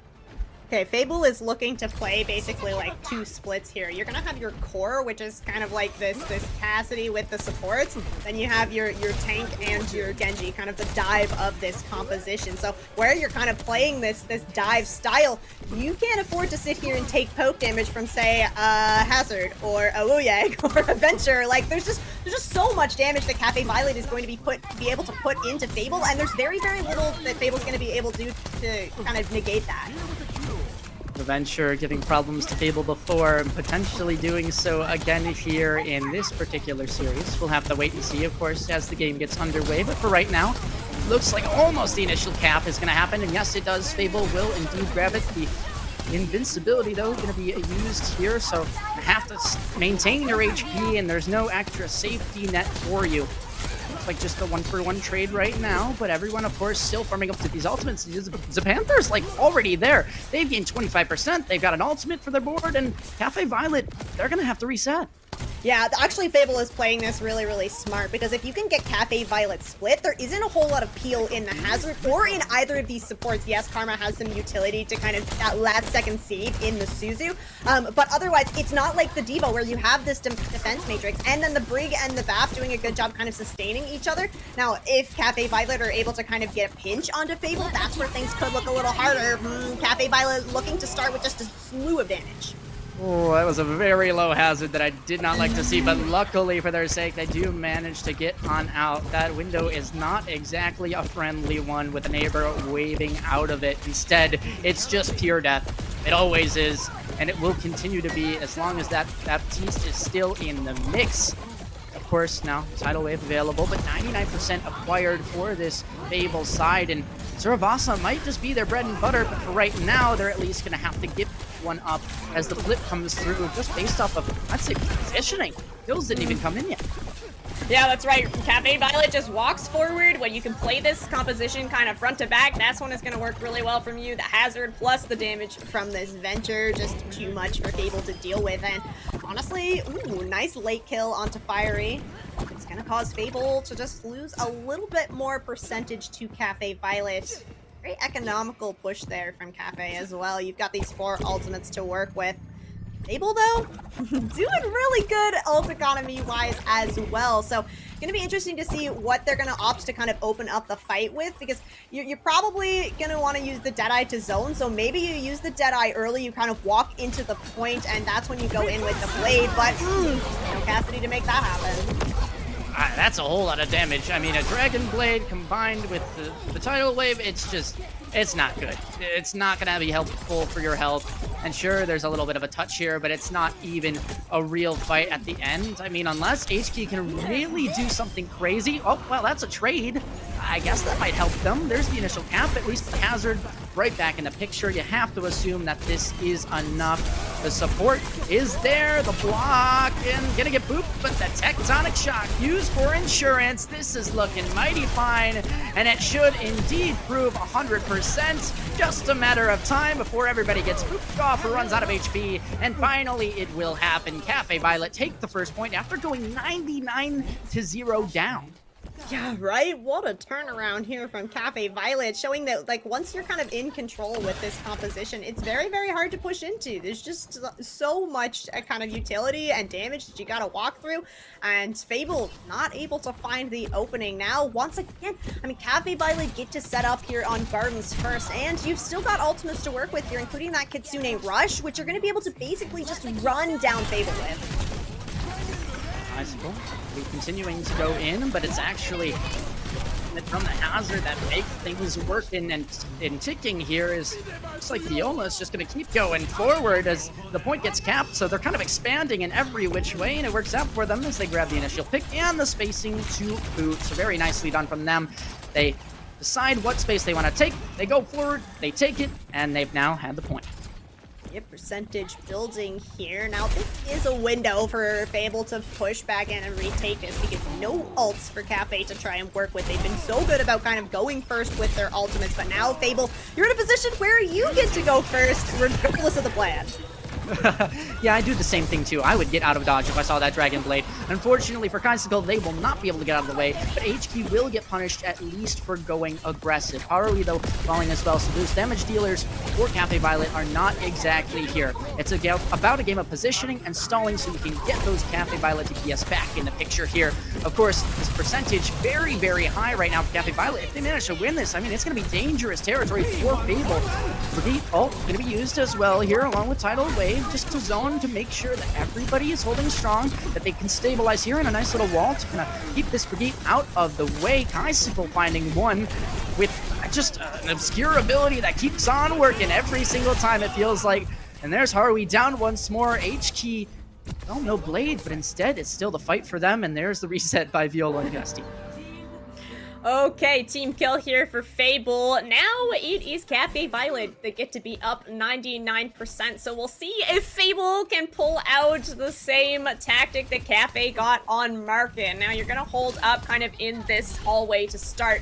Do have the bomb, potentially looking to just use that as a remake. If you see Cafe Violet kind of commit one of these mobility cooldowns, you might be able to find a pick, but it's still quite risky because that's going to leave you exposed as the pilot diva. The Deadeye as well, nice zoning ult, but you can also just allow Cafe to walk on the point and then use it. The ultimates exchange. There's the Deadeye. You heard the deflect, but apparently it did not go through. Persona is going to be walking and schmoving away, but Tricycle, on the other hand, will be taking down everyone in their way. Avery with the bomb, just stuck as, like you said, Pilot Diva, and will grab the one as so, but unfortunately, Baby Diva will not be enough to win this fight. Instead, they'll have to get back into your mech, and, well, they've actually made do. They're actually winning this fight, and they've secured it. I mean, that's that. No touch in sight. Fable tie this up at 1. All right, the nice thing about running this Diva, even though, you know, Hazard into Diva, maybe you're feeling like Hazard's gonna have a little bit of advantage, you have a whole lot of damage that you can throw into Diva's face, but Having this Wuyong and Kiriko backline means that every bit of healing that's going towards Viola can be denied by this defense matrix, and we're seeing Avery do that. You're using this defense matrix not really to stop the damage, but really just to stop the healing, and then the tank just getting burned down. Fable now in a position to get set up on this high ground of Palace. Building up to the blade here, but the longer this fight goes on, the better it's going to be for Cafe Violet, because you have that Wu Yang ult and you have the downpour coming online. Oh boy, Blade not even going to have a chance to be used here, so HK going to save that for a rainy day, which might befall the rest of the team, but not themselves. They won't be there for it. And I say a rainy day, but I have the rain sitting next to me in the casting booth. Either way, it won't matter, as it looks like Fable are just holding on for their own sake. Maybe they don't even need the blade. They're going to use every other ult that they have, and, well, they've gained the space. They've gained a pick on a Karma, and, ooh, Persona going to get stunned on out. Harui, a blade will do for them. And HK, although they salvage some of the positioning and some of the damage, it's still not going to be clean. 40% still available for Cafe Violet, and they are not going anywhere for the moment.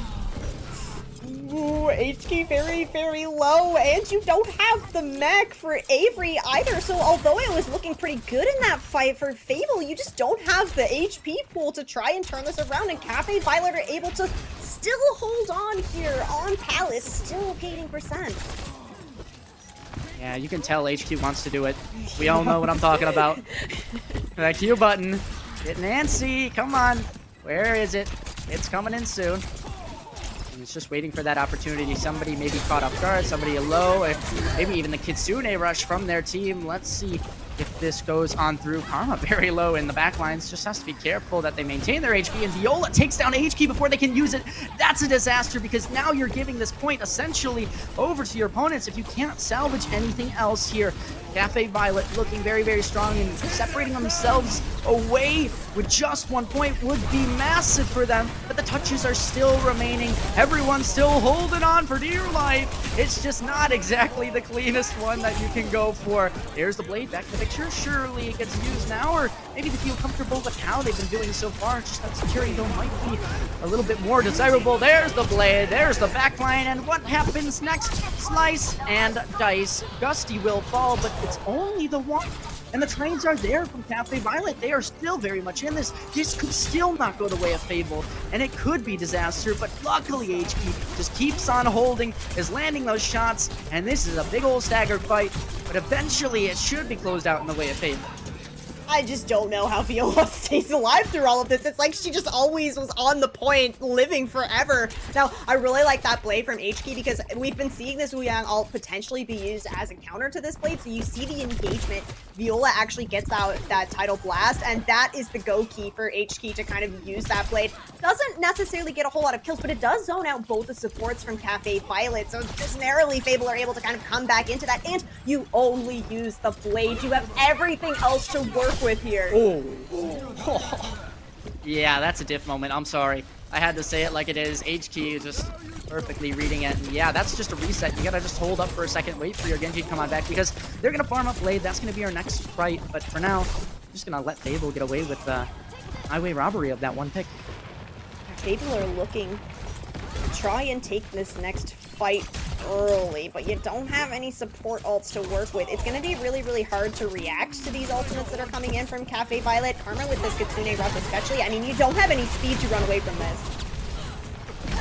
Digging into the back and here, excavation indeed, very low HP, and that's a lot of ults. I mean, that's what, 4 different ultimates in the kill feed, each one grabbing a pick for themselves, and somehow Fable are still alive, still kicking here in this one. They're gonna fall short. Harui is still the only one remaining, and the DM just there for that extra insurance. Fable now take the lead on Suravasa 2 points to 1, and this may just be their map that they can win on, and they can get themselves to the next step.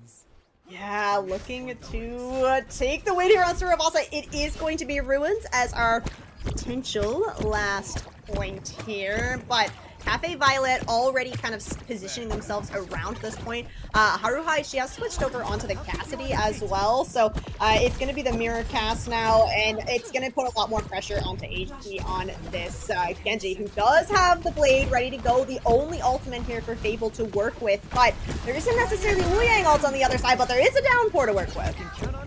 And it looks like that's going to be used, not quite catching on to anybody, at least for an immediate pick. Maybe just to stall out on this fight, trying to get initial control, and there's the blade going after the Wu Yang again. We've seen this time and time again, but it looks like it's just going to be used for those cooldowns. HQ will fall, and now they're going to have a tidal wave of their own. This is going to be invested if they feel the need, and yes, that'll go spin right away. You'd love to win the first fight of this, and it's going to be a lot more comfortable if you can use these ults to your success. Eventually, the kill feed turns to all blue, and Fable will be back to the drawing board just for the moment. Yeah, here we go. First percentage is going to build for Cafe Violet. Able to get set up kind of on this high ground as well, finding kind of a pressure point that Fable needs to walk through. Now you have the Deadeye. Gonna have the Kitsune rush soon as well, but Fable have this window. We've mostly been seeing it kind of in response to this Kitsune rush. It can be a really good way to just kind of force everybody out of that rush, but it's going to be also an opportunity to potentially just go aggressive as a really big rotation coming out here. I see what they were going for, hoping that everyone would get funneled in, but apparently not. Haruhi going for that zoning, just making sure they don't get deflected. Well, they get DM'd instead, which at least they maintain their life, but the damage not going to be output. Very low onto the one player, but Brigade's still going to make sure that you are staying up and nifty. Ooh boy, another Deadeye in the mix now, except this time from the other side. Fable maintain now the point as well, but the fight still has to go their way if they want to continue holding on to it. It looks a-okay for them at the moment, but still not exactly the most sure yet. Though those two picks should seal the deal, and maybe one more to boot on a Wu Yang, but yeah, that looks pretty good from them, and even though they didn't like completely stomp or team kill, they still grabbed the point. Yeah, and not too bad either for percentage-wise. I mean, 64% going over to Cafe Violet. That's still like kind of two fights to be had here. Now Fable going to be able to kind of push past that as they're trying to figure out where Cafe Violet are going to approach from, but little do they know there's actually multiple angles. Oh boy, downpour. Yeah, goodbye.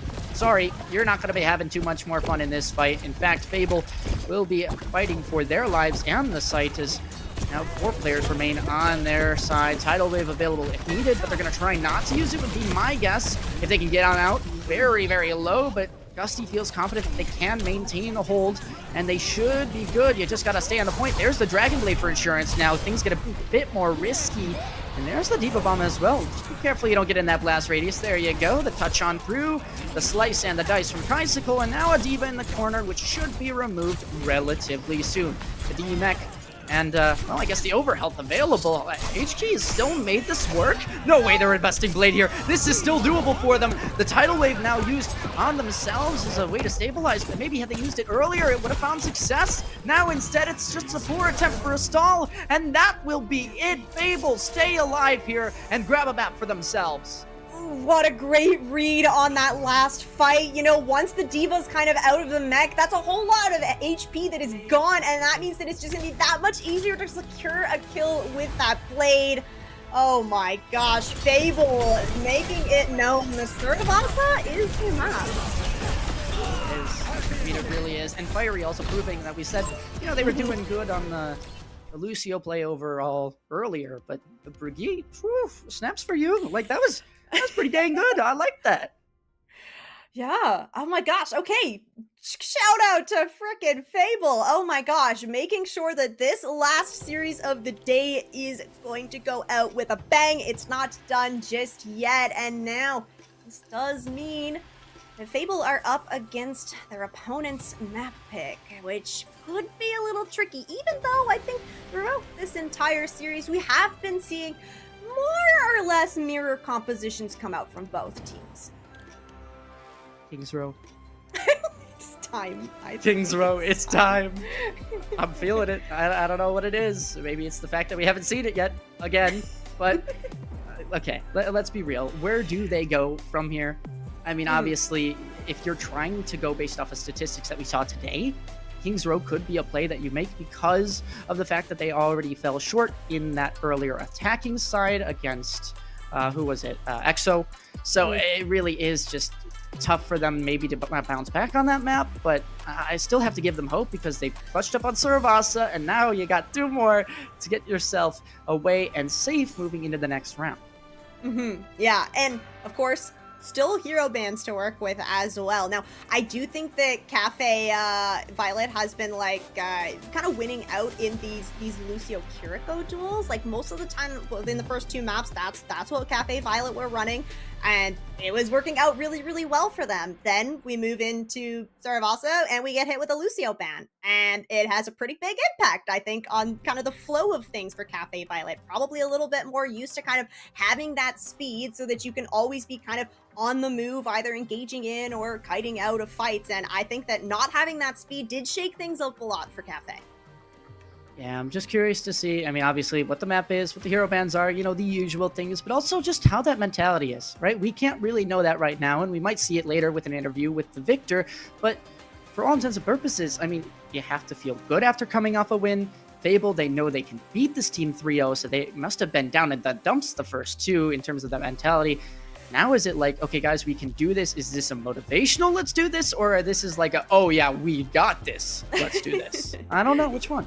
Right? What level of let's do this are we at? Because, I mean, where, you know, you're going to go home if you lose. You got to really hope that you are at just like peak confidence right now to try and pull off this reverse sweep. But also just the mentality of knowing that, like, yo, it's midnight for Easterners. Like, you are tired. You have been playing Overwatch all day. Do you have enough to pull out 2 more maps that could, you know, potentially go the distance? We've seen so much back and forth between these teams. So, like, you just got to be, like, mentally prepared, honestly, from both teams to kind of, like, lock it in.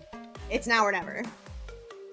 Yeah, because a 2-0 lead is nice and all, but if you don't get that 3rd one, I mean, it's all technically for naught. There's no tiebreakers here if you're going home. So here we go. The next map, Rialto. Little different here today. Love to see how this one shakes up because I personally haven't seen it in a while. Curious to see what the strategies are with the new season dropping, with the new perks in place. I mean, heck, we saw a Roadhog earlier. We could see one here on the bridge.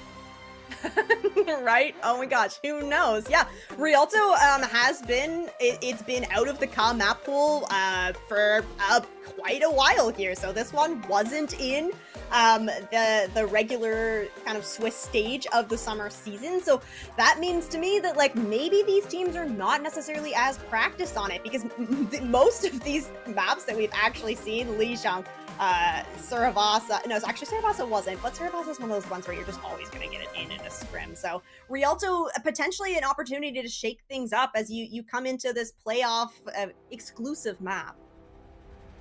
Yeah, very interesting. Of course, that means no footage, if you will, on the other teams. No real scrim experience, unless they did scrim it, which, I mean, good on them for thinking ahead. But you get to this point where you say, also, this is a very dominant, like, kind of pick from Cafe Violet, because they're saying, hey, we can beat you on a map that neither of us have really played. Assuming that's the case, right? They are going and saying our raw mechanics are better, our basic game plans are better. You probably don't have a strat book for this, so we can take you down. Your Suravasa is the only thing that you've been able to win today. Sorry, it's just the fact. And now you go into this saying, hey, we can throw anything at you, we're going to take this down. I mean, that is a statement by Cafe Violet. Yeah, I absolutely agree. It definitely is. Now, we're gonna have to see what bans come through. Rialto is not gonna necessarily have as much flexibility in the compositions that you can run. Rush comp definitely has been seeing kind of an uptick, but you do have a little bit of wiggle room to run for the dive as well. There's a little bit of high ground to work with, but these bans going to suggest that we do not see too much of a rush. The BAP ban coming out, definitely you don't really want to kind of walk forward with that. All right, we're not going to do the BAP. It's a whole lot of burst healing out of the fight already. I mean, I guess it makes sense, right? The thing giving them trouble was that immortality lamp in the previous. They were going for dives. The lamp was always there, and then they got healed up, and then they smacked you back in the face. So, yeah, not exactly ideal when you're trying to win a fight. There's just an immortality field in your way, and it's just not super, super good. On the other side, Hazard, I mean, I talked about it for the previous map, but I guess, hey, If it's a map that you haven't played yet, shake things up. If it was gonna be Hazard Mirror, now it's not. Maybe we see the depth of agent pool for this tank on Fable, and maybe it is just absurd, and they're just trying to save it for the moments where they direly need it. Yeah, exactly. I have to wonder, like, Viola's basically been on this Hazard the entire time as well. Now, we did get to see the Diva, of course, which could be run here on Rialto. Like I said, there is an opportunity to run some of that dive. I do think that, like, if you go onto the dive, you are basically forcing a Tracer, because you really do need somebody to kind of not only control the angles, but in an escort map, somebody's got to kind of push the point. You're not really going to want your supports to do it, so oftentimes it's going to end up kind of falling to that flex DPS player. So if we move towards that, it's going to be kind of an interesting matchup, because once again, we're probably going to see Haruhai versus Persona kind of on that Tracer duel. I mean, I don't think we've seen an environmental kill that was not like somebody jumping off the map or somebody, you know, being 1 HP, the last player on, and they just kind of let them boop them off. So I'm thinking we might get one here. I don't know what it is. I got a good feeling. Maybe it's a Wuyong, maybe it's a Lucio, heck, maybe even a Pharah for all we know. But I'm excited to see what these comps look like. Obviously, things going to be shaken up here, and it's only time that will tell who our victor is. Fable still fighting to stay alive here. Cafe Violet, on the other hand, fighting for victory and a chance to move on.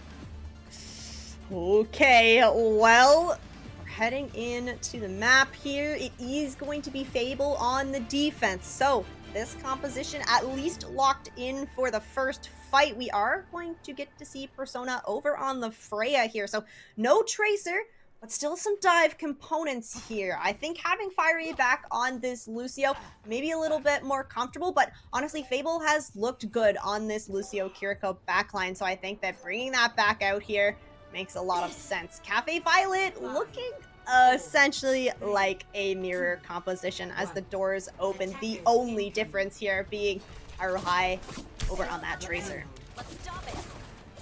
Fable, well, it's nice to see them here with this blue color for them, kind of returning to maybe their roots, if you will. But as for their chances, they're still going to be very much on edge. They'll need an opening in this fight, and it's not going to come to them easy. So how do they force it on out? Ooh, yeah, here's the thing. When you have this Freya, you're going to have a little bit more poke potential. Now, you're not going to necessarily be able to take these fights against Haruhai on this Tracer, but you're going to be able to do this burst damage that can be followed up with the Diva, or you could just go back to spawn. Yeah, Persona, unfortunately, going to fall just a bit short there in terms of the damage department and the HP department. They'll fall on down. Cafe Violet will gladly keep on going. And you have to wonder now, I mean, this is an absolute stomp of a fight, so we'll say next, I'll give you something to ponder. Is Cafe Violet named after Viola? You gotta wonder, is Viola the namesake? I would name a team after the tank. Pretty impactful player on the team. Cafe Violet moving forward. Fable is going to be able to get another recontest here, but ooh, okay, Persona opening things up, taking away that Lucio. Maybe you come back into this. Yeah, Persona, the player to maybe fall short in the previous fight, now makes up for it and says, you know, I'll grab 2 quick picks. That'll be this fight done, dusted before it even starts. So Fable very happy that that space is made up. That time can be burned down, because I feel like in Rialto, we don't too often see that many full holds unless there are really some crazy moves made by both teams. Yeah, I absolutely agree. There's still lots of time for Cafe Violet to try and turn this around. You have the Pulse Bomb ready to go. You're going to be able to build up to this Kitsune Rush, but not before Panther already has it online. Or both just the mobility of both of these compositions mean that you're going to be able to get out of this Kitsune Rush fairly quickly. So you really do want to see some of these cooldowns, maybe see the Diva kind of fly in before you decide to commit that. Persona very low on HP. Obviously, you see Viola trying to see what's up, trying to scoop their way on in, see if they can grab that pick, but no. Instead, Kitsune rushes exchanged from both sides, and now the point is becoming the problem, right? Somebody's got to stay on for Fable, and they have 4 ults of their own, pretty much matching Cafe Violet. Called it 3.5, but there's the beat, there's the bomb, there's everything in the mix, and there's 2 from Viola. That's a big opener. And yeah, now you gotta touch the point. Now it's not gonna go super well for you. There's a bomb in the sky, that's nice and all, but Gusty, bye-bye. This one should still be done and dusted, though, when that does indeed settles. So there you go. Cafe Violet big opening from Viola, and if they weren't the namesake, well, maybe they should be. Certainly have earned it. I don't know how that bola, I think it actually connected onto the Diva mech. Somehow Viola managing to stay alive and avoid damage from that. So really well played, kind of positioning to just play around your own exploding mech. Now Cafe Violet taking this high ground, which is really, really important, denying control from Fable, because if you allow Persona to kind of get set up here, you're going to be able to just put down a whole lot of damage. That's a good opportunity by Kaisigal. Unfortunately, they get a bit too greedy, too focused on the Lucio in the sky, that the rest of the team has to deal with the Genji on the ground, and technically in the sky as well. That's 2 big picks, and we've seen HK do so much work, and they continue to do it here. This fight now is practically just for ult charge. Yeah, that's exactly it. Viola, unfortunately, is going to be left out of mech here by Fable, but the DPS for Fable are still very, very low. Do need to give up a little bit of space. Wait, how has this gotten swapped? Did the tank go down and then they just never made up the space? I mean, I guess HK is going to do all that they can. The beat invested here, but Gusty just matching that beat with a pick as well. It's not super great, and Kaisuko maybe just looking for this friendly little Genji to say hi to over on the point. Yep, HE gonna be sent back to spawn by Karma there, and this is the card still moving here for Cafe Violet. Persona did swap off of that Freya over onto the Venture now, so it's gonna be a little bit harder to eat up all that damage from the Freya. Now you're gonna have to deal with a lot of frontline pressure for Fable. Yeah, and especially when you're down a few, that pressure is just not easy to deal with. I mean, there's a Diva in the backline, they're not removing that, so I feel like that should be their primary focus at the moment, but seems like they don't care as long as they win the fight, which, I mean, it seems like they're set up for. That's a beat invested here for the 3 remaining players of Fable. They're committed to fighting this. They want to win this. Double support ults maybe not being enough, though. HG still doing their best and dealing out the damage. Sure, just pocket HP at this point, maybe even go Mercy, and that is indeed a reset, so they have done it. HG carry is real. Fable hold on to the second segment. Very, very decisive from Fable. I really, really like it. If you're gonna commit both these support ults, you gotta be all in. And we do see just like all the healing coming through. You do have a little bit better of a spawn advantage once that point is at that kind of end of second. So you just really need to stay alive. And HK making even more than that happen has gone ahead and built up to this blade. Nothing for Cafe to work with here. So this blade from HK could be free as long as you can find a way to chase down Cafe Violet. Yeah, as I say, HP's positioning looking pretty precarious there. I wonder if they have ult. Yes, indeed they do. It's going to be slicing and dicing. Oh my gosh, almost a C9, by the way. That almost came through. Kaisical, though, still picking up 2. And I believe this fight should be okay and sealed, but still very nerve-wracking as these players are hanging around. You can't escape the point. And there's the blade. Going to be forcing maybe a zoning. 19.19 meters. Is that enough to hold on to? Is somebody there in the picture? They're moved away. Is someone else holding on? No, they will not. There's the touch in from Viola to push this cart to the next segment. Of course, the fight is won afterwards, but still, what an effort by Cafe Violet. Oh my goodness. And wow, yeah, Kaisical with that blade, making it happen, sneaking that point in, well, really creating the space for their team to sneak that point in. And now Cafe Violet coming into third point. Everything to work with minus that blade, and it's just the tectonic shock from Persona on the other side. Wouldn't be surprised to see that in response to this Kitsune rush. Ooh, very risky, this backline under fire. Pulse bomb still available as well, and honestly, have the beat used for, I would say, offensive purposes here as everyone else continues their trek forwards. It's just an absolute shredder that Cafe Violet have dealt, and now all 5 will fall. That's a team kill. Although the final 2 will respawn here, there might be a way that there's a cap here early in. Now, Cafe Violet, though, you only have this Pulse Bomb to work with, both support ultimates. Oh my gosh, already the picks coming through. Violet, they're just gonna walk it in. That's it. The realization from them to realize that there's only 2 supports that spawned in. And they just went, oh, we're gonna shoot you because you really can't shoot back as much as we can. And they secured it. 49 seconds left on the clock, ain't bad, but now we swap sides, and maybe Fable just blow us away with the things that they have assembled for this next round, but of course, maybe it falls a bit too short. Yeah, this is tough. Fable, I mean, I like the swap to the Venture at the end, especially you're going to be able to get a little bit more kind of damage done, just negating that defense matrix. Yeah, your primary fire is not going to connect, but all your cooldowns will. You know, look at Cafe Violet. Wow, 3 deaths across the board. I mean, this is a team that just knows when they need to back out of a fight. You could say that this is just a team, and you could have left it at that. This do be a team. This do be a team. Overwatch players. Well, no, but like they're playing as one. Like this is when you ask, okay, guys, we need an Overwatch team that looks good in competitive fashion. This is that team. They are playing as a unit. They're working together, and sure, the players will go off every now and again. Sometimes it's on an off angle, a flank, things like that. The only times they get punished for it is when they get too greedy, which you saw with Kaisuke on Lucio, with Fiery, things like that. But Cafe Violet, it's up to them now. I think the ball is in their court. If they can hang on, they're going to secure the series in 3-1 fashion. Of course, easier said than done.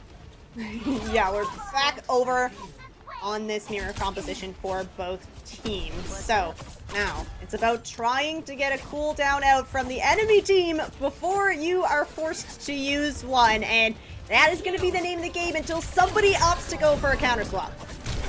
Very, very low. The teleports used, the Suzu as well, and the pressure being applied from Harui, but looks like no initial value. H-Key, though, the Genji holding strong, doing what they do best, which is being an absolute nuisance to Cafe Violet. Picks work out in their favor, and now it's just a bit of a stall game as H-Key, again, taking on Harui. It's just not looking too good for them in terms of the numbers. Ooh, yeah, and Karma's not quite back into this fight yet. Cafe Violet going to do what a team would do. Back up and wait for everybody to regroup. Now, Haruhi has swapped over onto the Ashe here, so I mean, you might be able to get some, like, long-range damage in, but you're gonna have a hard time getting these dynamites not only past this defense matrix from Avery, but also just kind of connecting on to multiple targets. So we'll see as this payload approaches that second point is where Haruhi is gonna get the most value. There's got to be a touch coming in here soon. Right, there we go. There it is. The Diva mech, though, running low and in the HP department. And you have to start to wonder, okay, what's the engagement here from Cafe Violet? What are they going to do to actually walk forward here? And it feels like they don't really have that plan. It feels like they're struggling to get that one pushed on forward. They're hanging on for dear life, but what is that plan? Avery, there's no way you just did that. You squashed Kaisuke with your remech, and now this fight, it just feels over. There's only so much that the remaining players can do. Fable will take this one down in almost flawless fashion. Ooh, okay, Avery. 2 squishes on the board now, and some really, really nice cleanup as Fable's gonna walk forward, take this high ground. He did enough damage and healing to build up to basically all their ultimates as well. Cafe Violet gonna have a little bit harder of a time trying to retake this high ground, and is because you're running this Ashe that's just not really gonna be able to kind of put any pressure onto this front line. You really need the rest of Cafe Violet to create the space for Haruhi to work with. You can see Zapanther trying to apply that off-angle pressure. Love to see it, but of course don't get punished for it. Very far boop there. And it's actually Persona to fall down. That's to the coach gun, by the way, so it must have been a coach gun to the face because that one just blasted them to pieces. Of course, the Dynamite gonna make its way over towards the doorway. Bob as well, if available and desired, and there it will go. The bomb in the back line. And really, everyone's just flying on around. We see a lot of 1v1 battles being taken, and Fable loved that. As much as we said that Exo was the one that loves the scrappy fashion, Fable were right there toe-to-toe with them. And Kaisuke only going to get one with the blade. They'll fall to pieces in the boat. Team kill here. Fable are going to get a lot of progress here, but Cafe Violet is going to be able to get a touch before this point is captured, and you have this beat to try and sustain through it. The bomb as well from Viola could be a big space maker. Haruhi has moved back over onto the Tracer, so no more Ashe shenanigans. It's back to this mirror composition. Ooh boy, very low Persona. Careful where you're walking. As there can be a kunai to your face or something of that sort, but here's a blade invested onto a beat though, so not going to be too much value. 40 HP though remaining, and they will escape. There's the self-destruct, and that should at least provide them a bit more of the HP. Just making sure they can get back into this fight. However, you've got, again, alternate fights happening. Gusty wins that one onto H-Key, and that's the carry down. Surely they can salvage it, right? I mean, Kaisuke's doing pretty well for themselves. Everyone holding on. Gusty even getting in on the action, and the Yamp should make this one even more doable. Now just staggering the baby Diva, booping them in, and they will eventually meet their demise. to Harley. Ooh, okay, Cafe Violet holding strong here. I think that having this kind of positioning, getting yourself set up on this stairway and just denying the high ground from Fable, really, really strong position to be in. Now, you don't really have a whole lot ult-wise. You did have to use a lot to stop that, but Karma's going to be able to build up to Kitsune Rush around the same time as Z Panther, so probably going to end up, once again, with those mirrored rushes. It really just comes down to kind of the target focus and which team is going to be able to find a pick out of it. You can see Fable love that kind of corner pocket. They love just hanging around there, sending people, Kiriko, Lucio, Genji, things like that, over in the extra areas, just applying that pressure.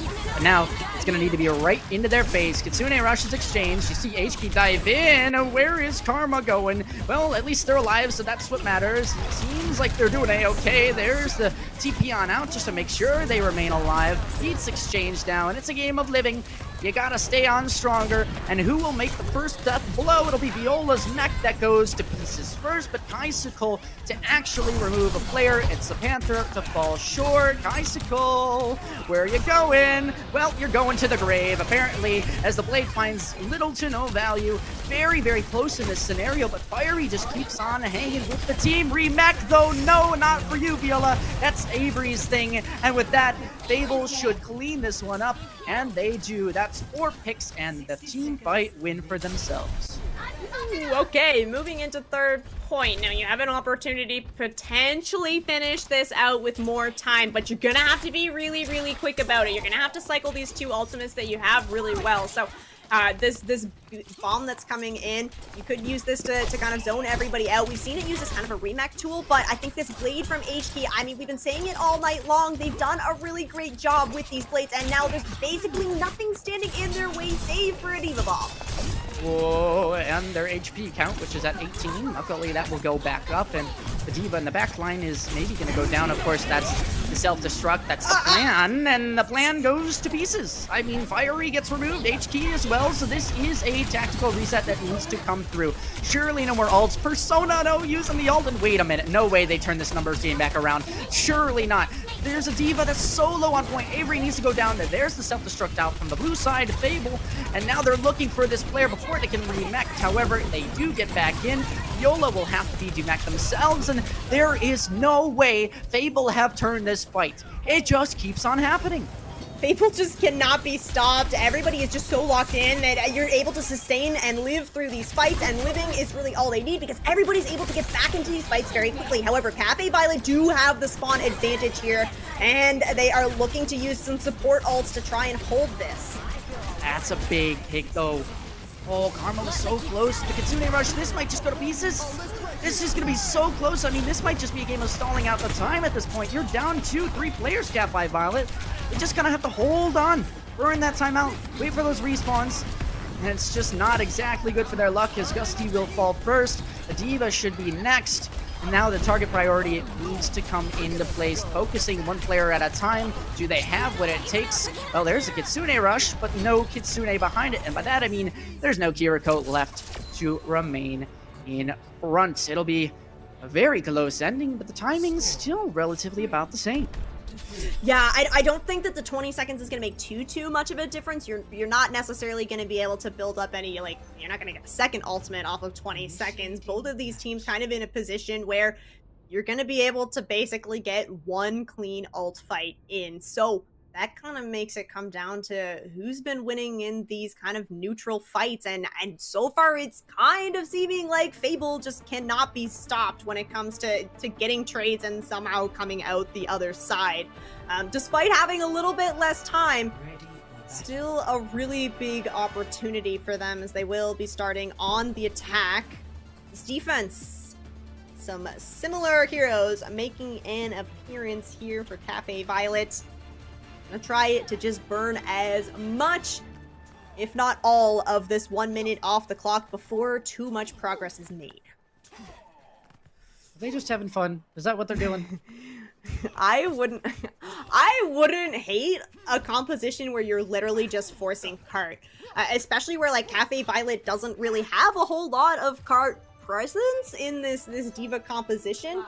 But ultimately, I mean, if you're Fable, you probably want to stick with something that you've been, you know, running, you're comfortable with.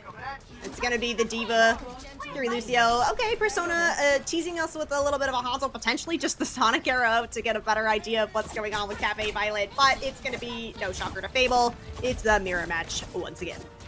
I think it's safe to say, though, that if Genji has not been banned already, that Cafe Violet, that's probably their next target if they do go to a map 5, because that's been the one thing giving them the most problems, I would say, in my professional I'm watching you die to a Genji opinion.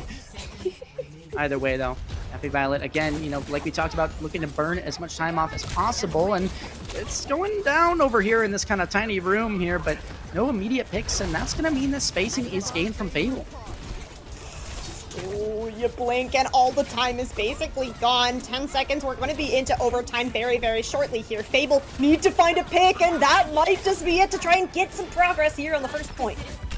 There's a 1-for-1 trade, still doable. Suzu invested as well with the DM, and now, yeah, that Genji just trying to make a hero plan. Unfortunately, no heroes to be had on their side. It will be the reset and the point given up. So, of course, no more time will be gained since we are in overtime, but you still are looking at potentially that forward spawn going in their favor, although the point not exactly gained yet. So there is the contest going through. The D.Va wants to hang on to this. They want the forward spawn not to come to fruition. And Zapanther does not have the ideal positioning, as obviously they're being chased down by a Tracer in the backline. There's the beat invested by Fable, though. Cafe Violet farming up to their ults. The Kitsune rush. Scrusty still a bit far from their own beat. And there's Harui, as well as HK with the blade. I'm getting flashbacks to a famous Genji play. I'm not going to say which one, because you know exactly what I'm talking about. And HK still hanging on, looking so good. And finally, Cafe Violet will fall on down. Team kill, though, so that does mean that everybody from Cafe Violet gonna get a fairly nice wave respawn, but you are very, very far away from this cart. All of this percentage is just being picked up by Fable, and you have ultimates to work with here. Now, Cafe Violet did a great job of not expending everything on that kind of try and defend that first point, because of course in overtime now, you just need to get Fable off this cart, and the bomb might be enough to do that. Oh boy, blade, bomb, beat, you name it. Any other ult that starts with B, I don't know, there's probably more. Persona either way, grabbing the first pick here in this fight. Gusty will go down, and now Kai Cole just doing what they can to hang around, but not for much longer. As Fable, once again, it feels like they just keep on scrapping their way to victory. Somehow, someway, Viola will fall. Fable will continue their triumphs, and once again, the fight won by them. Cafe Violet need to swap something up.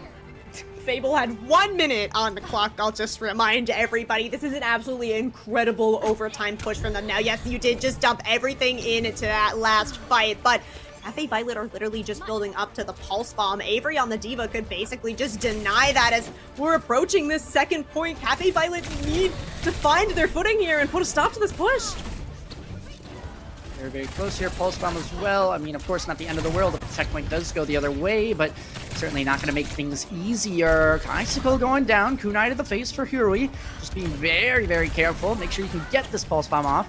Maybe waiting for the D.Va or the Suzu or something of that sort, but there's not a chance as 4 players are removed, and now you're the only one left. You just have to go down. You have no other options.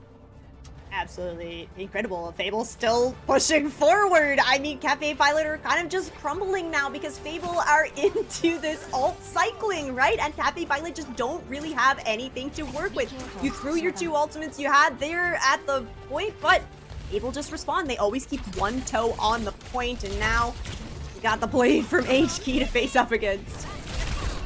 They tried. I like the movement there, but unfortunately no stick. Instead, you have the blade that now needs to be the brunt of the attack, and it usually is. That's 2 removed, both supports, the mech as well.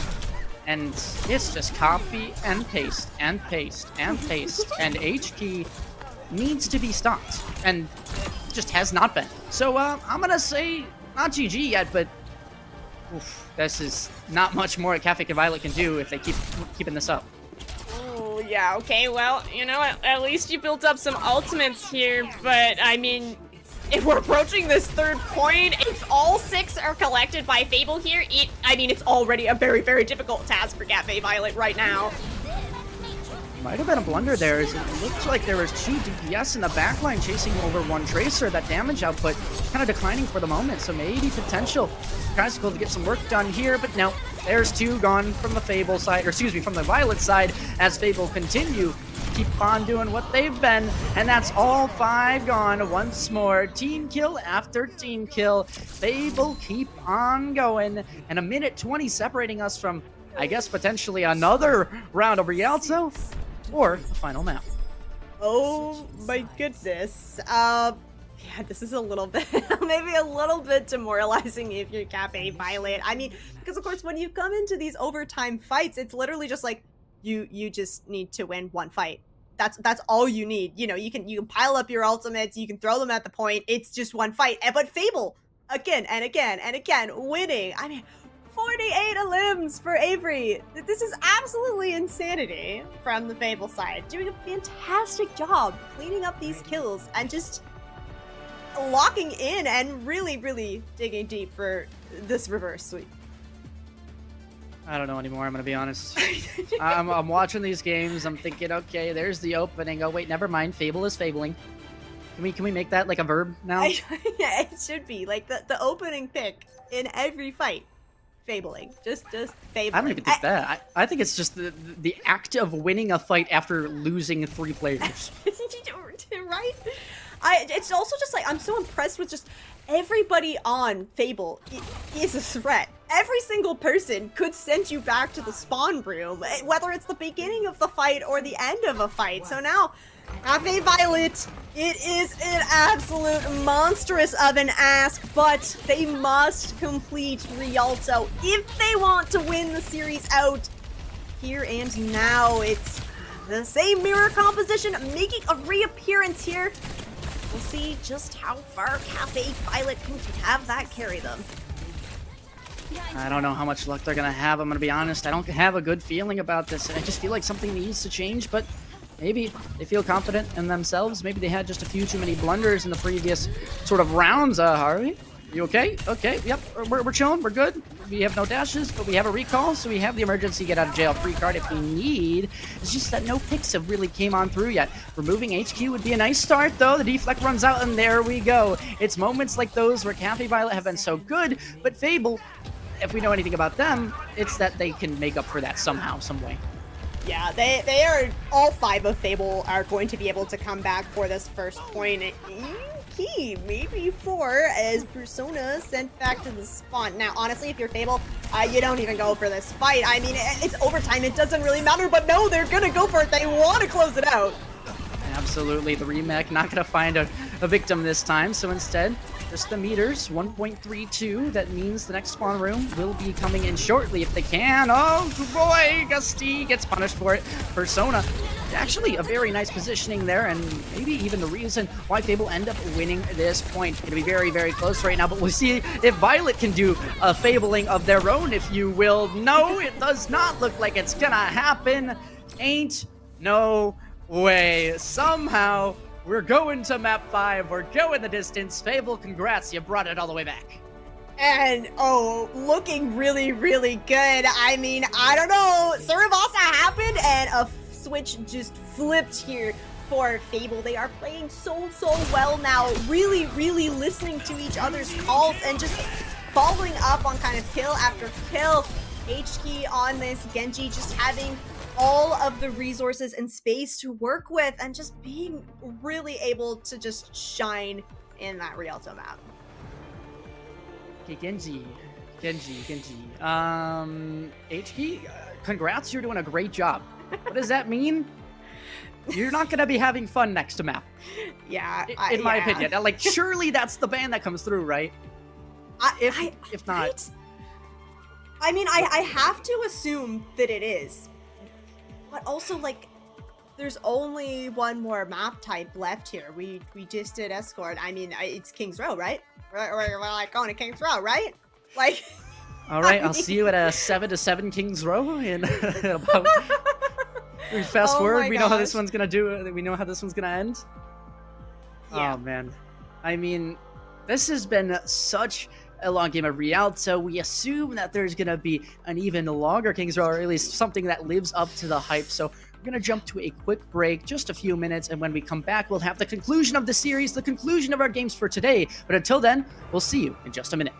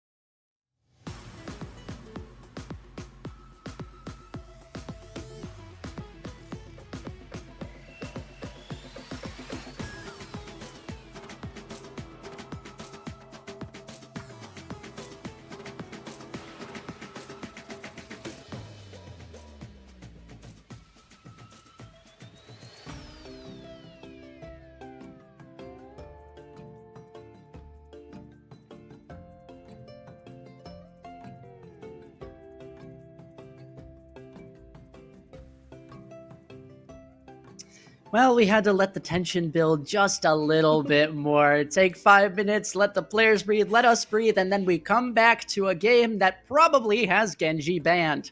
It's going to be Fable against their opponents who have given them an absolute run for their money, but Fable have been able to bring it back. So what do you do if you're Cafe Violet? What do you do? Well, you take them to Eichenwald, and that's where we're going to be heading. Of course, take a look at the scores. That was a fun little 6-3 on Rialto that we weren't expecting to see today, but my name is Arcast here with Rain. Rain, what are you thinking about Eichenwald? Okay, well, I'm interested to see Eichenwald, of course. You know, King's Row in the options here. We were maybe expecting to see that, but interestingly, Eichenwald is the one hybrid map that carried over from that summer season pool, so potentially a little bit more practiced on this one. We saw Fable taking us over to Rialto, a little bit less practiced, so I think having Cafe Violet answer with this one makes a lot of sense to me. Is that a ban from, like, is that okay, we're getting weird that it's not a double auto ban, as that wouldn't technically be possible. I was curious if one team maybe just forfeited their ban saying, hey, you banned who we want to ban, we're good, but it looks like we will have things changing up shortly, and there's no Genji banned in the first 4 maps, so please, for the love of whatever, surely, right? Surely that's the way you go. I mean, I guess they're only... Oh, no. Wait, no, that can't be right either, because there's 2 supports. Okay, we're getting there. Ta-da! And Venture. Well, GG. Genji's in the game. I don't... I'm really interested about this Brigitte ban. I mean, don't usually see Brig on Eichenwald. Both teams have been running Kiri Lucio, save for, you know, Survasa where there was no Lucio. Oh, and Lijiang where there was no Lucio. So banning out the Brig here, I mean, I think it's a protect alt, or a protect ban. I think that you're banning out a support so that you can still play Kiriko Lucio, because Kiriko ban was still in the field. I mean, as well, we've had Lucio banned twice, so we've had Brigitte now banned twice. Yeah, so wait, but isn't Brig banned by Cafe Violet twice? Anyway, that's, yeah, I'm gonna just alas, hope here we are, about around. 5, and you know. Okay, Fable's banned map 2. We're good, everything's clear. We get to have a nice smooth sailing Eichenwald, and by that I mean there's going to be a Genji running rampant, and potentially so many more things, even the Symmetra for all we know, because you nerds and competitive like to set up on the bridge. It's always true. I'm guilty of it too. Like, I'm not, that's not a diss. I do it. I'm the nerd. Yeah, I get it. It's a strat. What can you say? Yeah, fighting their own demons. It's themselves. Cafe Violet. Here we go. I mean, Map to be 5. fair, you're not wrong though, right? Right? A little bit. Okay, we mentioned this also. Look, I'm not trying to cast or curse us or anything, but it is very unique that we have hybrid as our map 5 here, because of course, this is one of those map types where you could potentially have a draw incoming. So, I mean, I hope that break treated everybody well. Well, there's Persona on the Widow, so maybe they're feeling nice after the break. They're gonna go for a jump shot. It's gonna be crazy. They've just like unlocked human aimbot, and nope, never mind. Okay, back to the spawn we go. Off the little jump off the roof. Okay, Fable on this Kiri Lucio, probably gonna go over to Tracer. Okay, yes, comfortable composition now. Cafe Violet is making a little bit of a change up here. Viola is gonna move back on over to that Hazard, but otherwise it's essentially the same compositions here. That Hazard is gonna be a little bit more of a threat in the front line for Fable, but not gonna have the peel potential that Avery has on this team. I just love the Fable swap up though. It makes so much sense to me because it's like, well, if it ain't broke, don't fix it.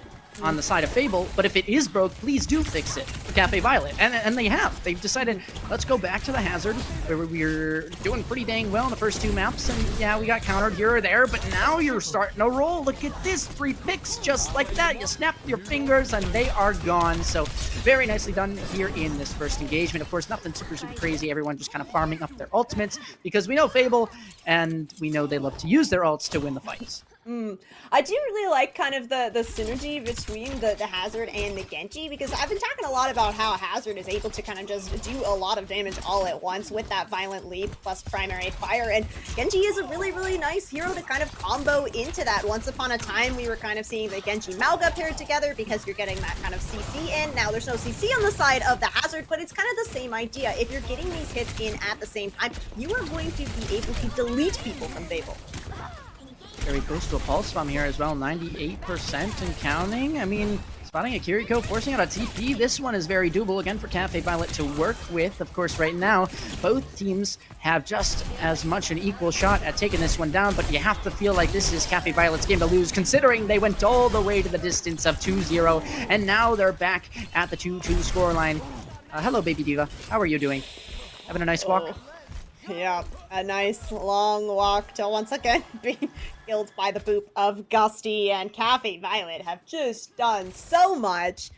5 ultimates to work with. No swaps coming through from Fable. They're really just kind of looking for the opening here. And this next fight is definitely going to be a very explosive one, but where Cafe Violet are kind of on the defense here, you're going to have a little bit of an advantage in being able to kind of use these ults as Fable's trying to walk through these choke points. Oh, they only have 1:30 left. Oh no, well guess what? They full capped Rialto with a minute. So, I don't think the time is a big issue for them. Of course, the life HP might be in this fight, as they're going to have to reset really, really quickly, as Fiery will be sent back to the spawn room early off of the Kitsune Rush, but that's one ultimate baited out. Now it's going to be a Q dump here, if you will see who's got the best ults in favor. Well, for Fable, they're hoping it's them. Yeah, you get Pulse Bomb in. A lot actually committed right away here from Fable. Oh my. Really quickly now. What's going on here? I mean, that's 1, 2, 3. I'm trying to count the ults that are used. 4, maybe? And somehow we've only had 1 pick coming through.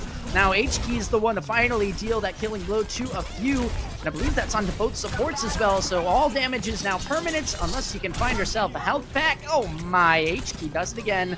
And now it's their time to maybe stagger out the Tracer just for a little bit longer, to have some fun. And they have full capped the first objective here.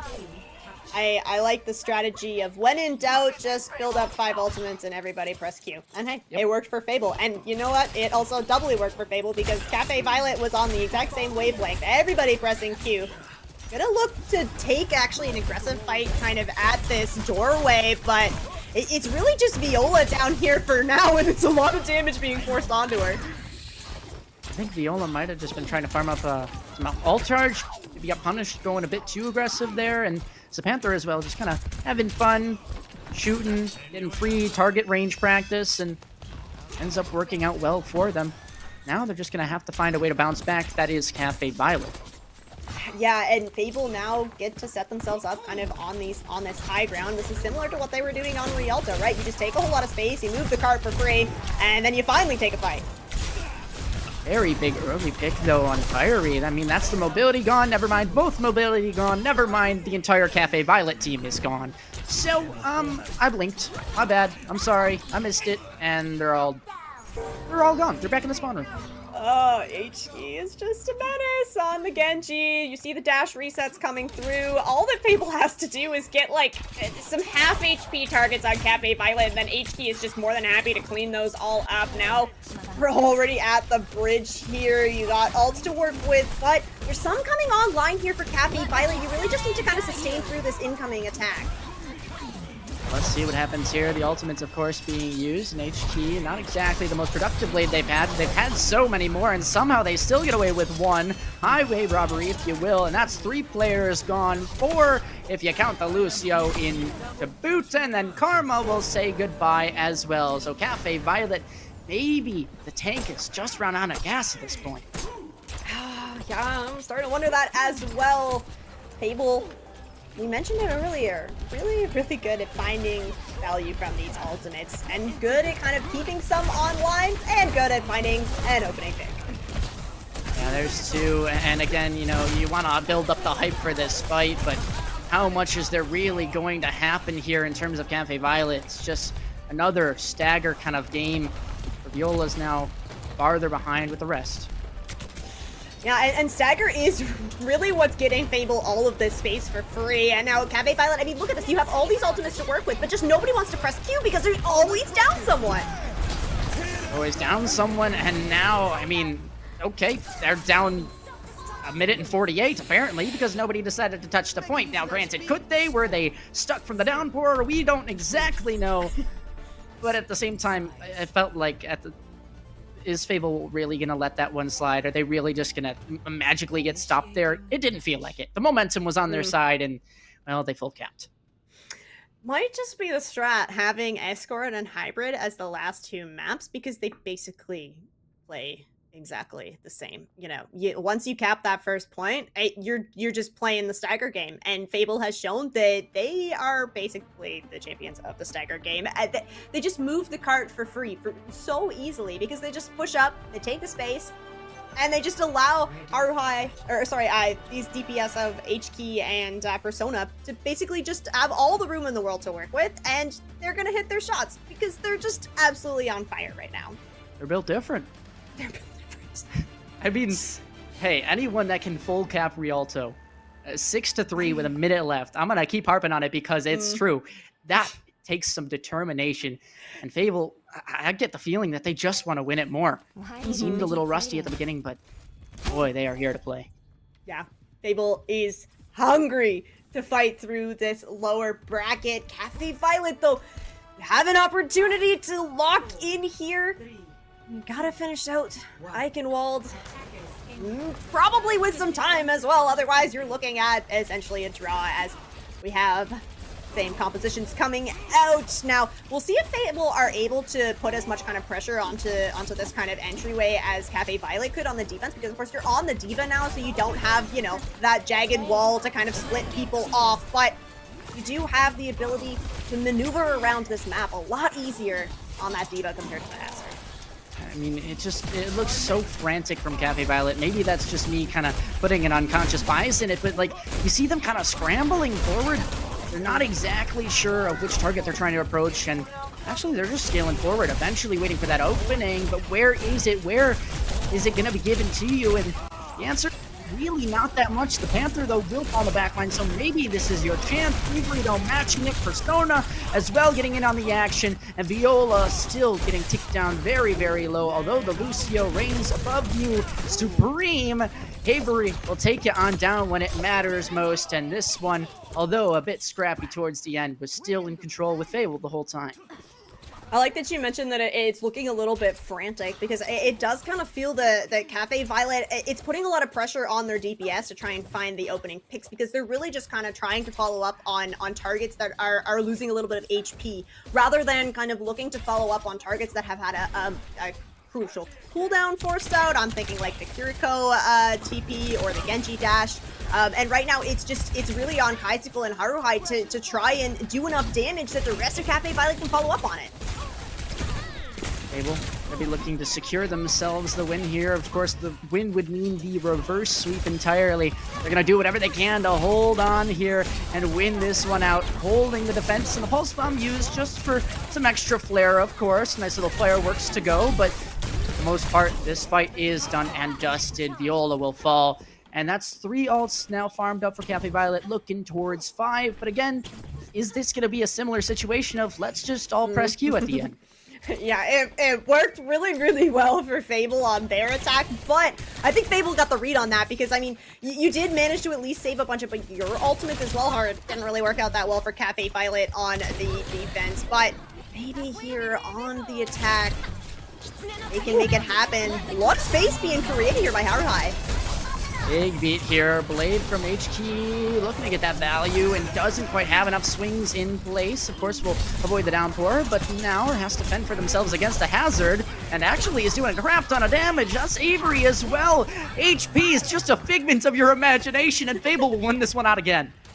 Ooh, that is really unfortunate. Cafe Violet not going to have the 5 ults dump that they maybe would have needed But you did get a lot out of Fable. Now it's just this bomb from Avery, which is going to be able to do a lot of work in just kind of spreading out Cafe Violet, right? Everybody's going to scatter when you see this Diva Bomb come, which could be a really great response to the bomb, or for the blade that's coming in from Kaisicle. But then, you know, Dusty having this beat advantage means that Cafe Violet is going to have that for the mid-fight, which is going to allow them to stay in this fight a little bit longer. Icicle looking for a target, just gonna be a bit too far away. No way does they get punished for this. It's been very, very close. The bomb in place, and that will mean Cafe Violet should have an idea of the points in terms of their positioning control. That they will. 4 players make that 5 on it. And it wasn't a super crazy team kill, but it got the job done. Once again, we see the press queue game is A-OK, and Cafe Violet continue this map. Yeah, and that's the thing. Even though Kaisicle doesn't actually find a kill with the blade, it does split up Fable a whole lot, and that allows Haruhi to kind of solo out one of those targets, finds that opening kill, and then Viola's there to kind of find the next one. Now, Cafe Violet, I mean, if you want to get percentage here, you need to start pushing up. You need to start taking this high ground away from Fable, because that's what we saw Fable do on the attack, and once you kind of get positioned there, it's going to be very, very hard to displace, but it looks like Cafe Violet want to instead just kind of force the point. Oh, I was so waiting for my intrusive thoughts to just kind of chuck the pulse bomb off the top of the high ropes and hope that it lands on somebody, but I'm glad Persona has more self-control than me. Obviously, they're doing pretty dang good here in this game. Been looking for a pulse bomb now to secure this fight win for themselves. Of course, Karma will fall early, and you may not even need it. Of course, that pulse bomb is so fast charging that you may as well use it as soon as you can get it. Just looking for the positioning now and waiting for the right time to strike. H-Key, though, will fall, and that's your carry down, if you will. Viola, though, the tank from Cafe Violet removed from the picture, and these fights are scrappy for sure. But eventually, it looks like Cafe Violets are the ones out on top. I was questioning for a moment, wait, is Fable on the attack? Because there's 3 Fable players kind of hanging around that choke point, but no, just trying to get kind of the map flip on Cafe Violet. Unfortunately, it doesn't really work out for them as Cafe Violet kind of get that read, and you're going to win these fights in kind of like the longer scenario. So if you want to force a fight on point, that's absolutely fine if you're Cafe Violet. But Fable, I mean, now you've got ults to push back in, try and stop this second point cap. Elbow support all invested. Oh, bye-bye, Fiery. Just gets taken down by the downpour. Environmental kill, by the way. That was impressive. But unfortunate for them, of course, the Lucios will be the first to fall. Cafe Violet, though, actually, it's Harui blowing themselves up. That's not exactly great. Persona holding on with their pulse bomb, evening the numbers, making this one doable for themselves. And it looks like eventually Fable will hold on. They're not on the attack this time, so it's not technically fabling, if you will, pulling a fight victory out of nowhere, but they're just holding on for dear life, and it's working out. Yeah, all right. It's getting very dicey here for Cafe Violet. You have this blade. Now, not any ultimates online for Fable just yet, but if Avery can build up to this bomb, it's going to be very, very hard for Cafe Violet to just stay on this payload at all. It's going to be a big opening pick from Kaisicle. Yeah, and that's H-Key, right? That's your big damage dealer that you're kind of hoping for to get you in these fights. Oh, no. No way did the boop come on through. No, they'll make their way up. That's crazy. Where did they even go? And you can see that's what Viola's thinking too. The picks, they need to come through, but instead it's just a self-destruct up on top of the cart. That's a D-mech, and now no remech as they will be removed. Z-Panther keeps on holding strong. Once again, we see a little bit of deja vu. Avery still with 2, though, and somehow they are holding on once again. Fable have goofed off Gusty. Somehow, magically, they found themselves in a void, in a pit, and Avery just needs to keep fighting, keep on blasting. There's a downpour once more. Very low HP. Is that the end? Yes, it is. Fable bring it all the way back. A reverse sweep here to move on and stay alive. Absolutely incredible show of mental fortitude for Fable to turn this around, pulling out the reverse sweep, especially going up 2-0. I mean, Cafe Violet lost 0-3 last time they played against them, so that's gotta be weighing on Fable as they move into that 4th map, but so good to be able to fight through it, pull out that victory, and stay in this lower bracket. Man, Fable, what a game. I mean, we said this was the team that could go toe-to-toe with one of our teams in our upper final at the moment, and they did grab a map off of them, but now you can see what they do on Escort, on these hybrid maps. And now, Mm. what happens if there's a rematch? I'm excited to see that one. But of course, Fable, please don't, next time, drop the first 2 maps. That's not great for your mentality. I'm sure they probably know that too. But at the end of the day, you win, you keep on moving, and you're staying alive in this tournament. Props to you, and good on you for sticking it out all the way until the end. Yeah, it's been a long day of Overwatch for these teams. Of course, this has been 3 back-to-back matches. This has been 6 hours of Overwatch essentially, and these maps that Fable has been, or these matches that Fable has been playing, and they have been close, right? This is not just a clean 3-0, right? This is a significant amount of Overwatch being played to come out the last series of the day with the reverse sweep. I mean, you gotta be feeling great if you're Fable. So you know what the deal is. At the end of every series, we toss it to a quick break, and then on the flip side, we tell you about the series, about how the day is gone, and maybe even we have an interview with the winners of our previous match. Plenty to talk about with them, but Fable, we'll see them on the other side of this break, so don't go anywhere. We'll be right back.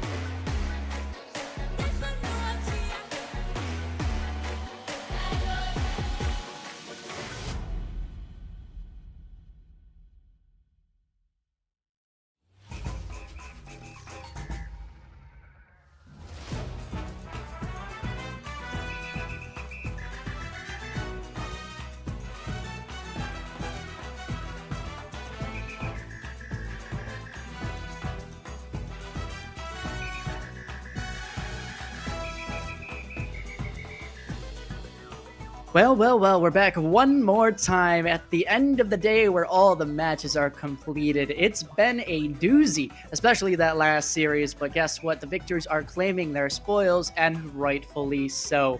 What a day it's been, what a series we just had, so let's actually go and reflect on what just happened. Of course, my name is Aricast here with Rain, and we're going to be here with you for the final few moments of today's broadcast. And what a lovely final map series. We had our first map 5 of this Calling All Heroes playoffs. Of course, Cafe Violet going up 2-0 against the team that 3-0'd them in that Swiss round 6. But Fable locking in on Suravasa, the map that they won in their first series, and then coming around with a pretty incredible reverse sweep. I mean, the determination from this team is absolutely absurd. I do not know how they do it. Although, I do know one piece to how they do it. And we all know it's off the back of the Genji player that never got banned. It's HKey. So let's bring them on in and have them here. Well, first of all, HKey, why do you think they didn't ban Genji? I think they were both overly reliant on double flex DPS as a composition. I know both the DPS players fairly well, and I think they just really wanted to lean on that, especially because hit scan isn't really great this patch. And yeah, I think they were just most comfortable on Genji Tracer out of like all the possible flex DPS comps. Yeah, that's fair. Double flex DPS, seeing a little bit more of it. That Genji Tracer, especially kind of comboing it with that old Kiri Lucio, really, really impactful. Now, we got to see, I think, maybe a little bit of Wu Yang out of Fable, but do you tend to lean a little bit more towards kind of that Lucio Kiriko? Do you feel that some Wu Yang gameplay might be a little bit more in the future for Fable? Yeah, so we suck at Wu Yang. When going into this match, we genuinely were like, okay, first map, let's just try Wu Yang and see how it works, because we didn't play it at all versus Exo, and it felt horrible. So then we just wanted to try it and see how it went, and it didn't go well. And then, yeah, so we're gonna see if we can work on that. Maybe make it a little bit better, or maybe we'll just throw it out and just have Lucio Curie as a crutch. I mean, go with what works, I guess. I mean, it wasn't working in those first 2 maps, and then it started the ball rolling in those next 3. So first, how you feeling? And then second of all, what was it between those 2 maps that got you all the way to the end and got you that victory? Yeah, so like I said, first map, that was just Wu Yang moment, that just goodbye. Esperanza, honestly, I don't really know what happened with Esperanza. We literally we went into it, we just VOD reviewed this after our loss to Exo, and then somehow we did worse. I don't know what happened. But then Suravasa, I'm on Genji on Suravasa, and I don't lose Suravasa on Genji. If we lose Suravasa on Genji, just end the series, it's over. And so we did that, and then going into Rialto, we were actually about to ban Genji, because Persona really wanted to try to lean into hit scan that map. But then I was like, nah, I want to play Genji. I'm feeling the Genji. So, because I just knew that they're gonna be staying on double flex DPS, and I'm very familiar with both their DPS players. I know what I can do, so I knew I could win it. Yeah. And it was an absolutely incredible run through Rialto. Everybody on the edge of our seats for that one. I think I do want to know kind of about Rialto specifically, because that was a serious nail biter of a match. I mean, coming into it, were you expecting okay, you're gonna run the entire distance on your overtime? Is there just a point that you were aiming for, or was the team just we're gonna complete this a second time, let's go? Yeah, so I think, going into it with, a minute on our time bank versus a minute 30, obviously we're starting out slow. We're trying not to just int and lose. And then as soon as we got our momentum, I just know I'm going to, that's a situation where you can literally just play to clutch, every fight. And, that's what happened. Yeah, clutches galore. We made a verb about it. We called it fabling. You can watch that back. We used it a few times. But, going into, I guess, the final question for you is, do you have anybody to shout out, anybody you want to thank for today, or any words for your competitors in the future? Shoutouts, I'm gonna have to say, shout out Dodo, the Korean OWCS player. I looked at his VODs earlier, and he's kind of enlightening. And other than that, shout out my team, shout out my other team, my basic team, and look forward to my next matches. Fair enough. Well, it was a pleasure having you. We're gonna not hold you too long so you can go enjoy your victory and your victory night's rest because it's been a long day. So congrats on the win, and we'll see you in the next rounds of competition. Thank you for having me. All right. Well, that was week 1. Guess what? We get to do it all over again next week. I'm actually so excited because look at the teams we have. The quality of games that we just watched, apparently they're supposed to get better. I mean, Rain, can you believe that? It's pretty incredible. We have had an absolutely explosive first day of Calling All Heroes playoffs, and of course, we didn't even get to see all of the teams on the broadcast, like you said. So we'll take a look at the bracket here as it stands. So it is going to be the Ducks against Exo Sakura in that winners final. So Ducks, one of those teams that we didn't get a chance to see them on the broadcast, so it's really exciting that they are ending up kind of in that winners final. Yeah, I'm so amazed that all of these games today went 3-0, except for the one that we watched. And then this upper semifinal was close one. Apparently that one went much longer than the other 3-0 with DK and Avidity. And then, of course, we can jump to the lower bracket. We can see Fable as well, a team that we followed along. And they make a run for their money with Cafe Violet. They're still moving on, but the 3-0 on the other side as well. So keep your eyes peeled because these lower bracket matches are nothing to scoff at. Any one of these 4 teams could still go to a grand final. And I believe that wholeheartedly that every single one of them has the potential to do so. I mean, you could call the Nightmare game an upset, and maybe they're just, down, but they're not out. They're going to keep on swinging and keep on coming back even harder and better in their next few matches. So keep an eye out for that. Yeah, exactly. And I mean, that's going to be it for us today. But hey, same time, same place next Wednesday. A whole lot more Calling All Heroes to be seen, Ari. Yeah, I mean, it's absolutely amazing to see we have more competition. So make sure, again, we said it earlier, connect your account. You got to get those drops. Come on, we were talking about them and they are going to be here. So make sure you're tuned in then as well. Make sure to drop a follow if you haven't already because we're doing some pretty fun content out here and the competition is so great.